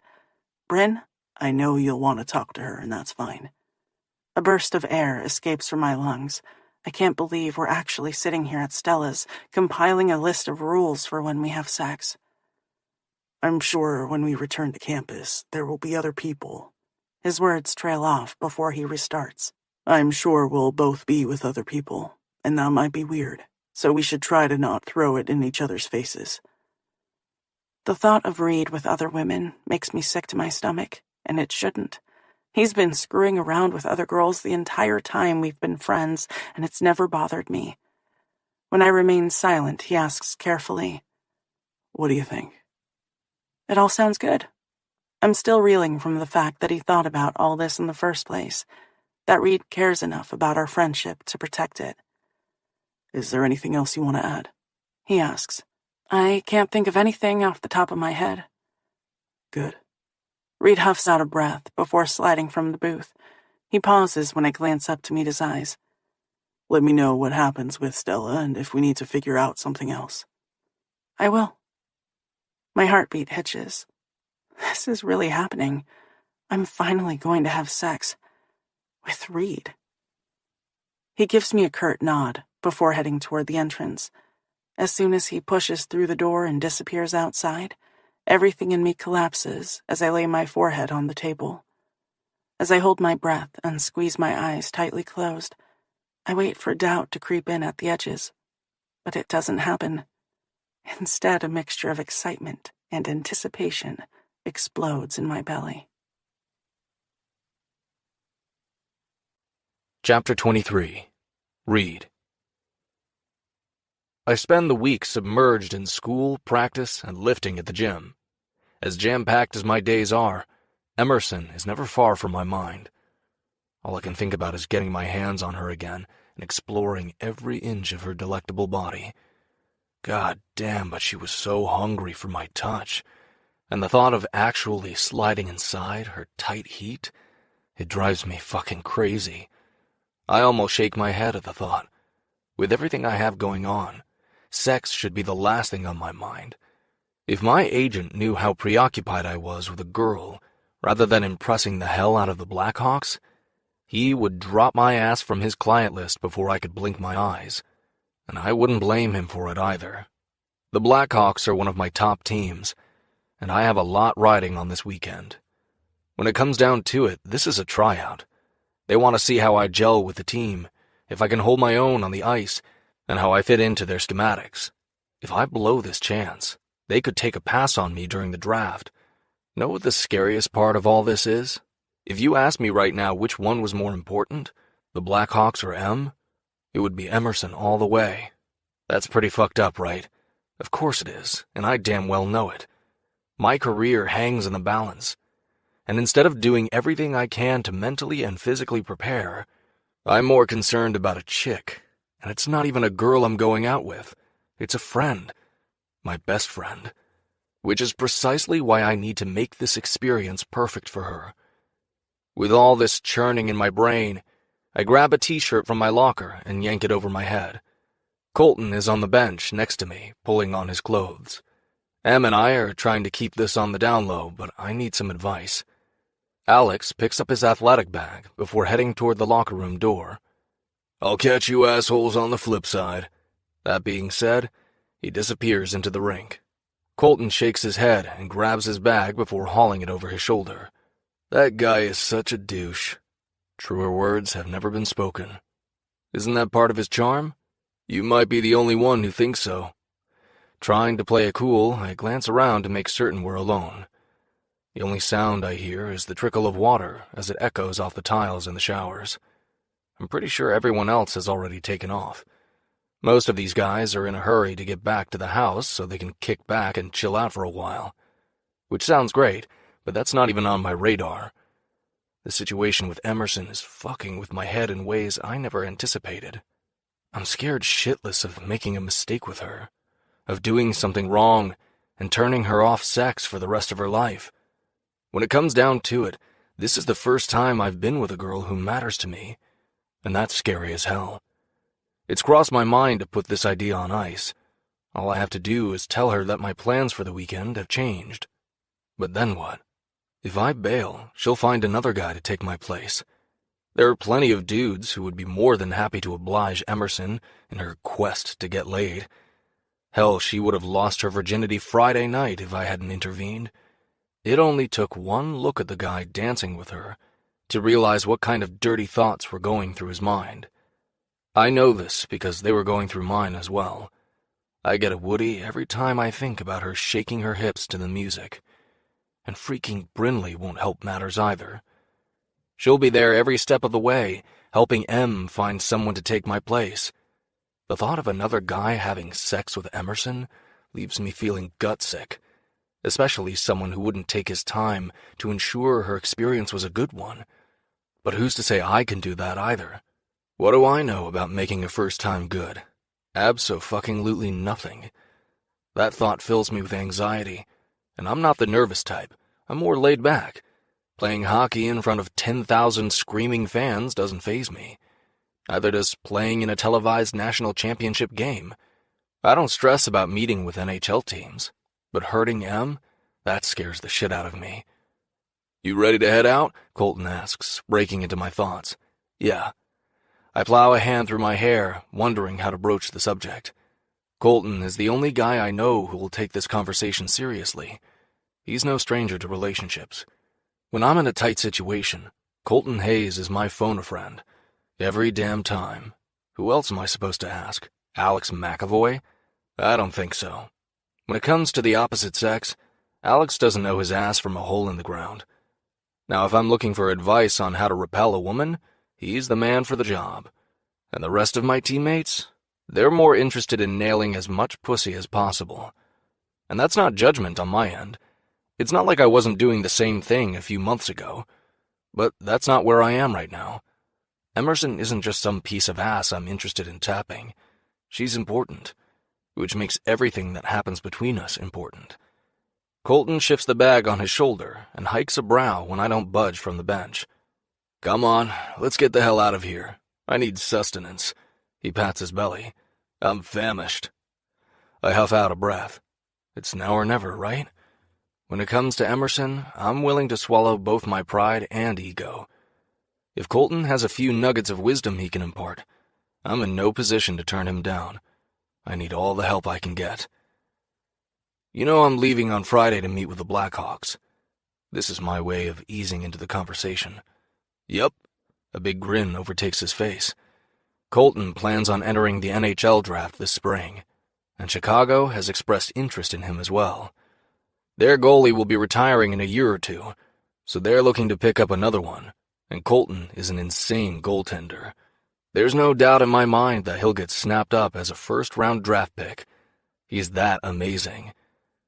There was talk of him going straight to the NHL out of high school, but he decided to play at Southern because of the coaching staff. Over the last 3 years, he's packed on 30 pounds of muscle and upped his game to the next level. It was a smart move on his part. He's a hell of a lot more prepared than he was as a naive 18-year-old. How awesome would it be if we both got picked up by the same team? You don't have to tell me. We could go through our rookie season together. Most of the goalies I've played with are a little goofy in the head. They're one sandwich short of a picnic, and I get it. You have to be a special kind of insane to willingly stand in front of a net and not flinch while 90-mile-per-hour pucks are shot in your direction. Colton is the exception to the rule.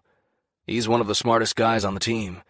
That might not be saying much, but he carries a near-perfect grade point average, and he's a freaking bioengineering major. If there's anyone who can help a brother out, it's Colton, and I really need him to come through for me. Otherwise, I'm up shit creek. It'll be like trying to find my ass in the dark with 2 hands and a flashlight. I clear my throat. I'm bringing Em with me. Oh? He cocks a brow as his eyes sharpen. I glance away from the questions simmering in his gaze. Already, he's trying to figure out why Em is tagging along when she never has before. We're, going to finally get it on? He waits a beat. It's about damn time, bro. I never thought you'd pull your head out of your ass where she's concerned. He claps me on the shoulder. Good for you. My head jerks up so fast I almost give myself whiplash. He chuckles at my slack-jawed expression. Yeah, that's right, I said it. I frown and shake my head. What do you mean? You and Emerson. He drops onto the bench across from me. His bag falls to the floor at his feet. You've been hovering over that girl since freshman year. He shrugs. I didn't think you were ever going to make the situation legit. Oh. We're not together, I mumble. I don't understand. The smile fades from his face. I thought after you dragged Em away from that guy last weekend, you'd finally bitten the bullet. Are you telling me that's not the case? My gaze bounces around the red and black painted locker room before sliding back to his. We're, just going to sleep together. She doesn't want to be a virgin and asked me to take care of it. This convo is more uncomfortable than I imagined it would be. Well, shit, he mutters under his breath, brows rising. And you're actually going to do it? Amazement laces his voice. I'm not sure if that's a good sign or not. I didn't want to, I grumble. But I also don't want some other asshole doing it. It's a catch-22. I'm damned if I do and damned if I don't. But I'm pretty sure the damned if I don't will end up being more regrettable. It's just a hunch. So, he muses, you're planning to take Em to Chicago and do the deed? Something about the way he says it rubs me wrong, which doesn't make a damn bit of sense because that's exactly what I'm going to do. Yeah, my shoulders fill with tension. I can tell by the thoughtful expression on Colton's face that he's thinking about this from all angles. You and Em are good friends. Are you afraid that sleeping together will jack up your relationship? And there you have it, my single greatest fear. It's what has kept Em firmly slotted in the friend zone all these years. We discussed it. Sleeping together will be a one-time deal. After this weekend, everything will slide back to the way it's always been. His eyes widen as he barks out a disbelieving laugh. And you think that's going to work? I fucking hope so. We made a few rules to help alleviate any problems. I don't blame Colton for being skeptical. But I think if Em and I are both on the same page, and we are, then there's no reason that having sex should ruin our friendship. All right. If you two have everything figured out, what's the problem? This is where Colton's knowledge and insight comes in. All of the girls I've been with have been experienced, you know? Okay. His expression doesn't falter, but I can tell that he's unsure where I'm going with this. It's important that what happens in Chicago is good for Em. Even though I feel like the world's biggest jackass, I force myself to push out the rest. But I don't know how to make that happen. We both fall silent, uncomfortably so. The steady drip of the showers is the only sound that fills the stifling air of the locker room. When I can't take another moment of this oppressiveness, I shoot to my feet, ready to bolt from the small space.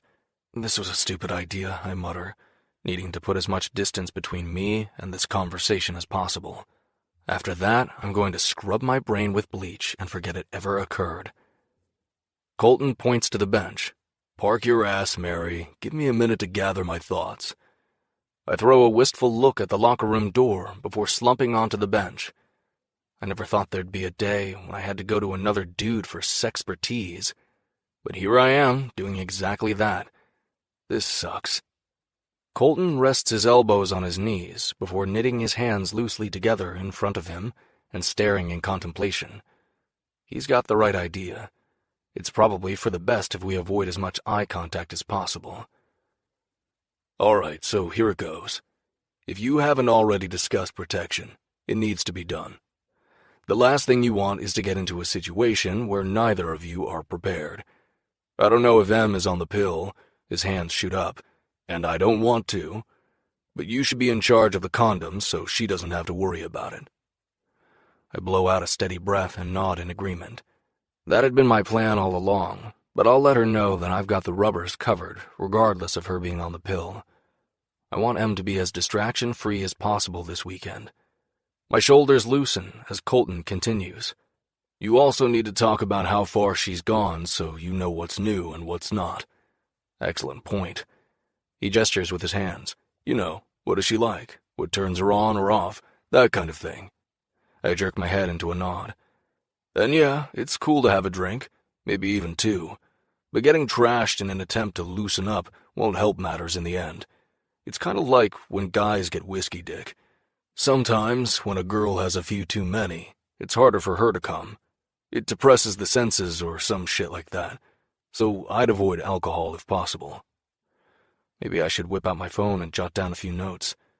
Foreplay. I wince and shift uncomfortably on the bench. You're going to need lots of it. It's probably best for her to orgasm first, before you actually, get to the main event. That way she'll be loosened up and, lubricated. You might want to pick up lube at the drugstore, just in case she's nervous. The idea has merit. Although, if last Friday night was any indication, lube won't be necessary. Even thinking about how wet M got when I was playing with her body has me stiffening up, and now definitely isn't the time for that. I blink out of those thoughts when Colton stabs a finger at me. You might want to consider jerking off beforehand so you're able to make it last. Some level of pain or uncomfortableness is expected. You'll have to take it slow and give her body time to adjust. Trust me, bro, she's going to be tight. The last thing you want to be is a one-pump chump. Damn, I should definitely be taking notes. This is good shit. And afterward, he pauses and I lean forward, not wanting to miss a single word. Afterward is usually when I roll over and hop out of bed. You should get a warm washcloth to clean things up in case there's blood. Blood? I swallow thickly, not having considered the possibility. And then you should probably, cuddle. With a smirk, Colton rises to his feet. Oh, and one last piece of advice. Don't expect to be fucking all night long. She'll probably be sore. So take it easy. This guy is seriously my hero. Who would have expected him to have so much great advice? I'm blown away by everything he just imparted. There's no way I would have come up with even half of this on my own. When I remain silent, his advice swirling through my head, Colton claps me on the shoulder with a laugh. You need to relax, man. Everything will be fine. I grab my bag and rise to my feet. Even though this conversation ranks right up there in embarrassment to the sex talk my mom gave me when I turned 13, I couldn't be more grateful. Colton has given me a lot to consider. But now I'm confident I can make this experience a good one for him. And at the end of the day, That's all that matters. Chapter 24. Emerson. Tomorrow's the big day, huh? Brinley says as we cut across campus after our last class. The muscles in my belly spasm with a mixture of fear and excitement. It's a 5.5-hour drive to the Windy City, and the plan is for us to leave mid-morning so we can get there with enough time for Reed to meet with the coaching staff in the afternoon. Then we'll grab dinner and... yeah. It's the "and" part that has my belly doing a full-on gymnastic floor routine. I've never felt this nervous in my life, which is crazy because this is Reed we're talking about. When I fail to respond, Brinley turns her head and catches my eye. Concern seeps into her green gaze. You still want to go through with this, right? Even though I know she's on board with the idea, she would be the first person to tell me if she thought I was making a mistake. Brinley can be impulsive in her own decisions, but she's always given me sound advice. I inhale a lungful of air before slowly releasing it and giving her a sharp nod. It's all I've been able to think about. Yes, I do. It's okay if you're nervous, she adds softly. I hoist a smile and roll my eyes, trying to downplay my own fears. As much as I appreciate Brinley's reassurance, it doesn't stop me from feeling like an idiot. I'm a 21-year-old virgin. This should be a non-issue. I know. The strange thing is that when I considered the possibility of knocking boots with Andrew at the Kappa party, it didn't fill me with nearly this amount of anxiety. I think that has everything to do with Reed and how meaningful our friendship is. Maybe sleeping together is a mistake. Maybe it would be better to have sex with someone who doesn't matter, someone I won't have to see again. But after the way Reed touched me, stroking me to orgasm, I can't imagine having sex for the first time with anyone other than him. So for better or worse, this is going to happen. I have an idea, Bryn says excitedly. Thankful for the distraction, I glance at her. I'm tired of thinking and overthinking and overthinking what will happen in Chicago. I need to get it over with and move on with my life. Then my relationship with Reed can return to normal. I'll stop obsessing over the way he kisses, and how his hands feel roaming over my body, or the fullness of his fingers buried deep inside me. A thick shudder of longing slides through me before settling in my core. It's as if I woke up one day and suddenly noticed the way his hair slides over his bright blue-green eyes, or how sexy he looks wearing one of those hairband thingies when he works out, or the play of his thickly corded muscles under his sun-kissed skin. Yeah, I definitely need things to return to normal. Thinking about Reed like this feels wrong and kind of dirty. I don't want to notice all of these sexy little details about him that turn me on. Brinley nudges my shoulder with her own, and I realize that I've once again become tangled up in my thoughts. See? I can't live like this. I've morphed into a walking, talking hormone. Aren't you going to ask? She prompts with pursed lips. I'm afraid to, I say with a smile. Your ideas usually land us in hot water. Sometimes a lot of it, but also a great deal of fun. It's probably best to keep that tidbit to myself. It would only encourage Brinley, and she doesn't need any encouragement. My bestie snorts but doesn't deny my words. Do you trust me? Not really, I laugh as we head toward the parking lot. When it comes to my relationship with Bryn, I'm the voice of reason, and she's the impulsive one. I'm the yin to her yang, and vice versa. She needs someone to tether her to the earth, and I need someone to pull me into situations I would normally steer clear of. We're a match made in heaven. That's probably for the best. Brinley loops her arm through mine. How about we grab lunch at the village? I'm in the mood to sit outside and soak up a little vitamin D. The village is an outdoor mall with a ton of cute shops and restaurants that have patios with colorful umbrellas. The idea of leaving campus and getting out of my head for an hour or two is unexpectedly appealing. I need to relax and stop dwelling on Reed. That sounds like a great idea. We walk to Lot B, where Bryn's silver Volkswagen Jetta is parked, and slide inside. The car was a gift from her father for her 21st birthday. Brinley and her dad don't have the best relationship. Since he's the head coach of the Red Devils hockey team, we run into him on campus every now and then. To say those meetings are painfully awkward is something of an understatement. Most college students would be thrilled to receive a brand new car to roll around in, but not Brinley. According to her, this was another lame attempt on his part to buy her love. It didn't work, not by a long shot. It was during Bryn's senior year in high school that her parents went through a nasty divorce. I don't know all the details because Brinley refuses to discuss the situation, but ever since then, she doesn't want anything to do with him. Accounting is probably as far as you can get from the field of psychology, but I suspect her parents' separation has something to do with why Bryn avoids long-term relationships. She goes out a lot and certainly hooks up, but the moment a guy shows any real interest in her, Brinley cuts him loose. An hour later, we've finished our lunch and are sitting in the sun, enjoying the warmth beating down on our faces. I sip my iced tea and relax on the chair, tipping my face toward the sun.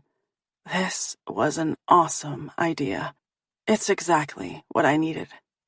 Brinley flirts with the waiter when he stops by to deliver our check. A sigh of contentment falls from my lips. I wish we could sit here and chill out for another hour or two. I want this serene feeling to last throughout the weekend. But I know it won't. Every time I think about Reed, my belly tightens into a series of complicated knots. I look over the check and pull a few bills from my wallet before setting them in the small black folder on the table. This was great, I tell her. Brinley nods as a mischievous expression settles over her features. Uh-oh, I've seen that look before, and it never bodes well for me. I narrow my eyes. What? Her smile turns sly as she grabs my hand and pulls me from the restaurant and down the street. We need to make a quick pit stop before heading back to campus. Okay. I have to pick up my pace to keep up with her as she drags me past the candle shop and a shoe store. There's a red sign advertising a huge sale in one of the clothing boutiques we like to peruse, but she tows me past that as well. Where are we going? You'll see. After a block, Brinley skids to a halt outside a storefront. Eyeing the shop, I shake my head. No way. Yes way, she sing-songs, looking almost giddy. I open my mouth to tell her to forget it, but she cuts me off. Listen to me, girl. You need a sexy little something for Chicago that will have Reed popping a major boner. Oh my God, did she really say that? Not giving me a moment to mull it over, she seizes my hand and yanks me through the door of Victoria's Secret. It's not like I haven't been in here 100 times to buy bras or yoga pants, but sexy lingerie? Nope. Is this really necessary? I grumble under my breath, taking in the racks of lacy teddies and silky baby dolls. Doesn't Bryn understand that this isn't a romantic weekend fling we're about to embark on? The only reason I'm accompanying Reed to Chicago is so we can have a little privacy when we take care of business. It's absolutely necessary, she says, forcing me over to a rack that has the skimpiest garments I've ever seen. Most are sheer, making them totally see-through. They're certainly beautiful, but they don't leave a lot to the imagination. You need something to set the mood, and trust me, she pulls a black teddy off the rack and holds it up. This will certainly do the trick. My eyes skim over the thin wisp of fabric that reveals far more than it conceals. There's no way I can strut around in front of Reed wearing that. What she's holding is something you buy for a boyfriend, not a friend who's doing you a favor. I don't know, I mutter, shaking my head. I glance at the shop door, wondering if there's any way I can make a run for it. Probably not. Bryn is surprisingly speedy. I wouldn't put it past her to tackle me to the ground and drag me back inside, kicking and screaming. I think I'll save myself the humiliation. You're right, she agrees unexpectedly. I huff out a breath, relieved that an argument has been averted. Awesome. Now we can get out of here. Just as I swing around and take a step toward the door, she says, "With your dark looks and virginal state, you need something pure and innocent." She shoves the hanger back in place and rifles through the rack. "It needs to be a statement piece, something that screams, 'I'm ready to be defiled.'" "No," I groan, massaging my temples. "It should say nothing of the sort." "Of course it should. That's the whole point of this little expedition, right?" With a determined look on her face, Brinley gets to work pulling out several more pieces of lingerie, holding them up and contemplating them before ultimately stuffing each one back where they came from. 5 minutes later, Bryn triumphantly holds up a light pink baby doll. Now this will have Reed losing his freaking mind. At no point did I say anything about wanting Reed to lose his mind. Brinley needs to get it through her thick skull that this is strictly about sex. End of story. Can you even imagine how awkward it will be if I show up in lingerie? She shoves the flimsy garment at my chest. "Go, try it on. I'm dying to see what you look like." "Come on, Bryn," I whine. "Let's just—" She shakes her head and stabs a finger toward the changing rooms. "Get going, girl." But when I don't budge, she folds her arms across her chest and cocks a hip. "Go ahead and take your time. I've got all day." Grrr. Grumbling under my breath about pig-headed friends who can't take no for an answer, I reluctantly head to the dressing rooms. "I heard that," Bryn yells at my retreating backside. "You were meant to," I shout, not bothering to turn. Once I reach the back of the store, a saleswoman unlocks one of the changing room doors as she eyes the garment clutched tightly in my hand. "That's a very pretty piece," she says with a friendly smile. "With your complexion, it'll look amazing." Doubtful. I'm not the fancy underwear type. I'm most comfortable kicking around in a pair of old jeans and a well-worn t-shirt. Once I'm closed inside the small room, I hang up the baby doll and strip down to my panties. Then I carefully lift the delicate material from the hanger and pull it over my head before smoothing it down. There is no way this is going to look. As soon as my gaze lands on my reflection, I suck in a surprised breath. The gauzy pink fabric floats around my body like a cloud, accentuating my curves. The cups are sheer, showing off the rosiness of my nipples. Instead of appearing raunchy, it's sexy. The rest of the translucent material drapes from my breasts to my upper thighs. A tiny thong completes the ensemble. I twist and turn so I can check out my backside from all angles. I can't believe I'm going to admit this, but I feel transformed in something so feminine and beautiful. There's a brief knock on the dressing room door before Brinley turns the handle. Since it's locked, she doesn't get far. "Come on, girl, I want to see the goods." I shake my head in exasperation and flip the handle so the door is unlocked. Bryn doesn't take more than a step inside before her eyes rove over my body. I'm tempted to cover myself with my arms. Instead, I keep them firmly pressed to my sides. I may be a virgin, but that doesn't mean I have to act like a prude. Bryn was a swimmer up until college. She has no problem getting naked in front of other people. Then again, maybe that has more to do with her mindset.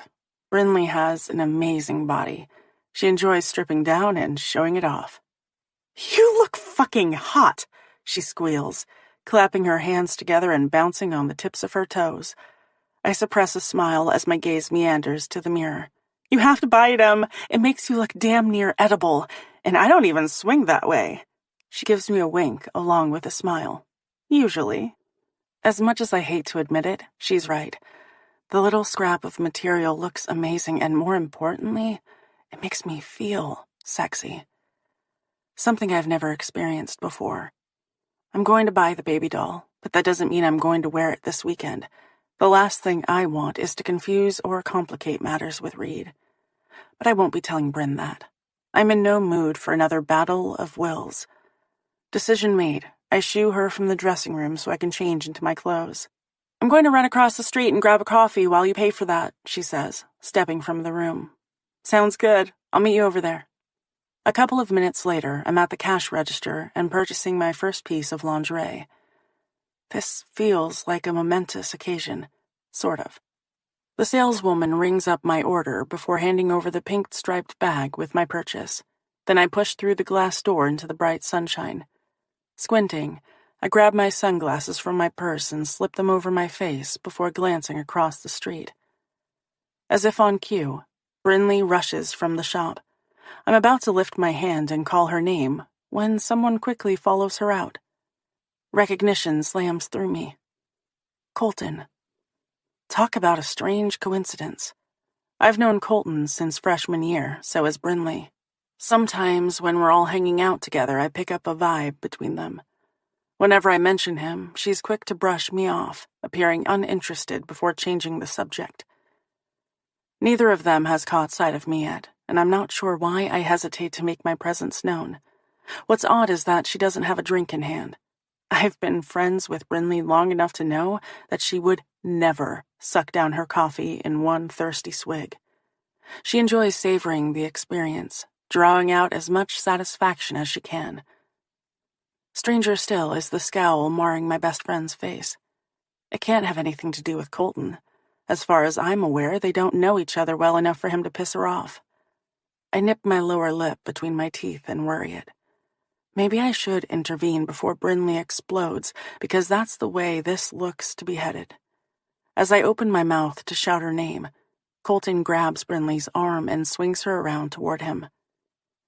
Even from this distance, I'm aware of the thunderclouds gathering on Bryn's face.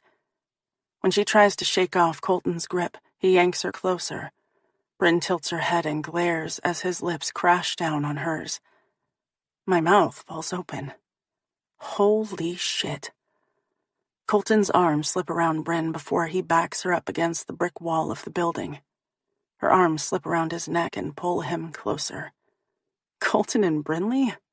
No freaking way. What a sneaky little bitch. She hasn't mentioned one damn word about him, and by the looks of that kiss, I'm guessing this isn't the first one they've shared. Not wanting to stand here and gawk while they go at it like a pair of cats in heat, I spin around and step inside the store. My brain whirls with this new information as I browse through a couple of racks before deciding to head outside again. As I push through the door, Brinley is waiting on the other side. I glance across the street at the coffee house, but there's no sign of Colton. It's like he was never there. Hey, she says, as if she wasn't just making out with Colton Hayes in broad daylight. What took you so long? I blink. Her nonchalant attitude almost has me questioning what I saw. Oh, do I mention the kiss? A beat passes. Then two. Before I can make a decision, the moment slips away and I hear myself improvising. The computers were down, so the transaction took a little longer. She nods, but says nothing. I clear my throat. What happened to your coffee run? Irritation gathers in her eyes as her lips flatten. There was too long a line, so I decided to skip it. She huffs out a breath and makes a concerted effort to smooth out her features before shrugging. No big deal. Huh.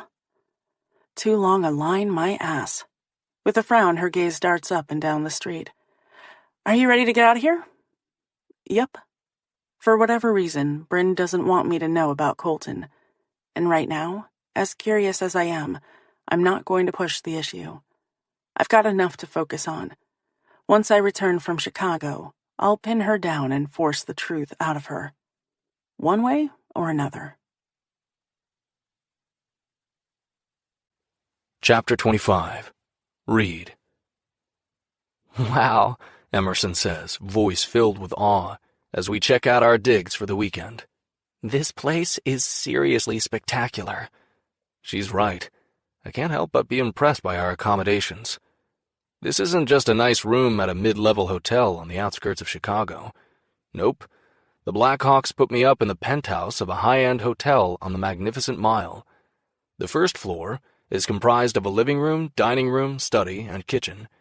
There's an ocean of shiny hardwoods throughout the main level, along with a staircase that leads to the second floor, where the master suite and 2 guest rooms are located.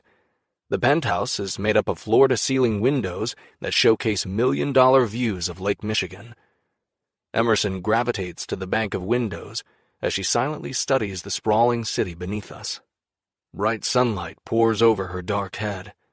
I can't help but stop and stare while she's preoccupied with the view. The first time I caught a glimpse of Emerson when she was 14 years old, I thought she was beautiful. Instead of acting on that attraction, I buried it deep down where I couldn't dwell on it. But continuing to do so has become impossible now that I've sampled her lips and stroked my hands over her body. There's no more lying in bed at night and wondering what she feels like. I've played with her breasts and sucked her sweet, cherry-tipped nipples into my mouth. I've buried my fingers in her pussy. I've watched her face as I stroked her to orgasm. I swallowed her soft moans of pleasure as she came. There's no way I can walk back from that and pretend it never happened. This weekend is all about Emerson, but I'd be lying through my teeth if I didn't admit I'm impatient to get my hands on her again. She's all I've been able to think about, and that's a problem, considering I'm in Chicago to meet with an organization who's interested in adding me to the roster. Shoving that thought from my head, I walk to the window and settle my hands on her shoulders. As soon as I do, Em stiffens beneath my touch. I hate the skittishness I now sense in her. We've always been physically affectionate with one another. I've slung my arm across her shoulders while walking across campus, or cuddled with her on the couch while watching a movie. I've pressed my lips against her forehead hundreds of times, and not once has she ever tensed up. The thought of her no longer being comfortable with me is like a knife through the heart. I don't want to damage our relationship. The physical intimacy between us will be fleeting. Our friendship isn't. I don't want to trade one for the other. If you're not ready, we don't have to go through with this, I remind her softly, needing to put her at ease. She sucks in a deep breath and holds it captive. The anxiousness radiating off her in suffocating waves makes me want to scoop her up and hold her tight. But I can't do that. I can't do anything that will have her pulling further away from me. You can change your mind at any time, I add. This isn't a done deal. There are plenty of other things we can do this weekend. Museums and shopping. We can check out Navy Pier. There's a huge Ferris wheel. You'll love it. No matter what you decide, I assure her, we'll have a great time. The pent-up breath she had been holding slowly escapes from her lungs before she twists in my arms. Her lips curve into a grateful smile, but tension still vibrates around her. Thank you for saying that, but I'm not going to back out. I want this. She hesitates before admitting, I'm just nervous. I wrap my arms loosely around her, but don't draw her near. Everything will be fine. There's no pressure. She jerks her head into a tight nod and presses her lips together until they turn bloodless. Just remember, you're the one calling the shots, not me. We'll go at your pace, no matter what that is. Okay. Her shoulders loosen so they're no longer up around her ears. Now that we've got that out of the way, I glance at the clock on the microwave in the kitchen. The team is sending a car to pick me up in about 15 minutes. I'm not sure how long I'll be gone, but let's plan on grabbing dinner when I get back, and then we can walk around for a bit. Sound good? I don't mention what else is on the agenda for tonight, because I don't want to jack her up any more than she already is. Her mouth curves into a genuine smile, and something pings in the pit of my belly. It sounds great. All right. I jerk my head toward the elevator we rode up in that opens directly into the foyer of the penthouse. I should probably head down to the lobby, just in case they show up early.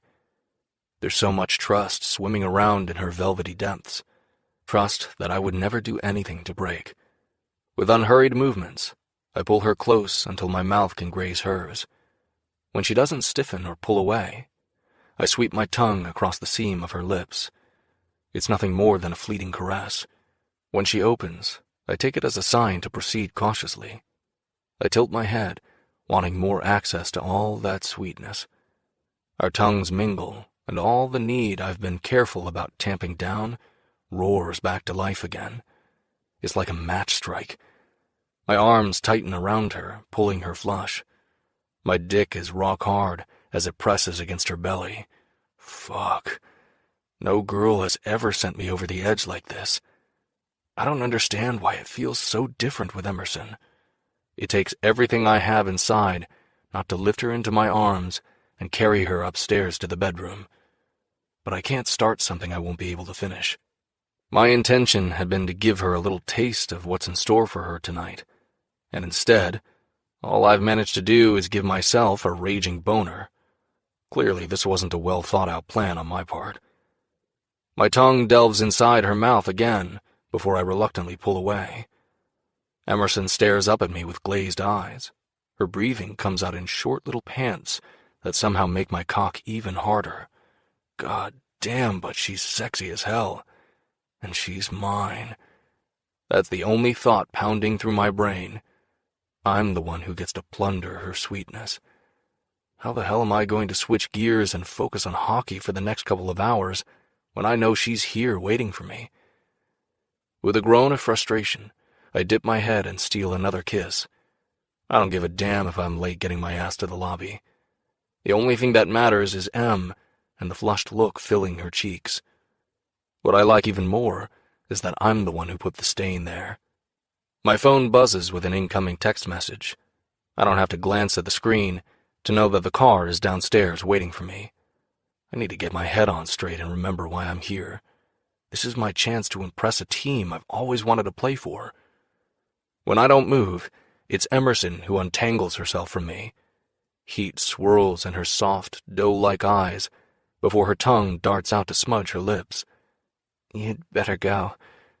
I swear under my breath before hauling her against me.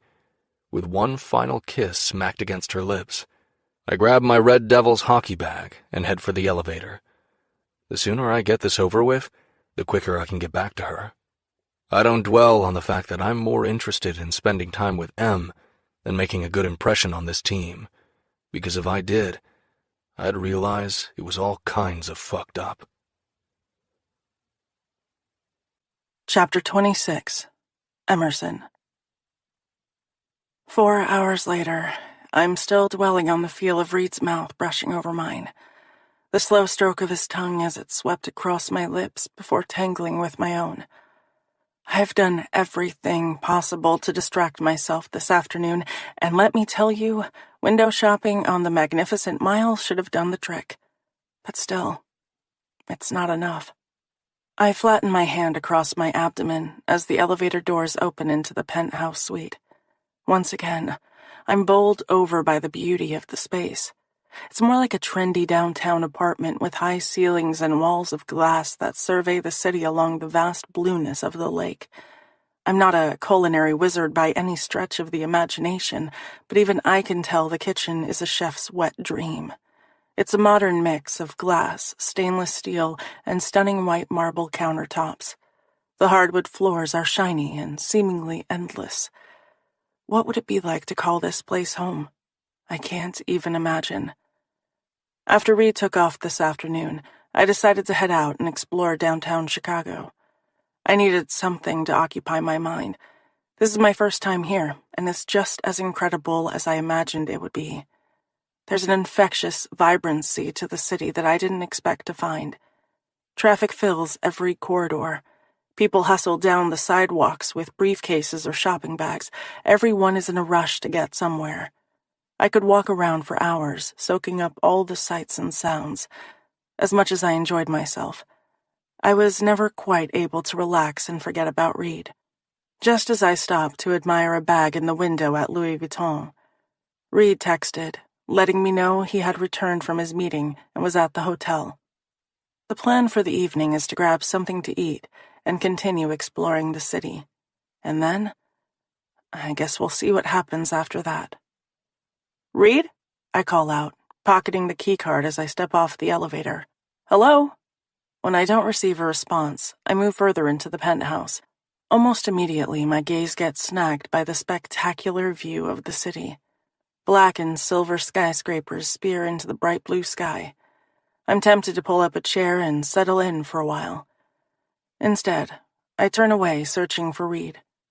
I peek in the kitchen, dining room, and library with its mahogany bookshelves and glossy marble fireplace that's the focal point of the room. When a thorough check of the first floor comes up empty, I head to the staircase. Each bedroom on the second floor has its own bathroom attached to it, and at the end of the hallway is a door that leads to a rooftop patio and lush green garden. It's a little bit of paradise in the concrete jungle of the city. The first room I peek in is the master suite. It's ridiculously massive, easily the size of my apartment at Southern. Attached to the bedroom is a gorgeous white marble bathroom with a giant soaker tub that's large enough for 2, maybe even 3 people. It's set in front of the floor-to-ceiling windows, so the view can be enjoyed while relaxing in a bath. I'm hoping to make use of the tub before we leave on Sunday. I considered using it this afternoon while Reed was at his meeting, but I needed to get out and expend some pent-up energy. Reed will be up and out early tomorrow morning and probably won't return until late in the afternoon, so there'll be plenty of time for me to enjoy it then. As soon as I step inside the master suite, I realize Reed has been here because his phone is lying on the middle of the bed, and there's a trail of clothing that leads to the bathroom. Since the door is open, I don't hesitate to head inside. The moment I cross over the threshold, my feet grind to a halt, and my brain empties. With his naked backside toward me, Reed reaches for a towel from the silver rack as he steps out of the shower. Using the plush white material, he wipes his face before running it over his hair. As wrong as it is to stand here and ogle him when he's unaware of my presence, I can't bring myself to leave. I'm frozen in place as my gaze licks over every inch of his body. Reed and I have been friends for a long time. I've seen him lounging around in loose-fitting athletic shorts and nothing else. He works hard for his body, and half the time, I think he enjoys strutting around, showing it off. Lord knows I've teased him about it enough times. But this feels different. I have never seen him stripped bare. My gaze slides over his well-defined shoulders to his powerfully built back. The sinewy muscles bunch and flex as he dries himself with unhurried strokes. I'm mesmerized by the movement as my eyes slip to his tapered waist. I haven't even glimpsed the front of him, and already I know that Reed Phillips is a perfect specimen. There's not an ounce of fat on the guy. He's all chiseled strength and toned musculature. I really shouldn't be standing here drooling over him. I'm probably breaking a dozen unspoken friend rules. I should clear my throat or call out his name, somehow alert him to my presence. But I don't. What I need to do is leave before he notices that I've stumbled upon him. Instead of backing away, my gaze drops further, because really, how can I not look at his ass? It's so freaking perfect. I blow out a shaky breath and stare so hard, there's no way that every nuance of his backside won't be imprinted upon my memory. I've heard girls ramble about random guys having amazing asses, but I never really got it before. It's a butt. We all have them. What's the big deal? Well, let me tell you something. I now understand what all the fuss is about. I get how someone's behind can be all kinds of sexy. It's just so muscular. I want to touch him. Maybe knead those perfect globes. At the very least, squeeze them. My thighs clench and I realize that my panties are soaked. A sigh escapes from my lips and Reed swings around to face me. The towel is still held to the side of his head as our eyes collide. His body stills and mine does the same, although I've been rooted in place for at least a minute, maybe more. Thick tension crackles in the air. My cheeks heat at being caught watching him. This is exactly what I was afraid would happen. I should have snuck away when I had the chance. Now we're stuck having this horrendously awkward moment. Desperation fills me as I rack my brain for something to say. I need to apologize and then get the hell out of here before I self-combust. Instead, my gaze falls from his face, raking over his chiseled pectorals and six-pack abs that look as though they've been etched into his skin, before arriving at his cock, which, oh my God, lengthens before my eyes like a party favor. I gasp and glance away as more heat rushes to my already inflamed cheeks. Could this moment be any more horrific? Reed breaks the stifling silence. It's all right if you want to look, Em. I suck in a shaky breath before expelling it painfully from my lungs. What am I supposed to do? Of course, I want to inspect him up close and personal, but at the same time, I'm swamped with embarrassment.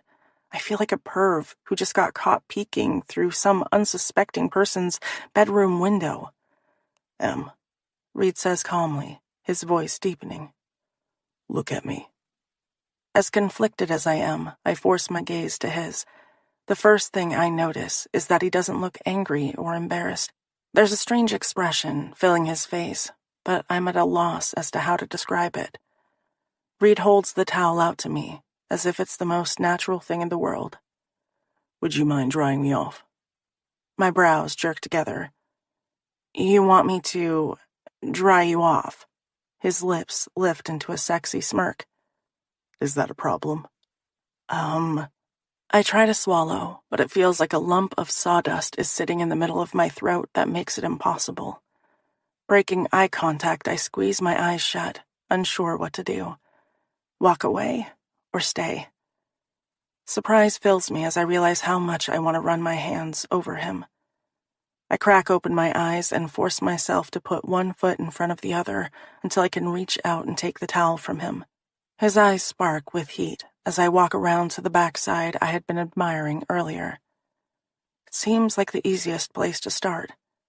Without his gaze burning holes through me, I can take a few minutes to pull myself together. I blow out another breath before bringing the towel to his shoulders. With tentative strokes, I carefully wipe away the moisture that clings to his skin.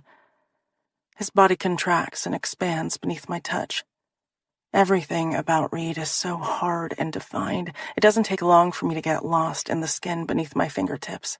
The tension that had been filling me slowly ebbs from my body, and I forget the embarrassment that had almost swallowed me whole. Reed stands perfectly still as I drag the material over him.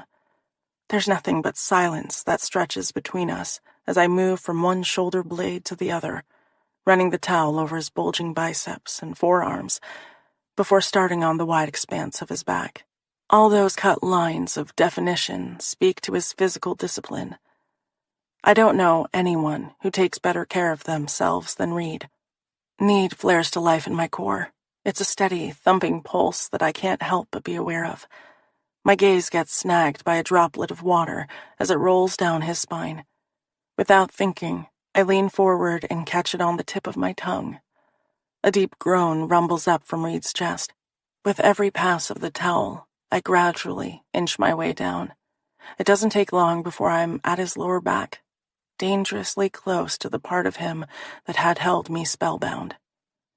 I can't imagine what it would feel like to trace over the tight curve of him without the towel between us. Jealousy wells inside me for all the girls who have been able to touch him without hesitation. I falter at the base of his spine, my bravado wavering. If I dwell on it for too long, I'll chicken out. I may never get another chance to explore Reed's body again. I need to swallow down my nerves and take advantage of it. The towel dips until I'm able to swipe over the round firmness of his backside. It's slowly that I slide the material back and forth until not a drop of water lingers.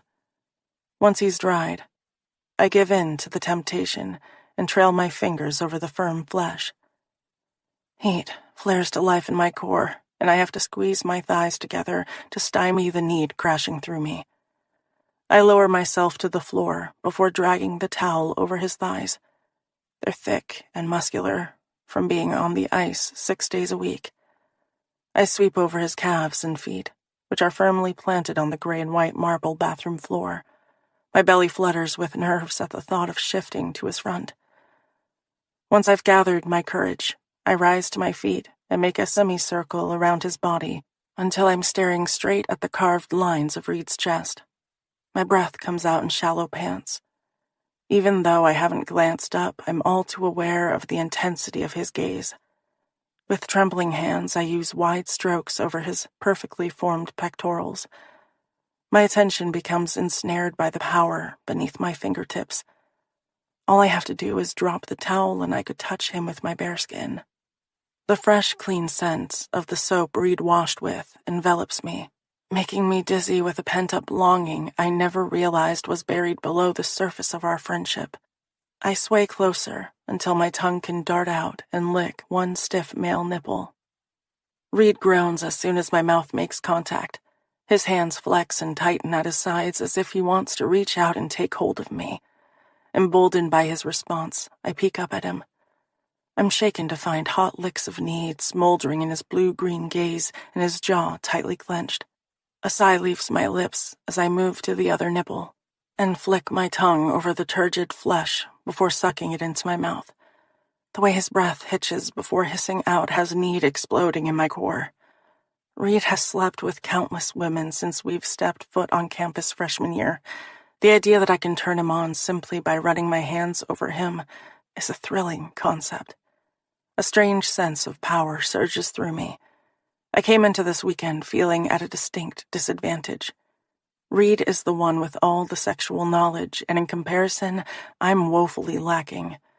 But that's not how it feels at the moment. It's as if I'm capable of bringing him to his knees. And that's a heady sensation, one I want more of. I moved the towel over his ribcage and ripped abdominals. A sharply defined V creates a path that arrows down to his crinkly dark blonde hair at his groin. A flutter of nerves takes root in my belly as I think about stroking the towel over his erection. My gaze dips to the base of his thick cock. Liquid heat floods through me, and my thighs clench at how swollen he appears. With shaking fingers, I slide it over his rigid length. Just like every other inch of his rock-solid body, his cock is completely captivating. My fingers itch to trace over him. I'm desperate to learn the texture of his flesh. With the towel gripped tightly in my hand, I slide it over his dick until moisture beads at the slit of the bulbous head. Reed groans as his hips jut forward. With the edge of the material, I run it carefully over his balls, which are heavy and tight against his body. I'm tempted to continue stroking him, but there's only so long I can linger. Instead, I drop to my haunches so I can dry his shins. Once I'm settled in front of him, I realize this position brings me eye level with his penis. Desire floods through me as his throbbing length bobs inches from my lips. I'm struck with the urge to bridge the distance and swipe my tongue across the engorged head. Does he taste as fresh and clean as he smells? Part of me longs to find out. I inhale a shaky breath, tilt my head back, and lift my eyes to Reed. Desire flares inside me before shattering in my core as his lust-filled gaze captures mine. No man has ever stared at me the way he does now. His hands rise until they're able to cup my cheeks. His thumbs gently strum my parted lips as another groan rumbles up from his chest. The guttural sound has my panties flooding with more heat. His thumbs slide to the curve of my jaw as I give in to the urge pounding through me. My body strains toward his as my tongue darts out to lap at the moisture beating the tip of his cock. It's a quick, impulsive movement that I don't allow myself to think about. The salty flavor bursts on my tongue. His hands cradle my cheeks as I swipe over the head of his erection again. One taste isn't nearly enough. I need more. I want to explore every part of him. My hands wrap around the backs of his thighs as I press closer, sucking the crown into my mouth. His fingers tunnel through my hair as he locks me in place. Almost gently, he flexes his hips. I haven't taken much of him inside me, but I want to. Before I can suck him in deeper, Reed pulls his hands free from my hair and gently presses against my shoulders. You don't like that? Maybe I'm not doing it right. He grunts, his chest rising and falling with harsh breaths. Your mouth feels too damn good. I don't want to lose control. I want to make you come. My gaze drops to his cock, which throbs inches from my lips. Somehow his length seems to have grown and thickened even more. My tongue darts out to swipe at the tip. He groans and shakes his head. This weekend is about you, Em, not me. Reed may not understand, but what we're doing has everything to do with me. Only now am I realizing just how much I enjoy exploring a man's body. I'm fascinated by the contrast between us. To have all this perfectly sculpted muscles flexing beneath my fingertips is dizzying. You're done here, he growls. Am I? Then why does it feel like I was just getting started? Yeah, you are. His hands slide from my shoulders until they can hook under my arms. Silently, he lifts me to my feet, dragging me up the hard length of his naked body until his mouth hovers over mine. My lips part in anticipation as need pulses like a heartbeat in my core. I've never wanted a man to kiss me as much as I do right now. You have a choice to make, he murmurs. We can get dressed and head out to grab dinner. Or, as excited as I had been to explore the city with Reed, leaving the penthouse is the last thing on my mind. The arousal mirrored in his eyes sends a cascade of anticipation skating down my spine. Or we can stay in and order room service. Reed was wrong about there being a choice to make. Room service. A wolfish smile settles on his face. Excellent choice. Chapter 27. Reed. I cradle Emerson's body in my arms as I move into the adjoining room and deposit her gently in the middle of the king-sized mattress. It's a heady sensation to see the lust swirling in her dark eyes. It's not a look I ever imagined would be aimed in my direction. As much as that turns me on, it's the brightly shining trust that has thick emotion swelling in my heart. Emerson has never given herself to a man before, and it means everything that she chose me to share this experience with. Not wanting to rush a single moment, I stand at the end of the bed and take her in. The sight makes my heart constrict painfully in my chest. She's so damn beautiful, with her ebony-colored hair spread out against the snowy white comforter. I almost can't believe we're about to do this, that she's really mine. It might only be for the weekend, but I'll take it. Her eyes widen as I crawl onto the bed and up her body until her back is pinned to the mattress. Holding myself on my elbows, I press my mouth to hers. A soft sigh escapes from her lips as she opens without coaxing. Our tongues melt against each other before tangling. With my pelvis aligned with hers, I slide my erection across her jean-covered pussy, using slow, teasing strokes. The urge to tear her clothes off and bury myself deep inside her pounds through me.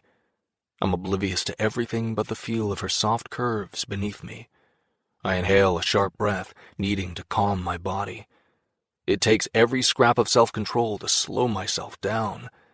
An image of M on her knees, staring up at me with her lips wrapped around my cock, flashes through my head, and I nearly lose it. I've had my fair share of blowjobs over the years, but watching my hard length disappear between M's pouty lips is hands down the sexiest thing I've ever witnessed. Which doesn't make sense. I've had chicks deep-throat me, their muscles constricting around my dick as I spilled my load, and they've swallowed every last drop as if it were nectar. The girls I usually screw around with are aggressive and like to take control of the situation. I'm more than happy to lie back and let them do all the work. But that's not what's happening here, and I find, surprisingly, that I like it. I like being the one to seduce M, to pleasure her, to figure out all the little things that turn her on and make the blood roar through her veins. I pull back and nip at her generous mouth, sucking on the top lip before giving it a gentle tug with my teeth. When her breath hitches, I release the plump flesh, lavishing the same attention on her bottom one. A whimper slides from her lips. The sound of her desire arrows straight to my cock and makes me throb harder. Your clothes need to go. I roll to my side so that my body is pressed against the long line of hers. My fingers go to the hem of her shirt before dragging it up her body. M wiggles her way out of the thin cotton material before I tug it over her head and toss it to the carpeted floor. Her jeans are the next to go. Within seconds, I've got the button unfastened and the zipper yanked down. I tug at the well-worn material until she's able to shimmy her way out of it. With 2 kicks of her legs, the jeans are wrestled free before joining the shirt in a growing pile. As impatient as I am to strip her bare, I force myself to slow down and admire the way Emerson looks in her pink bra and panties. There's nothing overt about them. They conceal more than they reveal, and yet she's the sexiest girl I've ever laid eyes on. This moment is one that needs to be savored. I drop a kiss on her lips and trail my fingers over her lower abdomen, moving up her ribcage, before stopping at her collarbone. I pause and reverse the motion, halting only when I get to the edge of her panties. Her body trembles under my touch. I repeat the caress over and over again, until she relaxes against the mattress, her eyes feathering closed. When she's completely at ease, I trace a light path over her left breast, circling the outer edge, before slowly working my way inward, but never quite touching the center. Through the material of her bra, her nipple pebbles. Emerson moans and writhes beneath my fingertips as I lavish the same attention on the other. Reed, she whimpers, her voice full of need. My eyes flick toward hers. You like that, baby? God knows I enjoy touching her. Yes, she sighs. It feels amazing. There's so much more, Em. I'm going to make your body sore, I promise, continuing to play with her. She groans as my fingers stray from her breasts, moving to the elastic band of her panties. Instead of stopping, I stroke over the material, caressing her slit. Em widens her legs, giving me more access to her heated center. Her hips lift, seeking out my touch.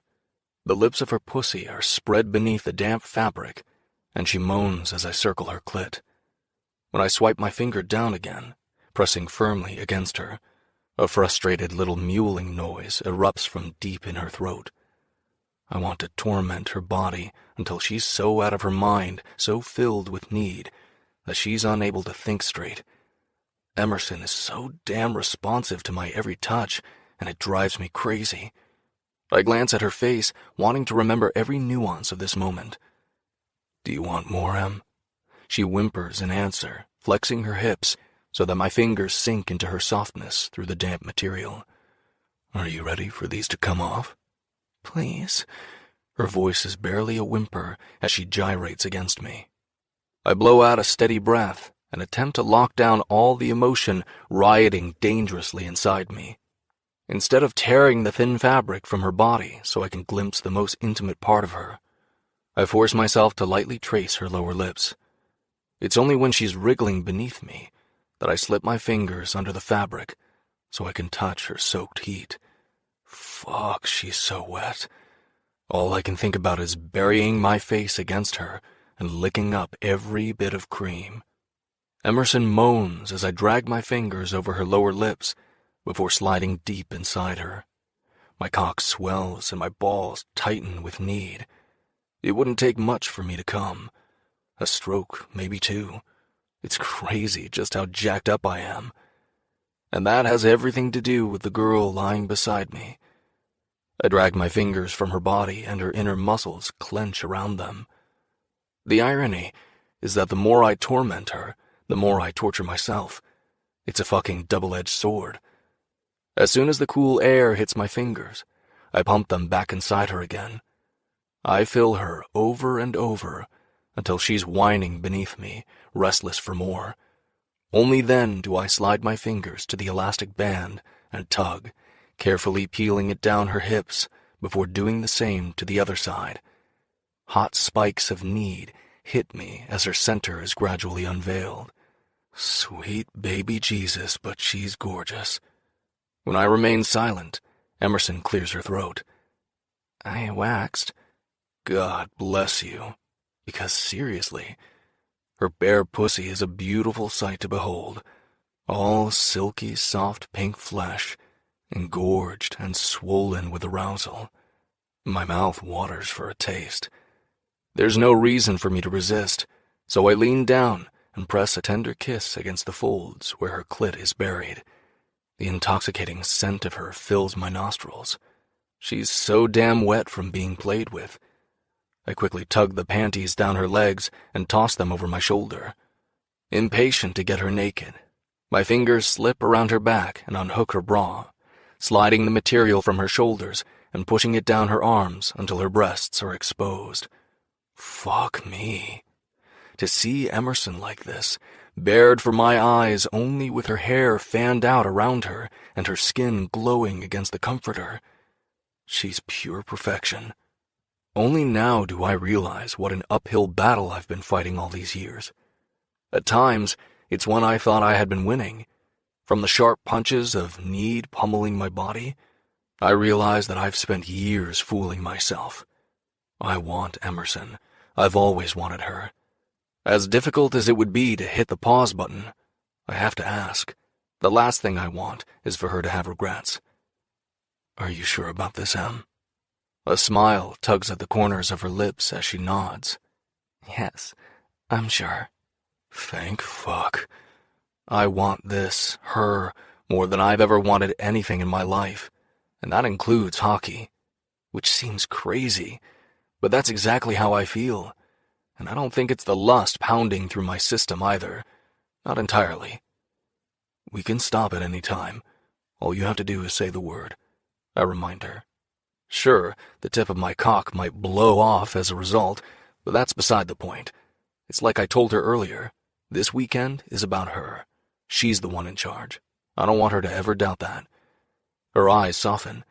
I know, and I appreciate it. Why I continue to press the issue, I have no idea, but it feels important. I want to make sure you're ready for what we're about to do. I'm ready. She lifts her hand, cupping my cheek with her palm. I want you, Reed. Okay. I nod and release a steady breath. I'm so fucking horny that I'm having a difficult time thinking straight. The conversation I had with Colton about jerking off before the main event flashes through my head. It was wise advice, but I wasn't expecting to have sex straight out of the shower, so I didn't bother to rub one out. I should have, though, because I've been torqued up since we left Southern. Unfortunately, there's nothing that can be done about it. What's happening right now feels natural and spontaneous. Pumping the brakes at this point is out of the question. For better or worse, this is happening. But hey, I'm an athlete with years of discipline and hardcore training under my belt. I'm used to controlling my body. Should be a piece of cake, right? Yeah, I don't think so either. The best I can hope for is that I don't completely embarrass myself. I turn my face until I'm able to press a kiss against the delicate skin of her palm. Needing to taste her lips, I lean down and align my mouth with hers. Emerson opens without hesitation, and my tongue slips inside. I take my time, exploring every inch of her mouth until her hips are squirming against mine. Her arms slip around my back and pull me closer. Unable to resist the lushness of her body, I nip my way to her chin, trekking down the column of her throat. Breathy little sighs of enjoyment escape from her lips as my tongue darts out to lick her neck. With unhurried movements, I work my way to her collarbone, lavishing attention on every bit of tempting flesh. Once I reach her breasts, I blow against one tightened bud. Emerson arches her back in an attempt to get closer. Her hands stroke over my shoulders before her nails sink into my skin. With the tip of my tongue, I circle one blush-colored peak before sucking it into my mouth. I release her nipple before lavishing the same attention on the other. Em moans as her fingers slide from my shoulders to my neck before burying themselves in my hair. Popping her breast from my mouth, I settle my weight between her thighs. She moans and wraps her legs around my waist before grinding her core against me. Even though I could spend all night playing with her titties, I need to explore every bit of bared flesh. I need to brand her with my fingers, lips, and tongue. I lave all the golden skin in my path from her ribcage to her belly. She whimpers when I nip teasingly at her navel, and my gaze captures hers. How is it possible that she's even more beautiful than usual?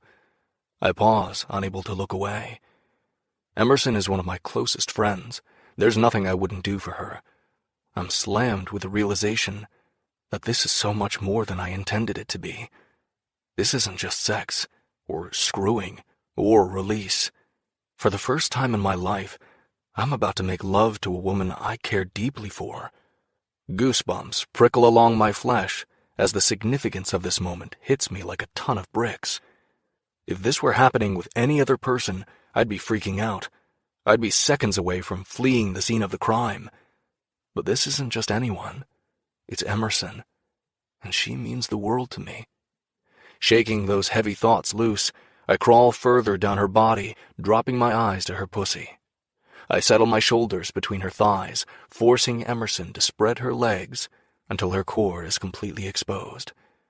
Another punch of arousal hits me. She whimpers as I press my lips to the top of her slit.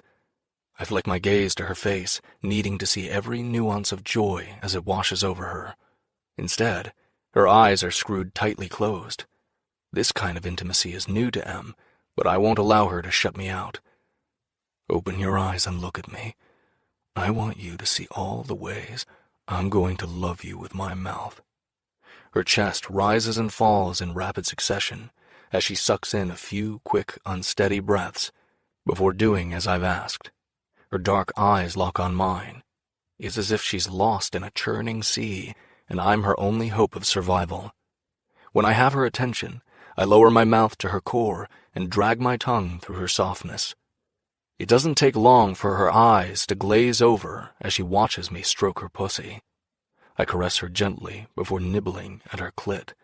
Her eyelids flutter shut on a throaty sigh of pleasure. Eyes on me, Em. I pause and nip at her delicate flesh. I want you watching me the entire time. Her cheeks pinken as I torture her body, forcing her to the precipice. She rolls her hips against my mouth, seeking relief. When she whimpers, hands twisting in the bedspread, I know she's moments away from shattering. Unable to resist, I nudge her further until she's teetering on the edge before carefully pulling back. I won't allow her to fall until she's begging and crying for release. She shifts her thighs impatiently, giving me greater access, tempting me with her wet heat. Her body is strung impossibly tight. She untangles her fingers from the comforter, only to drive them into my hair and pull me closer. But I don't give her what she's searching for. Instead, I pepper her inner thighs with kisses until the sharp bite of her need diminishes. It's only when her body calms that I give her shuddering softness a nice long lap. All too easily, we fall into a rhythm that leaves her writhing beneath my mouth. I spear my tongue deep inside her opening before dragging it out again. I do this a dozen times before sucking her throbbing clit between my lips. Her nails scrape my scalp. The sting only drives me harder. I want to watch her spiral out of control. "Please," she gasps, arching against me. "Please, Reed." One thrust of my tongue inside her is all it takes for her body to spasm around me. She chants my name as if I'm her god, and it's the best fucking sound in the world. Instead of withdrawing, I continue the onslaught until her body ceases to tremble, and she sinks bonelessly into the mattress. A dazed expression settles on her face. I press one last kiss against her core before moving up her body until I can take her lips with my own. She gasps when my tongue plunges into her mouth. I pull away just enough to ask, "Do you taste yourself on me?" Her eyes flare and her mouth forms a perfect O. She's so fucking shockable, and I love it. "You're delicious. I could eat you up all night long." My mouth sweeps over hers again, and she moans as our tongues tangle. Her legs part as I settle against her pelvis, so her body is able to cradle mine. She's so slick with arousal that my cock slides easily against her lower lips. I hold myself on my elbows, not wanting to crush her with my weight, before searching her eyes. The dazed expression from her orgasm still lingers. "Are you ready?" God knows I am. I'll be lucky if I don't bust a nut as soon as I sink inside her. It'll be sweet torture. "Yes." She stretches against me, and I groan at how welcoming her body is. The thought of burying myself inside her is almost more than I can bear. I inhale a deep breath and push those thoughts from my mind. They aren't going to help me hold it together. Slowly, I empty my lungs, trying to rein in my baser impulses. I need to calm the possessiveness crashing around in my body that demands I claim the pussy beneath me. As I hold Emerson's gaze, I'm struck with the realization that this is one of the most important moments of my life. I've never experienced anything like it before, and odds are I won't again. No one will ever mean more to me than the girl in my arms. The bond we share is unbreakable, and this will only strengthen those feelings. Whether Emerson understands that or not, I do. Needing the contact, I stroke my hard length against her softness before rolling off the bed and grabbing a condom from my overnight bag. This is the first time I've been tempted to forego a rubber. I'm the king of wrapping it up. Like everything else with Em, this is different too. There's no way I would put her at risk for pregnancy by not taking the proper precautions. I tear into the packet before rolling the latex over my erection. Emerson props herself up on her elbows and watches me with interest. Her breasts bounce, and the movement ensnares my attention and leaves me groaning. Once I'm covered, I return to the bed, crawling between her thighs and kissing her slick lips. She moans as her legs fall open in invitation. Unable to resist, I tongue her core until she's twisting beneath me.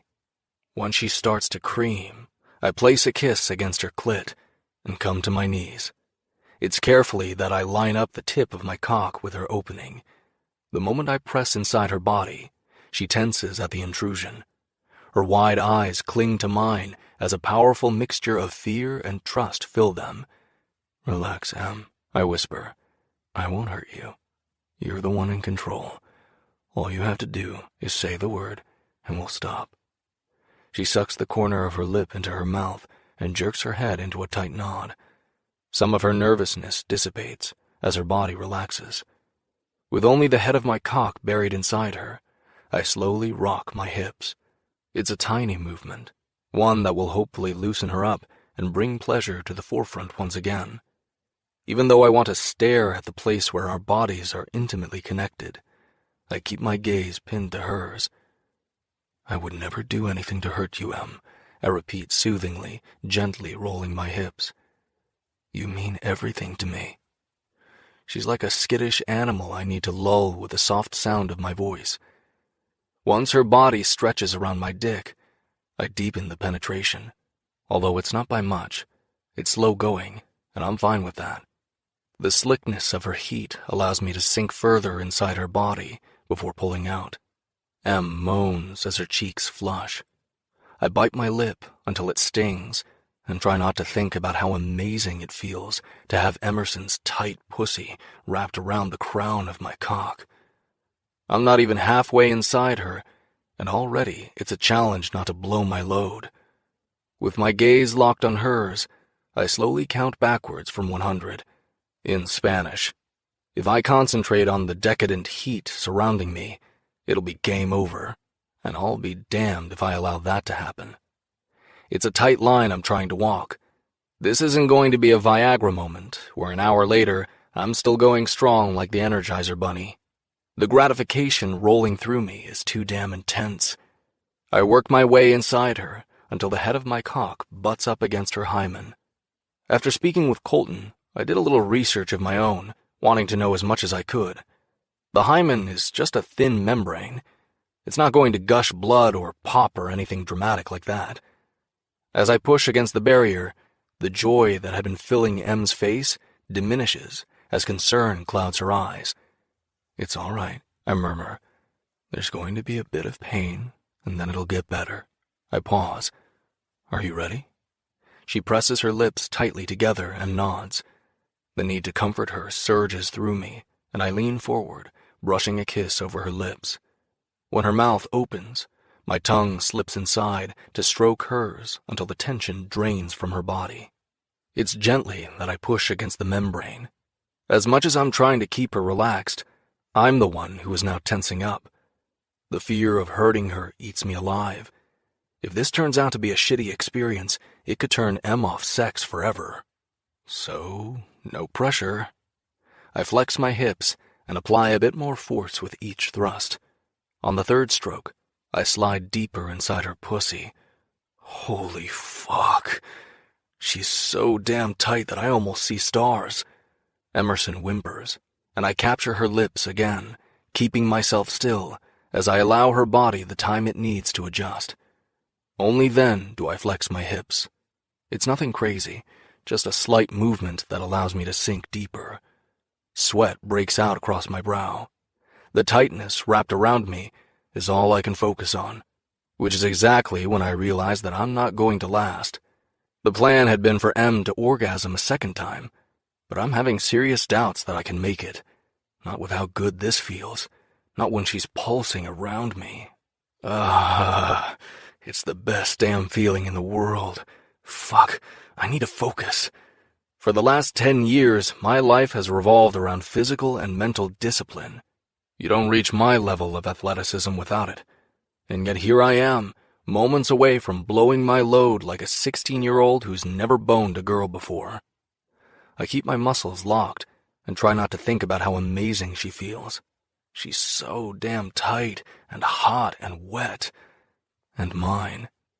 There's so much pleasure rushing through my veins. It's almost too much to bear. When Emerson begins to move, meeting my gentle thrusts with her own, I know she feels it too. I grit my teeth, locking down the intensity that swirls through me. The way my balls tighten, drawing closer to my body, tells me that it won't be long. And she's right there with me, struggling to catch up. Ecstasy clouds her eyes as her breath comes out in short, panting gasps. I know it's game over when a little moan escapes from her lips and her pussy clutches my dick. With a loud groan, I come. A roaring river shoots out of my cock, nearly blowing the damn tip off. All I want to do is grind my pelvis against her and bury myself so deep that I don't know where I end and she begins. As difficult as it is, I control my movements, not wanting to cause her any further pain. It kills me that I couldn't contain myself. I underestimated how good it would feel to have her tight, wet heat surrounding me. It's nothing short of pure nirvana. That's the only way to describe it. Once I'm done, I wrap Em up in my arms and roll us to the side before forcing myself to meet her gaze. I'm almost afraid of what I'll find. I really jacked this up, and I'm disappointed in myself for not doing everything I could to last longer. I wanted this to be the single greatest experience of her life, and it fell flat. Are you okay? I'm still buried deep inside her body as we lie facing one another. Em is pressed against my chest, and I don't want to let her go. Usually, after the deed is done, I'm impatient to separate myself and take off. But not this time. Fleeing the situation is the last thing on my mind. Emerson nods as her lips curve into a hesitant smile. Yeah. Are you sure? I narrow my eyes and search hers carefully for the truth. One of her hands reaches up to stroke my cheek. Yes, I'm sure. Reluctantly, I pull myself from her body and roll off the side of the bed, disappearing into the bathroom. I slip the condom from my softening cock before knotting the latex and tossing it in the garbage can near the toilet. Then I grab a washcloth from the stack on the counter and run it under the faucet. Blowing out a breath, I catch sight of my reflection in the mirror. It's funny. I'm not the one who was a virgin. Nothing has changed for me, and yet, in the course of an hour, it feels like my whole goddamn world has altered. The ground beneath my feet has unexpectedly shifted, and I'm pretty sure nothing will ever be the same again. Chapter 28. Emerson. As soon as Reed slips into the bathroom, all of the tension surging through my body dissolves, and I grab the edge of the comforter, flipping it over my nudity so I'm covered. I'm relieved he's given me a moment to regroup both mentally and emotionally. What happened between us feels strangely intense and more intimate than I anticipated. People hook up with strangers all the time. Just look at Brinley, and it doesn't mean anything at all. It's more of a transaction. But this experience doesn't feel like that at all. The connection wasn't just physical. It was emotional as well. If anything, I feel closer to Reed than ever before. As if we've shared something special. I'm not sure that's necessarily a good thing. I stare sightlessly at the ceiling as my mind rehashes the experience. Before I'm able to make sense out of all the chaotic emotions careening through my body, Reed returns with a washcloth. My attention immediately becomes ensnared by the play of sinewy muscle as he strides toward the bed. It's obvious that he doesn't care about his nudity, but then again, if you looked like a Greek Adonis, why would you? You'd want to flaunt it, and Reed does that spectacularly. Everything about him is sculpted and well-defined.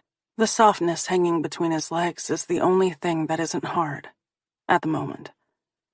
A shiver of longing slides through my body before settling in my core as I remember how it felt to have his thickness fill me. I blink back to awareness when he leans over and presses his lips to mine. It never occurs to me not to open for him. My mind empties of all thought as soon as our lips make contact. There's only the feel of his mouth roving hungrily over mine, dragging me under. The newfound intimacy we're sharing may be fleeting, but that doesn't mean I can't revel in it for the time being. I want to enjoy every moment while it lasts. Once we return to Southern, no, I refuse to dwell on the future. I want to enjoy the here and now. It's carefully that Reed pries the edge of the blanket from my fingers before tossing it aside and exposing me. Our bodies might have been joined in the most intimate way imaginable, but still. Instead of giving in to the urge to cover myself, I keep my arms pressed to the mattress as Reed's gaze licks over the length of me before settling on my face.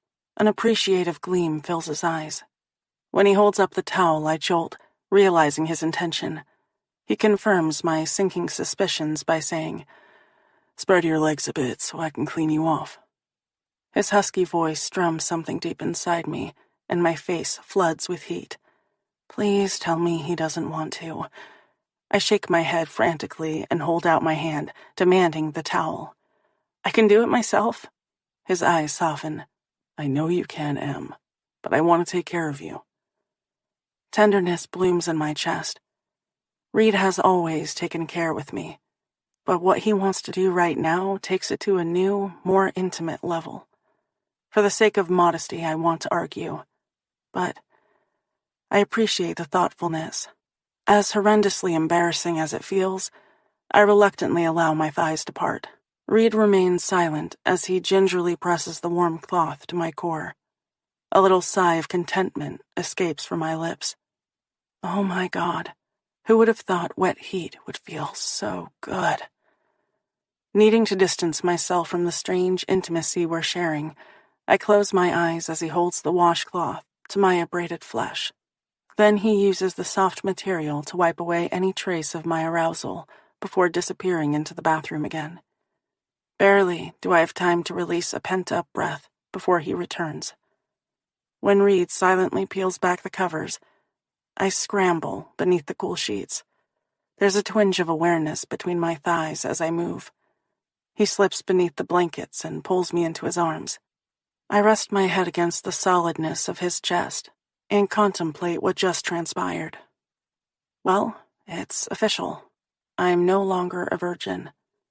Seems kind of unbelievable, right? I waited so long for this moment. I'm still on sensory overload. "Are you okay?" he asks. Jostled from my thoughts by the deep timbre of his voice, I nod. I hate to admit it because it was so embarrassing to have him clean me off, but the warm washcloth made me feel better. It was sweet and considerate of him. "I'm good." He drops a kiss against my forehead. The gesture is so achingly familiar that it settles the confusion trying to take root inside me and spoil the moment. I don't want to overthink the situation. It was sex, nothing more. I asked Reed to help me out, and he came through.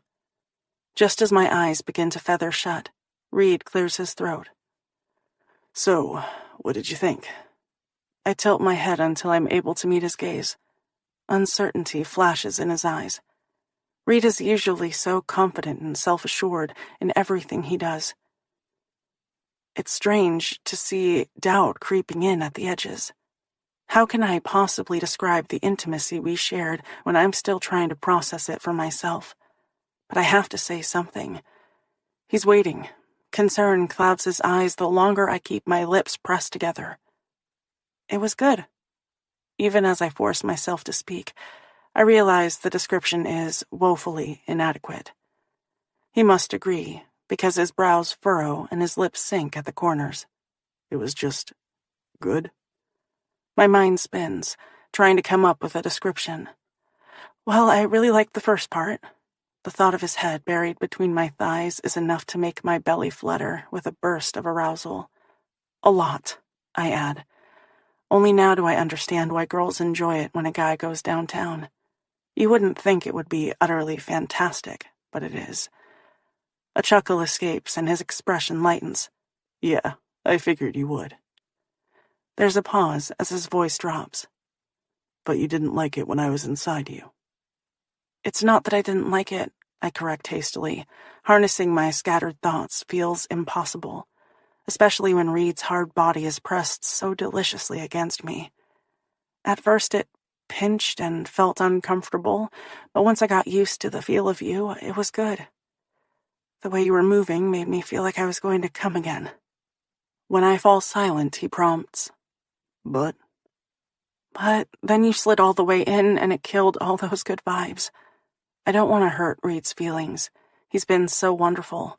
The first part was mind-blowing, but the actual act of sex? I'm going to be completely honest here, I'm not sure what all the fuss is about. It started off awkward, and then when Reed started moving, pushing inside me, it burned. So no, I didn't like sex nearly as much as when he went down on me. But I doubt that has anything to do with Reed. I think he made the experience as enjoyable as he possibly could, and I'm appreciative of that. I untangle myself from his body and scooch up on the bed so I can peer down at him. Have you ever considered that maybe you're just too big for me? The next time I have sex, it should probably be with someone who has a smaller penis. Reed's eyes widen as his mouth drops open. Not that I have a ton of experience in that department, but Reed's package definitely seemed bigger than average. And I'm not exactly a huge person, so doesn't it stand to reason that a smaller cock would fit me better? Kind of like Goldilocks and the Three Bears. I need to find the dick that's the right size for me. I gnaw on my lower lip when Reed remains silent. It hurt, you know? I rest my palm against the side of his face. Like my insides were being stretched apart. All I'm saying is that maybe someone smaller would feel better. Instead of being comforted by the explanation, Reed makes a strangled noise deep in his throat. Let me get this straight, he finally sputters. You think my dick is too large to fit inside your body? Yeah, quickly I add, but you should take that as a compliment. An uncomfortable silence blankets us as we stare at each other. I should have kept my big mouth shut. All I'm doing is making everything worse. But thank you for having sex with me, I finish lamely.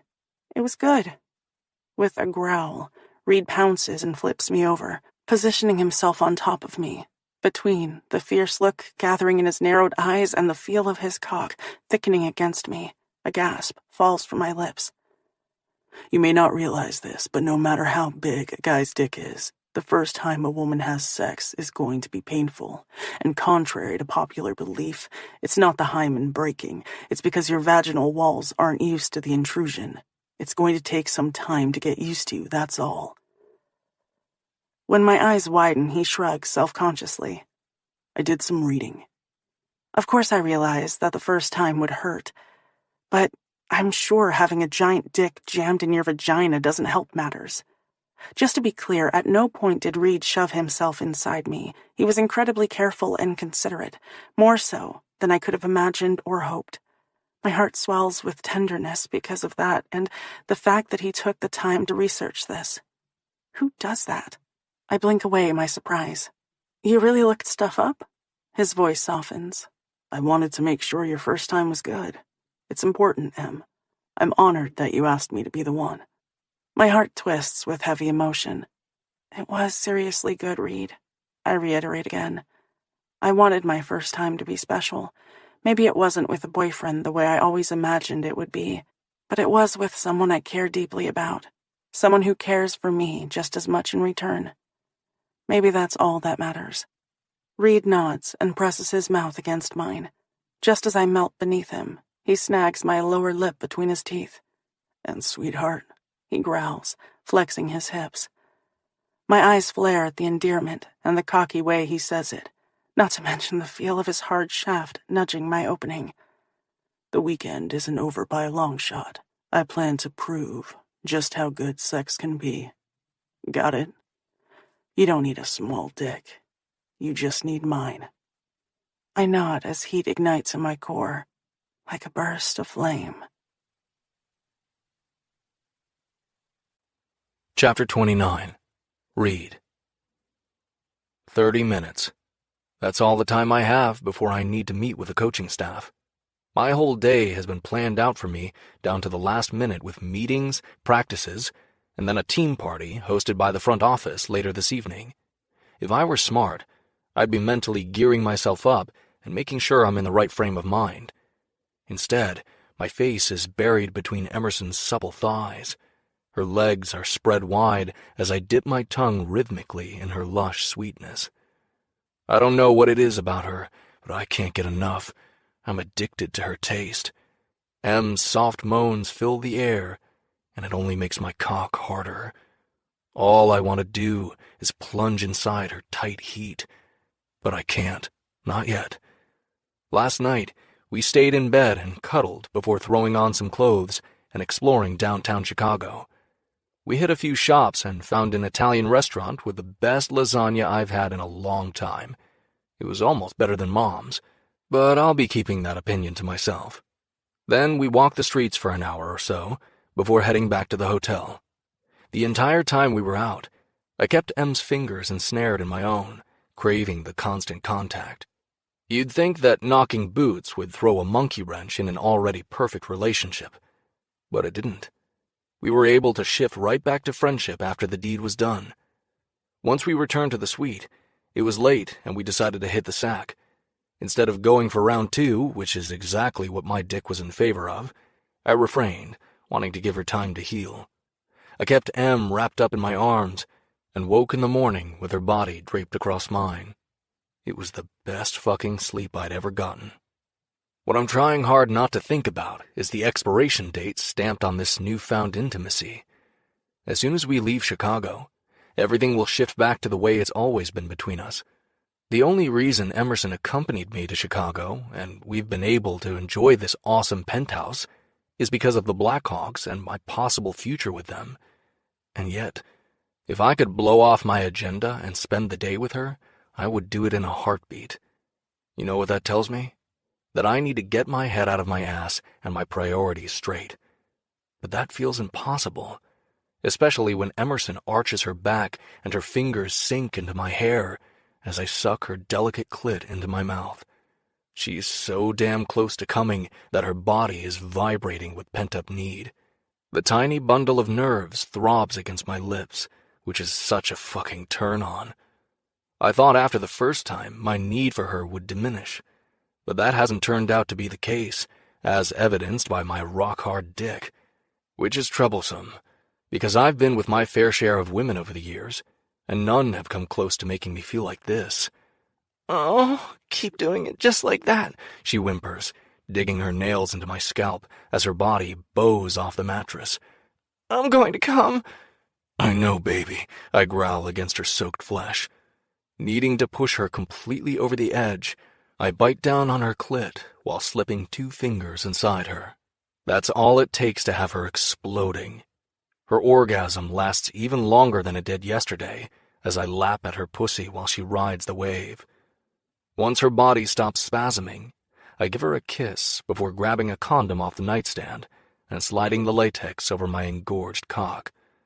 Then I crawl up her body and plant a kiss against her mouth. That's another thing I can't seem to get enough of.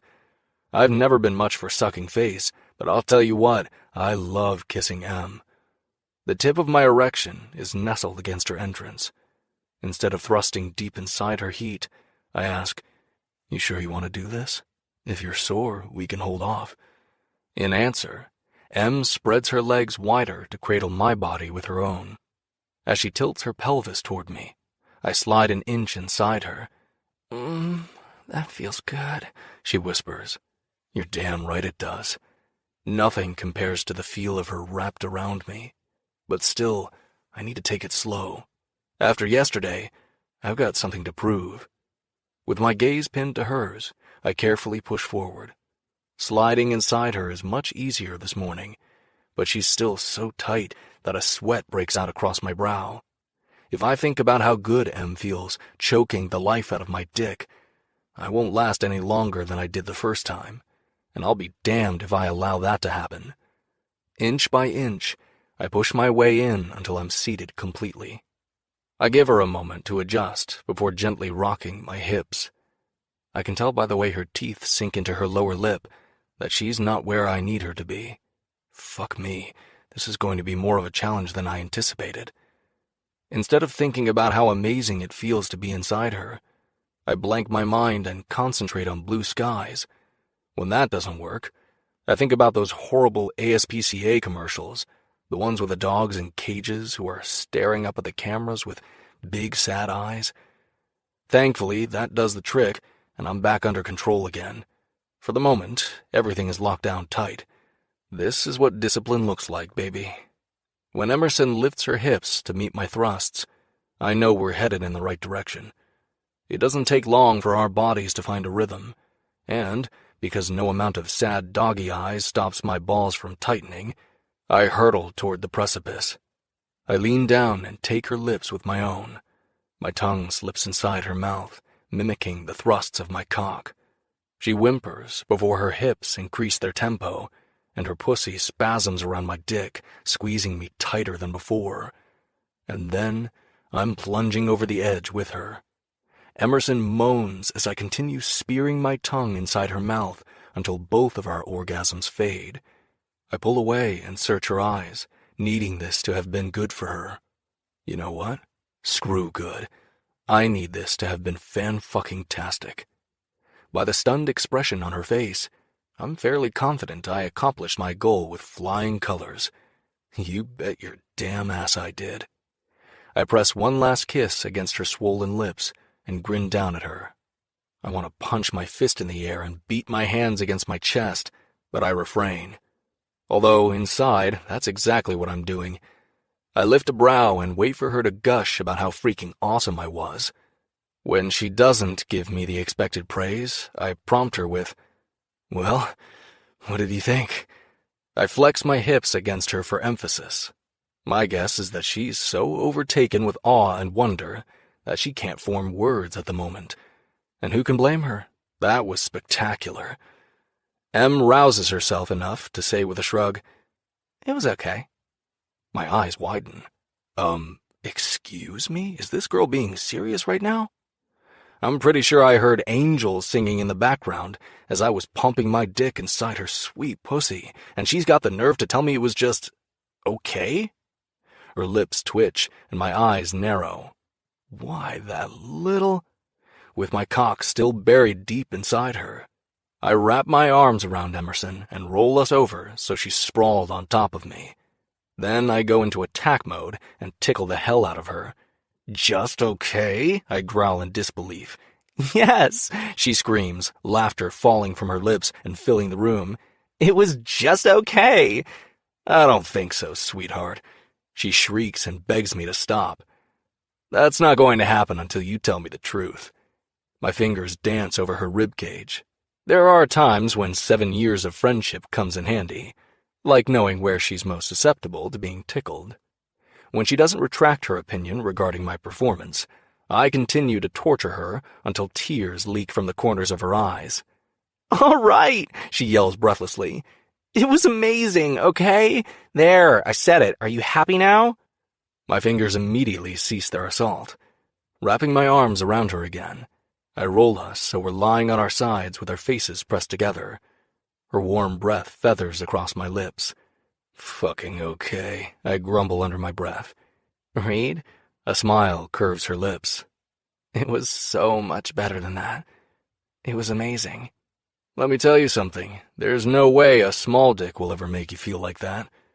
She presses closer until her lips are able to nibble at mine. "I think you might just be right." "Damn right I am." Chapter 30. Read.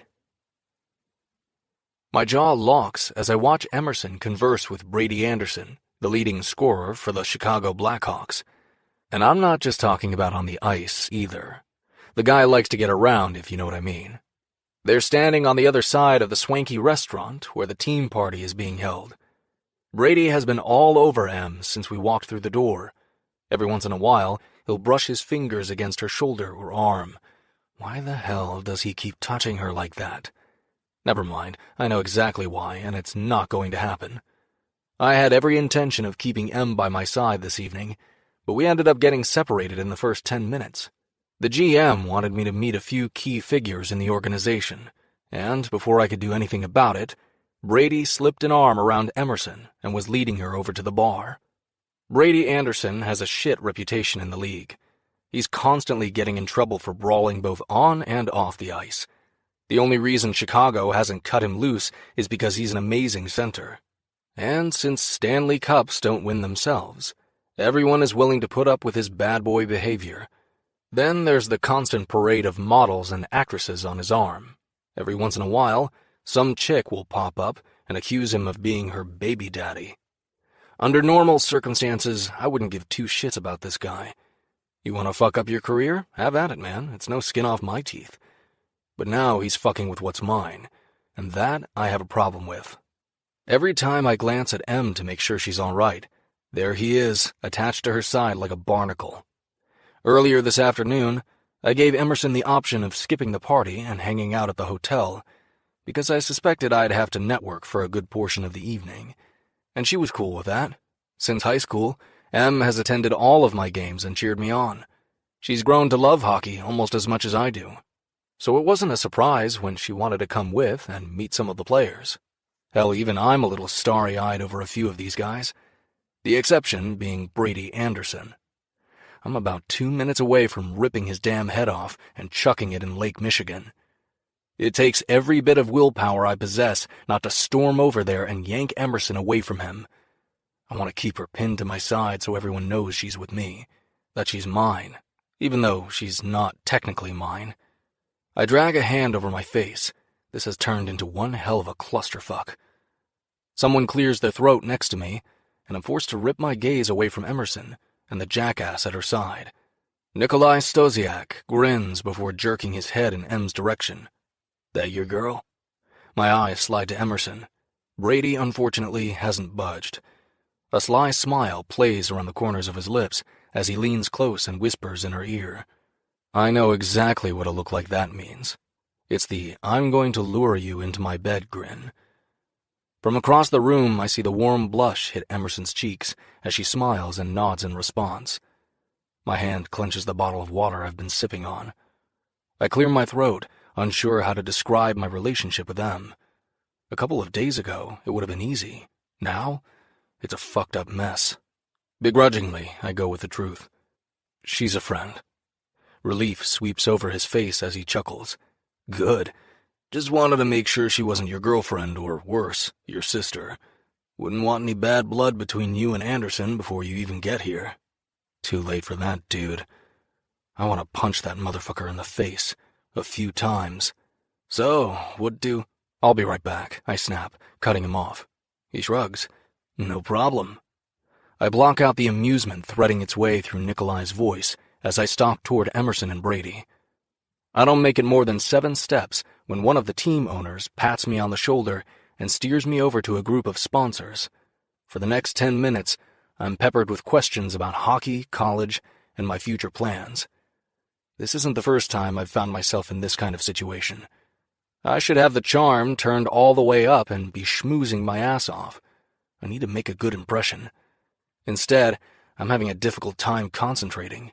My mind is filled with Em and Brady fucking Anderson. I'm trying to convince myself that it's not straight-up jealousy pounding through my veins, but instead concern. The last thing I want to see is Emerson get wrapped up in a skirt-chasing NHL player who will screw her over in the end. Brady Anderson can have his pick of bunnies every night of the week, but Em isn't like that. She's as far from a groupie as you can get, and it's not because she was a virgin up until yesterday. She's smart and focused, Not to mention freaking gorgeous. Em has this unassuming way about her. Her sexiness isn't overt or a product of clothes and makeup. It's just who she is. And when she looks at me with all that trust simmering in those dark, almond-tipped eyes, Fuck me. I drag a hand over my face. What the hell am I thinking? This thing with Em is a short-term arrangement. We both agreed that, in light of our friendship, it would be for the best. I need to remember that. But still, there's no way I'm going to let this guy mess with her. As soon as I break away from the group of sponsors, I'm immediately sucked into another conversation. This is seriously killing me. It's another 45 minutes before I'm able to extract myself. As soon as I'm in striking distance, I slip an arm around Em and haul her close, all the while glaring at Brady. A cunning smile spreads across his face. Yeah, the fucker knows exactly what he's been doing. I was just keeping your girl company, Phillips. He lifts his shoulder in a careless shrug. No reason to get bent out of shape. Thanks, I grunt, wanting to steer her away from him, but I've got it from here. Cocking a brow, he surveys the crowded room. You sure about that? Seems like there are a lot of people who want to talk with you. He gives Em a little wink. I'd be more than happy to take Emerson off your hands. In fact, I was just about to take her out to the balcony for some fresh air. His eyes crinkle with humor as they slide back to the girl at my side. Isn't that right, doll? It takes a concerted effort on my part to loosen all of my rigidly held muscles. Nah, we're good here. His gaze takes a slow tour of Emerson's body before his eyes lift to her face.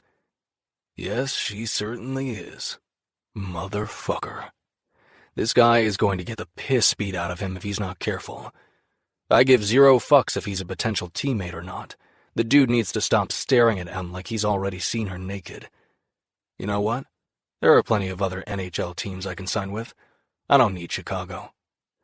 Emerson's hand settles on my forearm before she gives it a squeeze, drawing my attention to her. Reluctantly, I rip my gaze from his. Brady is a fucking snake in the grass who's doing his damnedest to get in Emerson's pants. I need some air, she says. Would you mind taking me out to the balcony? That's all it takes for me to get sucked into the dark velvetiness of her eyes. Tension leaks from my stiffened shoulders as I jerk my head into a nod. Sure, let's go. The way her lips lift into a smile is like a blow to the gut. I don't understand the strange emotion careening through my body. Emerson has smiled at me thousands of times over the course of our friendship, and it's never affected me like this. Maybe a bit of fresh air is exactly what I need to clear my head. I don't bother to say goodbye to Brady as I keep my arm wrapped protectively around Em and direct her away from him. It was nice meeting you, Emerson, Brady calls after us. I'm sure we'll run into each other again. I'm tempted to tell him to fuck off, but Em digs her fingers into my forearm. Even through the suit jacket, I feel the sharp bite of her nails. As soon as we push through the glass doors that lead to the observation deck, brisk night air hits us and cools my temper. The moment we step outside, we're immediately drawn to the railing. Emerson's breath catches as she surveys the brightly lit city spread beneath us. It's a stunning sight that stretches in all directions, but it's Em I find myself studying. The look of awe on her face holds me entranced. After a handful of moments, she glances at me. It's so beautiful. Yeah, it really is, I say softly, although it's not the view I'm talking about. Em looks gorgeous in a little black dress that skims her thighs and hugs her curves. Her inky waves have been pulled into a fancy updo. My fingers itch to tangle in the long locks and remove whatever pins are holding it in place. I want to see the thick mass tumble around her shoulders. All I can think about is dragging Em back to the hotel, stripping her naked and sinking into her body. I'm so fucking hard I can't think straight. After another beat of silence, she asks, Are you having a good time? Yeah, but not for the reasons she assumes. Em glances over her shoulder at the glass doors and the ritzy restaurant beyond them. Meeting some of these guys must be a dream come true. She smiles. Just think, by this time next year, some of them could be your teammates. She's right. Next season, I could be on the Blackhawks team roster. It's a surreal thought. I should be riding high on a wave of excitement and kissing as much ass as it takes to have these guys vying for me as a top draft pick. Instead, I'm out here with Em. Unable to keep my hands to myself, I pull her into my arms and press my lips against her ear. Do you know what I'm thinking about right now? I slide my hands from the middle of her back to her ass before palming the firm globes. She shakes her head as her body goes on high alert. Your pussy, I growl, my nose trailing against the outer shell of her ear. And just how much I want to be buried inside you. A thick shudder slides through her body as her breath hitches. Intertwining our fingers, I bring her hand to the front of my suit pants so she can feel how much she affects me. I'm so fucking hard for you, I groan. I glance at the party raging inside. We're able to see everything but hear nothing. With my arms wrapped around her, I pull Em around the corner and into the shadows, where we have more privacy. Most people have opted to stay inside and enjoy the string quartet. A few stroll around, taking in the view, but none are paying us the slightest bit of attention. Buried in the shadows as we are, I'm not sure if anyone realizes we're here. I groan as her fingers squeeze my cock through the material. Fuck, baby. Her touch has me wanting to go off like a shot. Emerson nips her lip between her teeth and takes a quick glance around. A mixture of lust and caution swirl in her eyes. Mine widen when her fingers flick open the button of my trousers. She drags down the zipper and slips her hand inside my boxer briefs.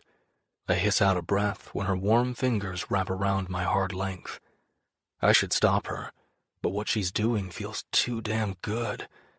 We're tucked around a corner, and there's not a soul in sight. When she drops to her knees, I growl, what are you doing? I hook my fingers under her arms, prepared to haul her to her feet, but she shakes her head and pulls out my erection. My gaze darts around to make sure we're alone. There's no way in hell I'd want anyone to see Em like this. All thought empties from my head when her mouth wraps around the crown of my cock. With her eyes locked on mine, I'm helpless to look away.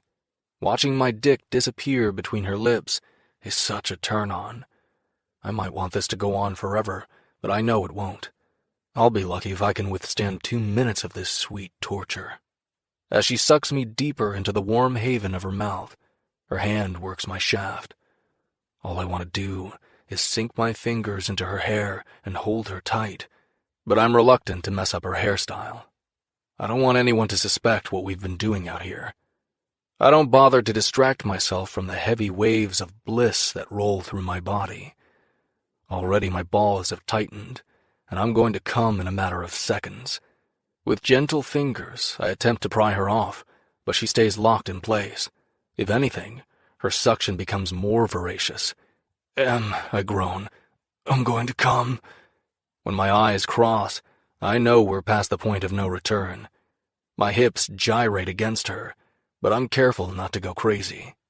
I bite my lip, groaning out my release, half afraid she doesn't realize what she's gotten herself into. I've had girls who swallow, and I've had ones who spit. I'm not offended by someone who can't handle the jizz. To each their own.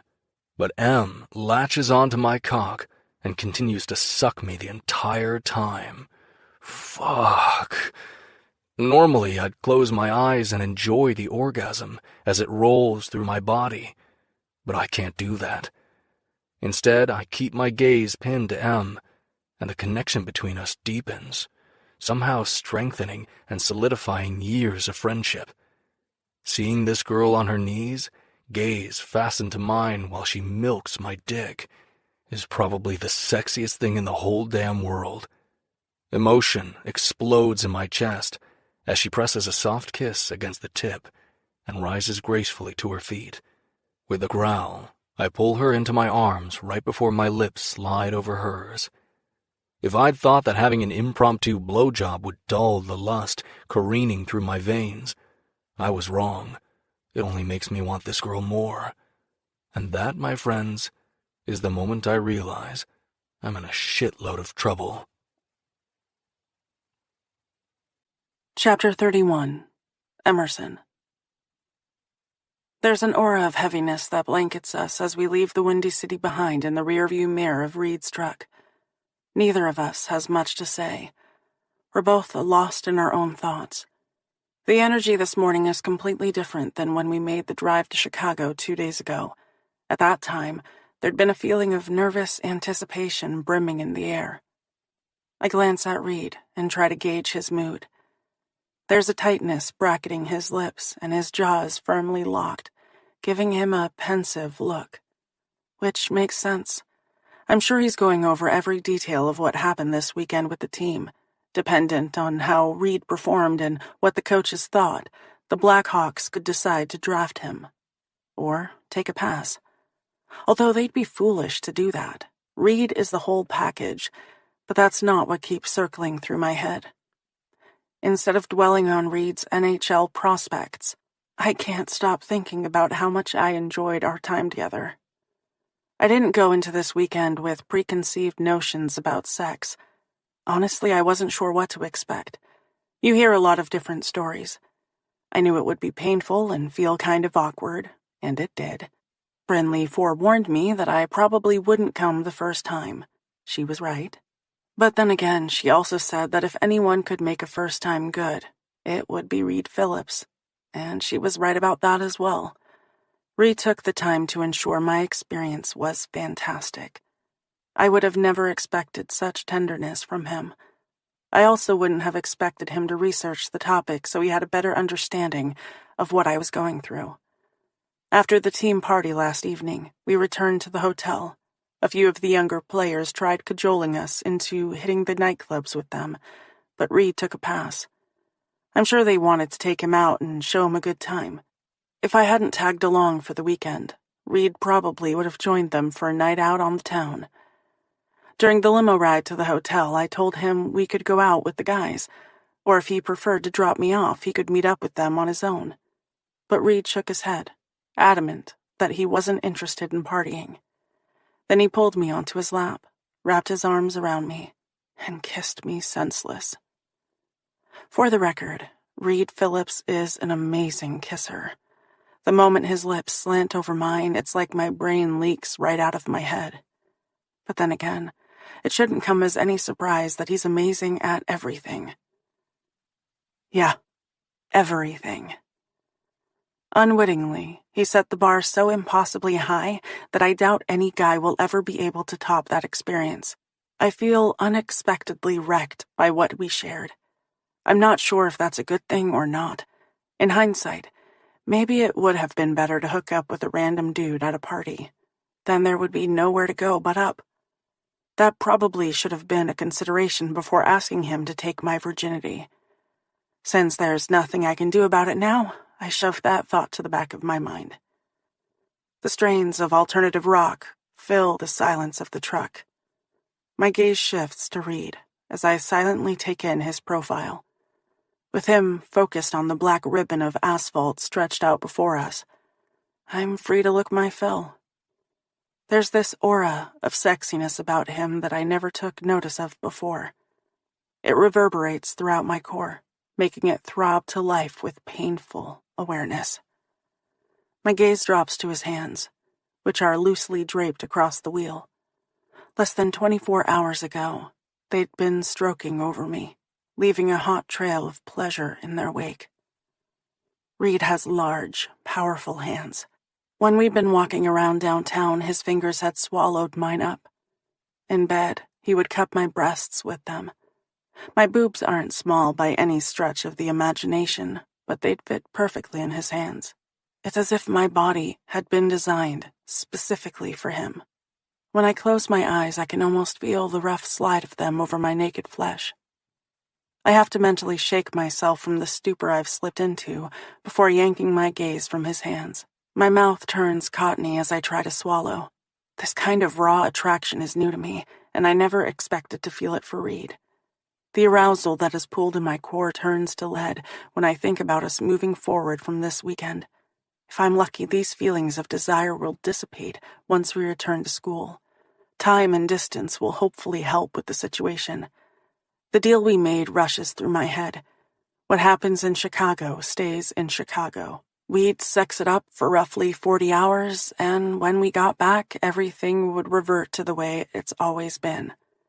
Coming into this weekend, it had felt smart and responsible to set a few ground rules. Unfortunately, I'm no longer sure they'll be enough to salvage our relationship. How can I possibly revert to thinking of Reed as a friend? How do I turn off emotions I never realized were simmering beneath the surface? At the end of this year, my whole world will change. The loss of Reed's friendship can't be one of them, which means I need to act completely normal. He can't discover that my feelings for him have deepened. I stifle a groan. Can you imagine his response? Reed isn't the girlfriend type. He'd probably freak out, and I can't blame him for that. He did me a favor by taking my virginity. I can't turn around and fall in love with the guy. My heart skips a beat as that thought echoes through my mind. I am not in love with Reed. Not like that. Okay, maybe it is exactly like that. Fuck. This is a mess. A mess I have no idea how to fix. I steal another glance at him. Whatever I'm feeling, I need to keep it under wraps and pray that it fades before it can permanently damage our relationship. As if sensing my scrutiny, Reed looks in my direction. A small smile curves the edges of his lips when he catches me checking him out. My gaze drops to his mouth, and the muscles in my belly clench as lust once again takes root inside me. How do I stop this from spiraling any further out of control? When I remain silent, he asks, "What are you thinking about?" I tear my gaze away, not wanting him to glimpse the confusion simmering there. Reed has always been the one person in my life who knows me best. I don't want him to use that against me. In an attempt to calm the chaos rioting inside me, I suck in a deep breath before gradually releasing it. I can do this. I can play it cool. I can pretend that I'm not sitting here tied up in knots because I'm in love with my best friend. Concern weaves its way through his voice. It takes a moment for me to lock down my emotions. I was thinking about Chicago and how great it was. I paced an overly bright smile on my face before turning to him again. Thanks for letting me come with. Yeah, it was fun. Even though I don't want there to be any weirdness between us, there is. As much as I hate the thought of clearing the air, that's exactly what needs to happen. And what better time than the present, while we're trapped on the road for another 3 hours. But we're adults. We can handle the situation maturely. About this weekend, I turn more fully toward him. I don't want you to worry that it'll change our relationship. It won't. Mostly because I won't let it. Reed's eyes stay focused on the road beyond the windshield. The longer he remains silent, the more unease prickles at the bottom of my belly. When he clears his throat, nerves shoot through me. Oh God, here it comes. I can almost hear the pity dripping from his voice. This is where he lets me down gently. And right now, feeling as raw as I do, I don't think I could bear that. Reed. His eyes jerk to mine in surprise, before arrowing to the road again. What? Chicago was wonderful, and I glance away as heat floods my cheeks. I appreciate you helping me out, but I don't want our relationship to change. Like you said, it was a one-time deal. More like a 4-time deal, but who's counting? Right, he says, drawing out the word. It's just that what happened means something, you know. Of course it does. As difficult as it is, I force myself to push the rest out. But that doesn't mean anything needs to change between us. We're still just Em and Reed, right? His gaze flicks in my direction as his tone softens. We'll always be Em and Reed. The tension in my shoulders drains as relief sweeps through me. Good. I'm glad we're both on the same page. Yeah, we're on the same page. There's a pause. Are you sure that's what you want? Not at all, but I can't risk losing Reed's friendship. Yes, it's what I want. His lips flatten. Then that's how it'll be. Chapter 32. Reed. It's mid-afternoon when we roll up to Emerson's apartment building. I pulled the truck into a parking spot near the entrance and cut the engine. I've spent the last 50 miles going back and forth in my head, wanting to tell her how I feel. I'd open my mouth, ready to lay it all out there, only to slam it shut 2 seconds later. How can I do that when Em made it perfectly clear that she's not interested in anything more than friendship? So, I did the only thing I could and sat there like a dumbass with my trap shut. The problem is, I'm not sure if we can be just friends after what went down between us this weekend. And I sure as hell don't know if I can sit quietly on the sidelines and watch her date other dudes. The thought of that happening makes me want to punch something. Or someone. Brady Anderson's grinning mug materializes in my mind. Yeah, I'd definitely like to beat the crap out of him for entertaining ideas about Em. Those thoughts were written all over his face every time he looked at her. That's one of the reasons we didn't go out with the team after the party. There was no damn way I was going to watch him hit on her for the rest of the night. But more than that, I wanted Emerson all to myself. I didn't want to waste a single moment of our time together. And we didn't. As gorgeous as Em had looked in that dress, it was stripped off her the moment we stepped into the penthouse. I filled the massive soaker tub and carried her to the bathroom. We enjoyed a hot, sudsy bath, and for a moment, having her in my arms was enough. Then I wrapped her up in a fluffy towel, carried her to the bed, and we made love all night. Every time we dozed off, one of us would wake up and touch the other, and we'd end up doing it all over again. It was the perfect way to end the weekend. I pop the back of the truck and pull her suitcase from the trunk before setting it on the sidewalk. I rack my brain for something to say, something that will smooth the growing tension between us. But there's nothing. It's on the tip of my tongue to tell her that I want more, that I want what we had in Chicago, but I'm scared she doesn't feel the way I do. What am I thinking? Of course she doesn't feel the same. She made it perfectly clear that I'm nothing more than a friend. Emerson grabs her purse from the passenger seat and comes around to stand next to her suitcase. She smiles as her eyes lift to mine. Thanks again for letting me tag along. Tag along? Is that all this weekend was to her? She tagged along and I boned her in between team meetings? No problem. The words leave a nasty taste in my mouth. To me, it was so much more than that. We study each other for a long, stretched-out moment, and yet neither of us brings up what's really bubbling beneath the surface. Just as it takes a turn for the awkward, Emerson glances away and jerks her thumb toward the building. I should go. I have reading to finish up for Monday. Panic fills me as her fingers grip the handle of her bag. I latch on to the flimsiest excuse to keep her with me. Do you want me to bring that up for you? She waves me off. No, I've got it, but thanks. Her feet are moving as if she can't get away from me fast enough. All right, I mutter. She glances at me and takes a few more steps. I guess this is goodbye. Yeah. The further she gets, the more tension gathers in my shoulders. It's like there's a direct correlation between the two. I'm tempted to leap forward and grab her. Once the distance widens, I do exactly what my instincts are prodding me to. It takes 4 long strides before I'm in striking distance. I tug Emerson into my arms as my lips crash onto hers.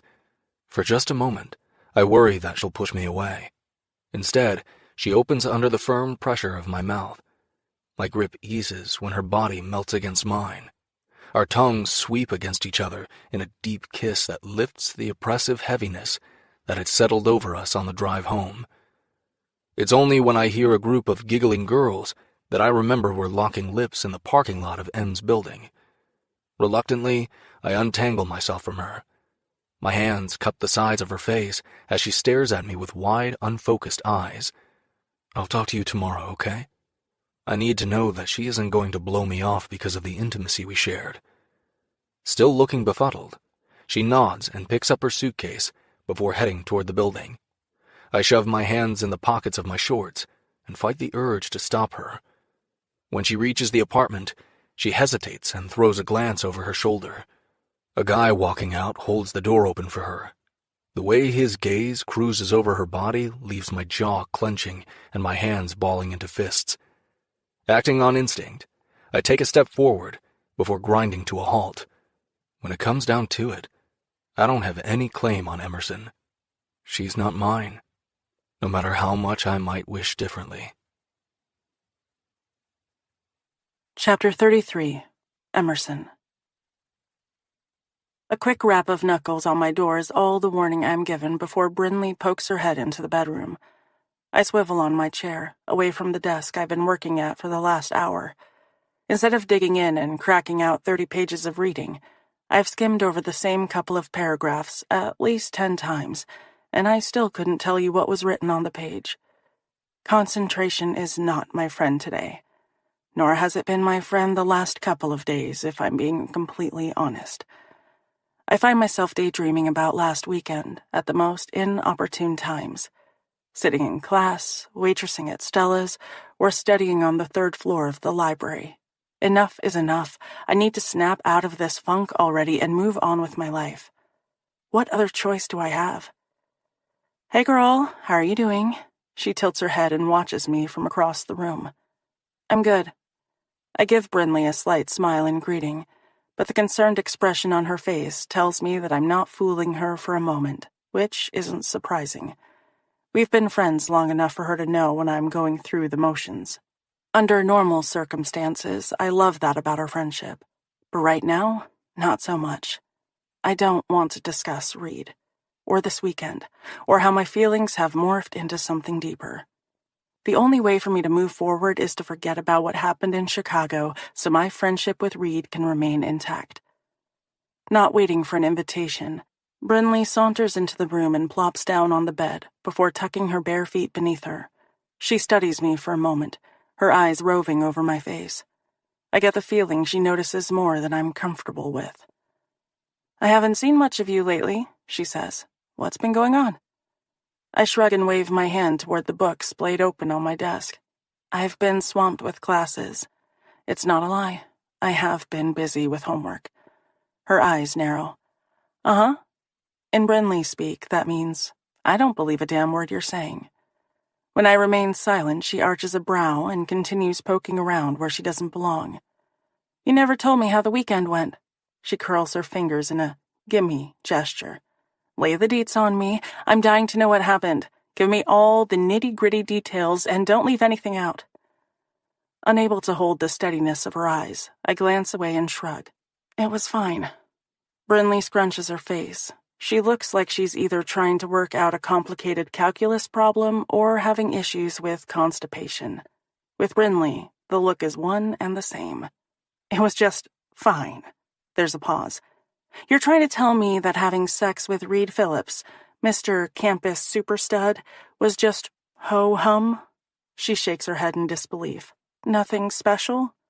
"I didn't say that," I mutter. Ho-hum doesn't come close to describing this weekend. I think the most important factor is that I finally cashed in my V-card. I throw my hands up and shake them, giving her jazz hands. "Yay! Southern University no longer has a pathetic virgin in its ranks. Woohoo!" "Right." She goes back to making the constipated face. The pinched expression isn't a good look for her. "What happened? Didn't it go well? Did you guys have a fight or something?" "Wait. Maybe you weren't able to figure out how tab A was inserted into slot B?" She waits a beat. "You're being super weird about this." "No, I'm not." Before the last syllable can roll off my tongue, tears prick the back of my eyelids. I'm not even sure what I'm upset about. I blow out an exasperated breath. All right, I know exactly what I'm upset about, but talking about the situation isn't going to change matters. It'll just make me look like a stupid virgin stuck on the first guy who was kind enough to have sex with her. And I don't want to be that girl, even if it turns out that I am that girl. "Hey." Before I can blink back the little buggers, Bryn shoots off the bed and gathers me into her arms. "What happened?" Her voice rises about 10 decibels. "Did that big jerk hurt you? If he did, I'll kick his ass."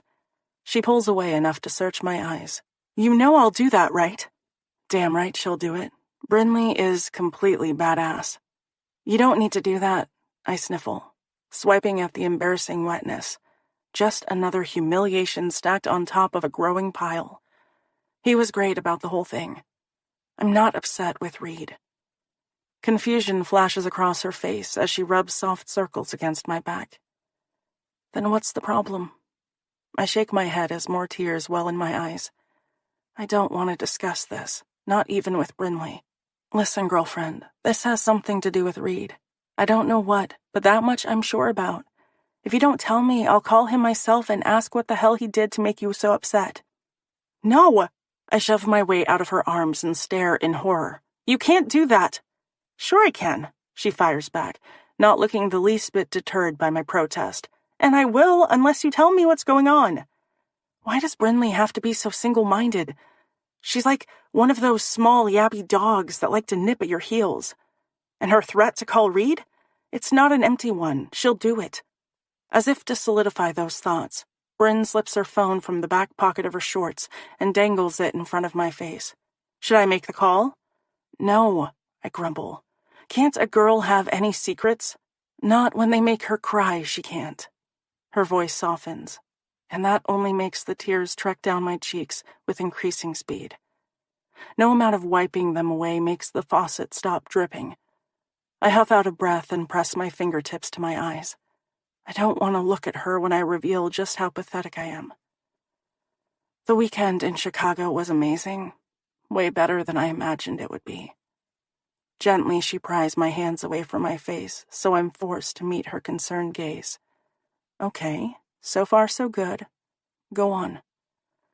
Once I allow the dam to break, it's like a swiftly moving current and I tell her everything. Well, not everything. Some memories are too intimate to share. The entire time I talk, tears leak from the corners of my eyes. What's wrong with me? I'm never this emotional. If this is what having sex does to you, makes you a hormonal mess, I'll take a pass. My shoulders slump as I end with, now I feel like an idiotic virgin. The last statement has Bryn wrapping her arms around me again and holding me tight until it feels like the very life is being suffocated out of me. You are the least idiotic person I know, Em. Ha! I chortle. Of course I am. Reed told me himself that girls confuse sex for love all the time, and I didn't believe him. I certainly didn't think I'd feel that way, but look at me, I say with disgust. That's exactly what happened. I sniffle. I have stupid virgin written all over me. No wonder I had to convince Reed to sleep with me. Brinley snorts and shakes her head as her lips quirk at the corners. Yeah, you really had to twist his arm. In an attempt to calm the chaotic emotion raging inside me, I inhale a deep breath before gradually forcing it out again. What does any of it matter? I need to get over it. I just wish someone would explain how to do that. I need to steer clear of Reed until I have a better grip on my emotions. And I have no idea how long that will take. The thought of avoiding him indefinitely makes my heart hurt. I don't know, Em. Maybe you should talk to Reed about this. For all you know, he feels the same way as you do. That's the most ridiculous statement that has ever come out of Bryn's mouth. And the girl says outrageous things all the time. So that's really saying something. Needing distance, I separate myself from her. As painful as it is to admit, I force myself to say the words out loud. She needs to hear them, and so do I. Reed doesn't feel that way about me, Bryn. He didn't want to sleep with me in the first place. And then when he finally agreed, he came up with a list of rules so that it wouldn't affect our friendship. In hindsight, I can't blame him for having reservations. He was right to be concerned. When she remains silent, I continue. Plus, this is Reed we're talking about. We both know he doesn't do relationships. He likes to keep things casual. I shake my head. And I can't be a fuck buddy. The thought of sharing him with other girls makes me want to throw up. I just can't. Brinley's shoulders fall, and I can tell that everything I've said has struck a chord with her. If you won't tell him how you feel, what are you going to do? Nothing. When she opens her mouth, to no doubt counter my argument, I hold up a hand and cut her off. No, this is the way it has to be. Reed and I are too good of friends to let sex ruin our relationship. I'm sure it'll take some time, but eventually everything will slide back to normal. She huffs out a breath. Are you sure about that? Nope, not even a little. Of course I am. What other choice is there? Chapter 34. Read. I drop my shoulder and drive it into Alex McAvoy's chest.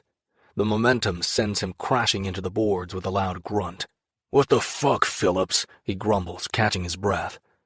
I don't bother to stop or respond. I'm like a shark circling the rink, looking for my next victim. By the time Coach blows his whistle an hour later, most of my teammates are giving me a wide berth since I've knocked a number of them on their asses. Unfortunately, I'm just as pissed now as when I stepped foot in the arena. I have no idea how to rid myself of all the frustration rolling through my system. Normally, when something's bothering me, a 2-hour practice helps clear my head. I can work myself over physically, which settles my mind and helps me find clarity. But that hasn't happened. As we skate off the ice, Colton pulls alongside me. "Is it safe to be around you, bro?" I grunt in answer. He jerks his gloved hand over his shoulder. "You caused a lot of damage out there. Better watch yourself in the locker room. You might get your ass kicked." Let them bring it. Right now, I'm spoiling for a fight. "You gonna tell me what crawled up your ass and died?" Silence falls over us. "I thought Chicago went well." "It did go well," I grumble. Too fucking well. And I'm not talking about the team shit either, but everything that went down with Emerson. The Blackhawks should be the first thing I think about when I wake up in the morning, and the last thing on my mind when my head hits the pillow. Instead, I can't stop fantasizing about the way it felt to slide deep inside Em, or hold her in my arms when we drifted off to sleep. Usually when I hook up with a girl, it lasts for about an hour or so, and then we go our separate ways. Em is the only girl I've woken up with the next morning, and I liked it. Way too much. Then what's the problem? My lips stay pressed together as we step off the ice and head to the locker room. Most of the guys are already in there, showering and getting changed. A knowing grin slides across his face. "I should have guessed this had something to do with Emerson." I glare at him as he slaps me on the back. "You want my advice?" "Fuck no." Even when I pick up my pace, he stays alongside me. "You need to get your head out of your ass where that girl is concerned, or someone else is going to snap her up." I slam through the locker room door and toss my stick in the rack. Colton does the same before we strip out of our gear. Just when I think he's dropped the subject, he says, "How are you going to feel then?" Like shit, that's how. I shove my helmet and chest pads into my locker before slumping onto the bench. It doesn't matter how I feel. I glance at the guys who are standing around and talking. None of them are paying any attention to us, but I lower my voice just the same. She's not interested.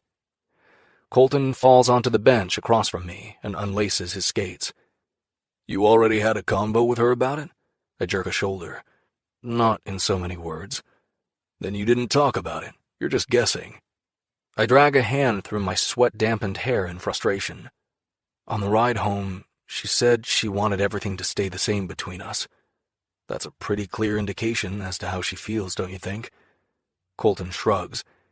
"If it were me, I'd want to make damn sure before I threw in the towel." Ha, is he fucking kidding me? I raise a brow. "Oh, is that so?" "Yeah." His dark eyes turn guarded, and with good reason. He's smart enough to know what's coming. The guy wants to get in my personal business? I'll give it right back, and then some. Then why haven't you made a move on Brinley? I pause for a beat. What's holding you back? He scoffs and glances down at his skates as he pulls them off his feet. Now why would I do something boneheaded like that? Maybe because you've had your eye on her since sophomore year? He shakes his head before jamming his pads into his locker with more force than necessary. Nah, she's not my type. I snort. He's full of shit and we both know it. That girl is exactly your type. She's way too much fucking work. Probably. Neither of us mentions that Brinley also happens to be Coach's daughter. And we're not talking about me right now. We're talking about you, he continues, stabbing a finger in my direction. So let's try to stay on topic. Hey, I have an idea. My skates clatter against the metal as I toss them in my locker. Why don't you stay in your lane and I'll stay in mine? Fair enough, he grunts, looking far pissier than when we started this unwanted conversation. And why that should lighten my mood, I don't know, but it does. Maybe misery really does love company. Chapter 35. Emerson. I push through the glass doors of Edmonton Hall into the gloominess that is Thursday morning. It's as if my feelings are one with nature. I glance up at the gunmetal gray sky as I rush down the wide stone steps. Dark storm clouds have gathered overhead. Any moment, the heavens are going to open up and dump rain. I quicken my pace, hoping to make it back to my apartment before that happens. Emerson! Hearing my name shouted, I turn and see Tyler jogging to catch up with me. The moment our gazes collide, he hastens his pace until he reaches my side. I haven't spoken to Tyler in person since he stopped by the diner after my shift a couple of weeks ago. Thankfully, his stalker-like texts have dwindled. I'd been hoping that meant he'd moved on to greener pastures. Hey, he says, giving me the same lopsided smile I used to find so charming. Hi. We glance up at the sky at the same time as a few sprinkles land on our bare arms. Looks like it's going to rain, he murmurs as his gaze settles on mine again. Yep, it does. Not wanting to stand around and get soaked, I take a step away, hoping to keep our run-in short and sweet. I'm going to try to make it home before that happens. As I get further away from him, he picks up his pace and falls in line with me. Tyler shoves his hands into the pockets of his shorts. I was wondering if you wanted to grab a coffee, maybe wait out the rain? The drops are falling faster, dotting our clothes. I glance up at the dark sky, cursing my shitty luck. There is no way I'll make it home without getting drenched. Although maybe it's worth an attempt if the alternative is sitting down with Ty. Now that we're no longer together, I can't imagine what we have to talk about. Our relationship wasn't built on common interests. The comment Bryn made about finding it strange that I spent so much time with Reed instead of Tyler surfaces in my brain. I didn't think much of it at the time, but she's right. Being with Ty should have been a priority, and it wasn't. Without question, I chose Reed every time. That should have been a huge red flag, but I chose to ignore it.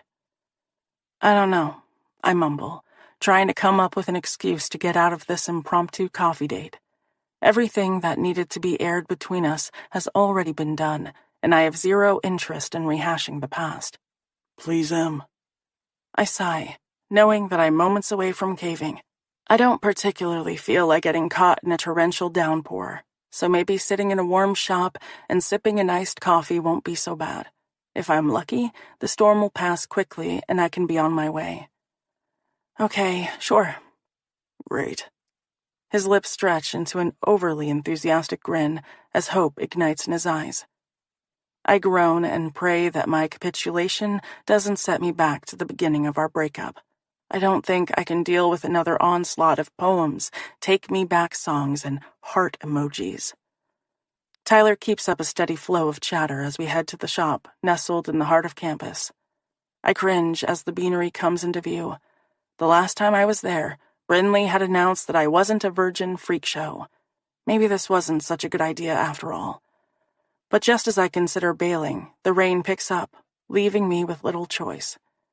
Tyler grabs my hand and we dash to the door as a crack of thunder rumbles overhead, followed by a flash of lightning. Come on, hurry. As soon as I step over the threshold, I push my wet hair out of my face, knowing that I look like a drowned rat. Could this day get any worse? Even though it's mid-morning, the shop is crowded. Tyler glances around before jerking his head toward the back corner. Why don't you snag the table over there and I'll grab our drinks? I nod and take off in that direction before someone else beats me to it. You want a nice mocha, right? He calls out when I'm a few steps away from him. I glance over my shoulder, surprised that he remembered my favorite drink.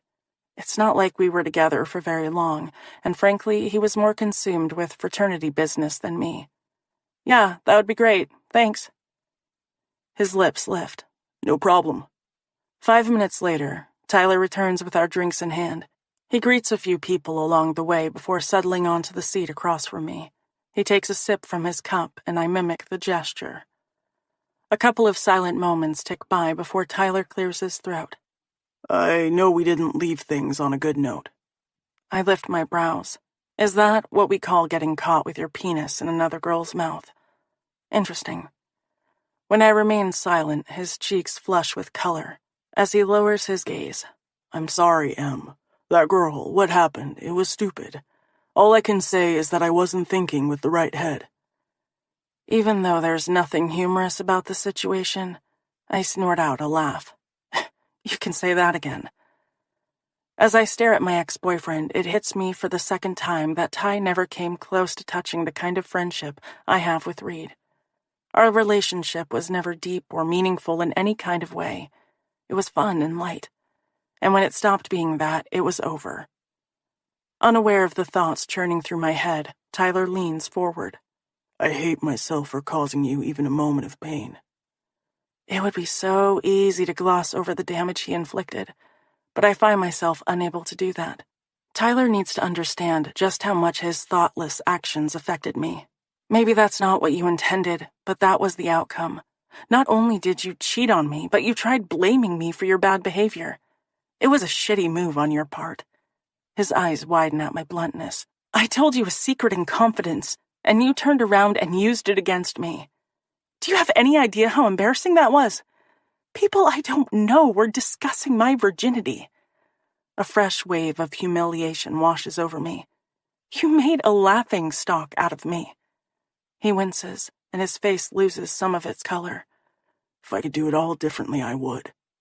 The sentiment may be heartfelt, but it doesn't change what I had to endure. True character is revealed during difficult moments, and all it shows me is that Tyler's character is sadly lacking. It doesn't really matter anymore. It's over and done with. Just in case there are questions still lingering in his mind, I add, we're over and done with. Tyler clears his throat and fiddles with his cup. A hesitant expression flickers across his face. You won't reconsider getting back together with me? Is he being serious? Hell to the no. I'm sorry, Tyler, that's not going to happen. I refuse to sugarcoat my stance on the issue. Being nice and trying to soften the blow will only encourage him, and I'm unwilling to do that. He shifts on the chair. I know that I screwed up. But our relationship wasn't all bad. We had some really good times. Remember the Tri-Delta party? Wouldn't it be great to get back to that place again? If I remember correctly, he did one too many tequila shots and had to be carried home by his brothers.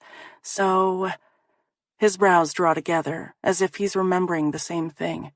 Okay, maybe not that specific party, but my point is that we were good together. We can be good again. I shake my head. Ty. Sorry, Tyler. A deep voice cuts in from behind me. That's not going to happen. Surprised, I swing around and find Reed. His hair is damp from the rain, and the soft cotton of his t-shirt clings to his broad chest. My mouth dries as I eat him up with my eyes. Since our return from Chicago, we haven't spoken much.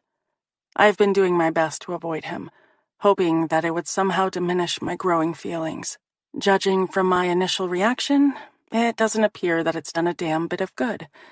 As I stare, everything inside me melts into a puddle of goo. It takes everything I have to remain seated and not throw myself at him. The hopeful expression on Ty's face crumbles as he glares at Reed. And why is that? Reed extends his hand out to me. My heart hitches before pounding into overdrive. Is this really happening? I pause and place my fingers in his. As soon as I do, he pulls me from the chair and into his arms. With his gaze locked on mine, he says, Because M is mine. What? Tyler grumbles. When did that happen? I press my lips together in an attempt to hide my growing giddiness. Yeah, I'd like to know the same thing. When did that happen? Reed grins. I'm pretty sure it was about 7 years ago. With that, his lips sweep over mine. As soon as they make contact, I open, and his tongue slips inside my mouth, dragging me under. After Chicago, I wasn't sure if we would ever share this kind of intimacy again. It's only been a few days, but I've missed it. Missed him. The feel of his lips sliding over mine is all it takes for me to forget that we're standing in the middle of the beanery, or that there's an audience. In that moment, nothing else matters but Reed. My best friend. The guy I fell in love with when I least expected it. By the time we break apart, we're both breathing hard. My mind cartwheels, unable to process how our relationship has once again shifted. It never crossed my mind that he would feel the same way. Do you mean it? I loop my arms around his neck, wanting to draw him closer. Am I really yours? He gives me a crooked smile, his blue-green eyes filling with love. The sentiment has always been there, but now there's a new depth to it. You've always been mine. How could there be another girl in my life when it's always been you? His lips feather over mine, and I melt against him. I love you, Em. I love you too. So much that it feels as if my heart is going to burst out of my chest. This time, when we break apart, it's to the sound of thunderous applause and a few high-pitched whistles. I'm barely able to contain the grin on my face as I glance around, noticing that everyone in the coffee house has stopped what they're doing and are now focused on us. Thankfully, Tyler has made himself scarce. Reed nips at my lower lip, drawing my attention back to him. You ready to get out of here? More than ready. Good. With that, he threads his fingers through mine. We've done this 1,000 times, but somehow in this moment it means so much more. I grab my bag from the floor where I dropped it earlier, and we head for the door. As we step outside, I realize the storm has passed, and the sun is fighting to break through the clouds overhead. The Blackhawks want me to return to Chicago next month. He flashes a sexy grin in my direction. You interested in making a return trip with me? I grind to a halt on the cement path, and Reed does the same. I place the palms of my hands against his chest, before sliding them up his body until I'm able to cup his cheeks. His gaze fastens on mine. I'm interested in being anywhere that you are, I whisper. He grins, lowering his mouth to mine. Right back at you, babe. So, did I ever mention that Bryn forced me to buy a sexy little something for you before the Chicago trip? His eyes light up with undisguised interest. Is that so? I bite down on my lower lip and shrug. Actually, I was going to return it, since I don't really. A growl reverberates deep in his chest. The sound of it is enough to flood my panties with heat. The hell you are? He swoops in for another kiss before dragging me down the path. I want to see this sexy little something you bought for me. There's a pause. You should probably cancel any plans you have for the rest of the day. I have the feeling you're going to be busy with your boyfriend. I laugh and rush to catch up with him. A few months ago, I would have never imagined that Reed and I could be anything more than friends. Now, I can't imagine us being anything less. Epilogue. Reed. 7 months later. Dude, you must be totally stoked about the NHL. Stoked? That doesn't even begin to describe how I'm feeling. Getting snapped up in the first round of the draft by the Blackhawks is a dream come true. Nothing compares to what it felt like to hear the GM for Chicago announce my name as he held up a red and black jersey with Phillips stamped across the back of it. Happiest fucking day of my life. Make that the second happiest fucking day of my life. My eyes settle on Emerson as she makes her way over to me in the crowded bar where we've been celebrating for the last hour. Graduation is next weekend, and this is our final hurrah. Once my eyes lock on her, they don't deviate. There's nothing new in that. Em is all I've been able to see since the day we met. As excited as I am to head off to training camp in September, it's the girl who has always been my best friend who makes my future worthwhile. Without her by my side, this moment wouldn't feel nearly as amazing as it does. Once Emerson is close enough, my arms snake around her and I haul her body close. She beams at me, and my heart clenches with emotion. It's painful to think about how much time I wasted screwing around with random chicks. A few months ago, I mentioned it to Em, and she told me that I shouldn't regret any of it, because each choice is what led us to one another. I guess when you put it that way, she's right. Forgetting all about the guy I was talking with, I press my mouth to hers. My tongue sweeps across the seam of her lips, and she immediately opens. I still can't get enough of her kisses. But then again, I can't get enough of her. It's doubtful that I ever will. Get a fucking room, Phillips. No one wants to see that. It's like watching my parents go at it. Not good. Emerson and I reluctantly break apart so I can glare at Alex McAvoy. Nothing has changed on that front. He's still a pain in my ass. On second thought, please continue. He grins and waggles his brows at us. Daddy needs some new spank bank material. Jeez. If you know what's good for you, I growl, you'll never refer to yourself as Daddy again, especially around my woman. Brushing me off, Alex chuckles and lifts his beer to his lips as his eyes settle on M. He jerks his thumb in my direction. When are you going to dump this big jerk and give a real man a try? Emerson smiles and presses her lips against my cheek. Sorry, I don't see that happening anytime soon. I've got all the man I can handle right here. She's not a damn bit sorry, McAvoy, I mutter, holding M close. I don't want there to be any question as to whom this girl belongs to.